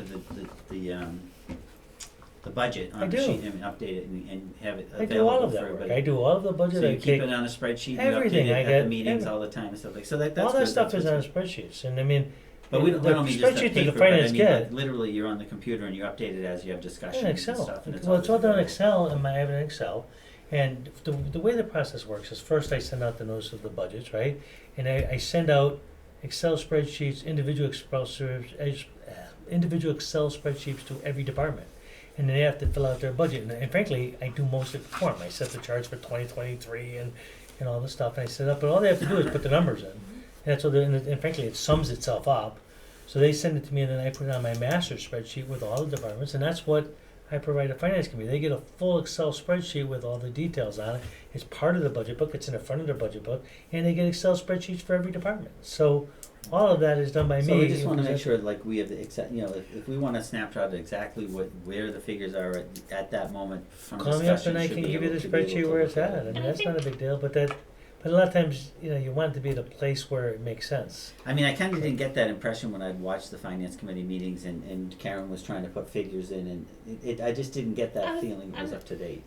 I'm not sure if they've had it electronically. I think in the past, FinCom has gotten everything, and I think we have had the option to get it electronically, also editable electronically, not just as a PDF or whatever, so that, as FinCom's going through the budget process, they can save their own copy Karen and work has on it that, that way. Karen Okay, has the I just- Excel spreadsheet. I know. But you guys have the sometimes- same one? that Yeah, you're no, working because on I'm the same one. all the So I time? set the initial version of the budget, right? And the problem with, and I got to be honest with you, it got bad during this year because we kept making cut after cut after cut, and then we kept getting version. I mean, she was doing so many damn versions. By the end, it was getting confusing as to what version we were on because there was so many different ones. And frankly, it's gonna be different this year because I'm just not doing it the way we did it last year with the school budget. It was just ridiculous. But the versions, we got out of control with them because they were just changing them so much from meeting to meeting. But the original Excel spreadsheet with the budget, and you guys got it in your budget book when I presented the budget. In your budget book was a whole Excel spreadsheet presentation. It was all in your budget book when you got the budget book. And I gave you got the budget book the same time as the finance committee did. So in that budget book, if you look at it, you'll have my budget presentation, you'll have the Excel spreadsheets, you have that's all done by me before it gets. Well, I think it was I think to Leah's point, it was a printed Excel sheet, not a editable. Well, you And have I to put it. understood, I heard you Well, you have to put it saying on that. Excel spreadsheet before you print it. Right, So Right, but I think what we want, or what FinCom wants, and has been accustomed to getting, is Right. the actual So- Excel spreadsheet that we can go on Right. the computer So- and like. So they had that. What they didn't have was they wanted the payroll spreadsheets of all the employee raises and stuff. And the treasurer and collector was a little bit concerned about giving them the formal payroll information for each employee, and we hesitated and paused and said, we'll give you the numbers, but we don't want you to be changing the payroll numbers. And that took some time, and then after a while, we decided, just give it to them. But it took us, it was a little bit of pause in giving them that payroll But if spreadsheet. you're emailing an Excel sheet, Right, and if they you're change their emailing They could some- take it and reprint, do it themselves anyway, so it's But like same information. if you are emailing an Excel spreadsheet or any document, you are emailing a copy, which has no effect on the one original. that's The sitting. official. There's No. no way that they could have changed And anything. we originally gave it to her in PDF form, and she didn't want it. She wanted to be able to play with the numbers and change Right. the numbers with the payroll stuff. And eventually we gave it to her, but there was some pause in, should we give her those payroll numbers? There was some So discussion about that. is it that you didn't want to give her the payroll numbers? The payroll changes because we calculated what the 2% were and everything else, and we didn't, the original thing was she shouldn't be changing the payroll numbers for employees. That was the original thing. We gave her some thought, and I said to the treasurer, I don't said, think we're giving it to them anyway. I don't think we're talking. I don't think. That we're was the on only same debate page with FinCom about the payroll sheet with the calculations of the COLAs. But and I that think was to it. Carol's I point don't is think we're that talking about the same thing. anything that you give them doesn't change the original, so. as Oh, long no, as she's whatever right. It has, doesn't change the so original. So giving. And they could, frankly, once you give it to them in the So even PDF, if they she can, goes and plays with, put no it matter themselves whatever she anyway. does, whatever she does with it doesn't We're not matter, still because not it's talking not about gonna the same affect you. so what am I missing? I'm sorry. FinCom wanted to be able to look and play.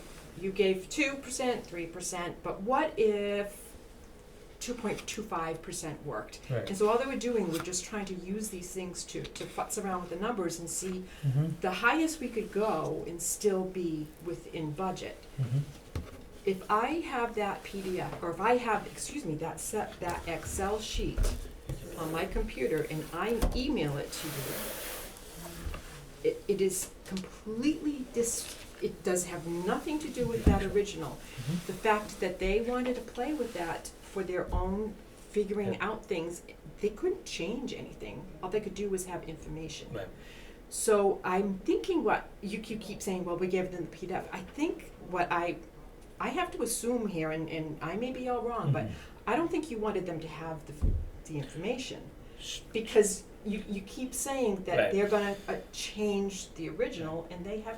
They can't change the original, and you're right. And that was the conclusion we came to, but we didn't give it to her originally, and she was mad that we didn't give it to her originally. We came to the conclusion, but it took us a while to get to the conclusion you just stated. Right. And this kind of goes back to where I said, And you're right, I mean, it was a if debate somebody asks for something, just give it to it. Right. There's just no reason to go back and forth and make Yep. somebody really have to work to get that information. Yep. And the other thing, just one more thing about the technology, is when you did a summary of the expenditures after the town meeting, at the special town meeting that we just had, there was a calculation error, because you were using a Word document.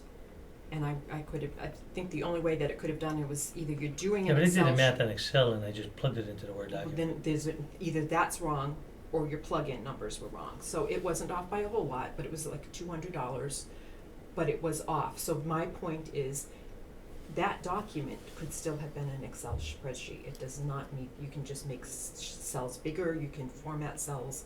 It doesn't Yeah. have to be all uniform. That's interesting. I checked that thing about 50 times. I can't believe it. There was a mistake, but I have But to see that's it. what happens when you copy and paste, always. Yeah. Copy and paste is my worst enemy. So I'm just Okay. using the correct tools for the, because Yeah, sure. it could have been a $2,000 or $3,000 error instead of a 200. So that error was in the last the one I gave it to you after I made the adjustments at town meeting. The last one was wrong. The one that you emailed after town meeting to us, Okay. that says this is what this expenditures, I'm the wondering actuals. Yeah, I that gotta go went back and through. look at it because I'm wondering what I made a mistake on. But okay. Yeah.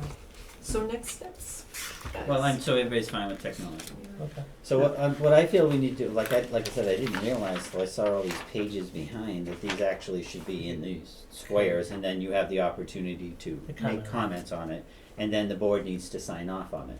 So I think, in my opinion, I think the next action should be give Ron, make sure that Ron has the information that everybody's input was, give him the opportunity to meet with us one-on-one, to have any discussions that he feels, he wants to have, to make sure he's clear on where each of us stand or what concerns are. And then we do like maybe a 90 year, 90 days, feels like I've been here 90 years, a 90-day plan of bullets of what we really want to see change in the things that people had concerns with. And I'd like Ron to take the first pass at that. Okay? The Yeah. 90 day, you read what we've got, digest it a little bit more, do your narrative part. So you've heard all of our concerns, so tell us like what steps you will take to try to address what the concerns were with the group. Okay. Because I think that makes sense. It gives you the ownership of it. So I'll get this in the format, so you can put any comments in it before we sign off on it, so you have an opportunity to make. Yeah, truthfully, I don't know if I'm gonna put that many comments in it. I'll respond to concerns people have, but I don't want it to become a debate tool over points of items on that thing. But let me take a look and see what I can do. Well, even like when I say the comments, those can be the plan of what we're gonna address to the people's Yeah, and I concerns. think they'll help inform goals going forward for the next year. Does the rest of the board, does that feel like it's a acceptable plan? Yeah, I viewed this really very much as a year review versus at the 6 months I kind of did like a progress report and kind of this is where we are, this is where I hope to be, what I personally would like to see, whatever. For this, I tried very hard to withhold any, like, of those comments, because I wanted the input from the rest of the board and Ron for sure, and looking at, where we are, or this is how I viewed this past year. And so then I figured for goal setting and everything, that would be the next step. Right, but based on the rating, we need to have some kind of a, Right. like a plan within Right. like a 90-day Right. period, And- just so and- that we make sure that we. Address, yeah. And that's, I did mine not knowing the rest of the board, so I submitted it to Lyndon and. Right, none of us knew what was gonna, Right. when anybody else is really Right.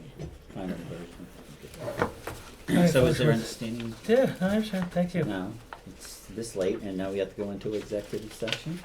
Motion to adjourn and go into executive session, only to come out of executive session to adjourn. Thank you for adding that in. because- What's You the have to executive session? reference the reason. Huh? Oh. And also, we don't have to return to open session if you say that we're Oh, going to. return to police. open So session. Skip, did you hear what Tamika said? Yes. You need to say the reason and we don't have to come back to, Just say that we're gonna adjourn Okay. from You executive. did it fine, Dick. oh, jeez. Thank you. I'm confused. Love you. The negotiations is what we're talking about tonight? Yeah, Oh, Collective bargaining contract. Collective I was gonna say that So, that was on wait a minute, tonight's agenda. second, okay, and then roll call, Clock eye. Okay, so we need to close the door. Benoit, aye. Whitman, aye. and Nichols eye, okay, so. Does anybody need to?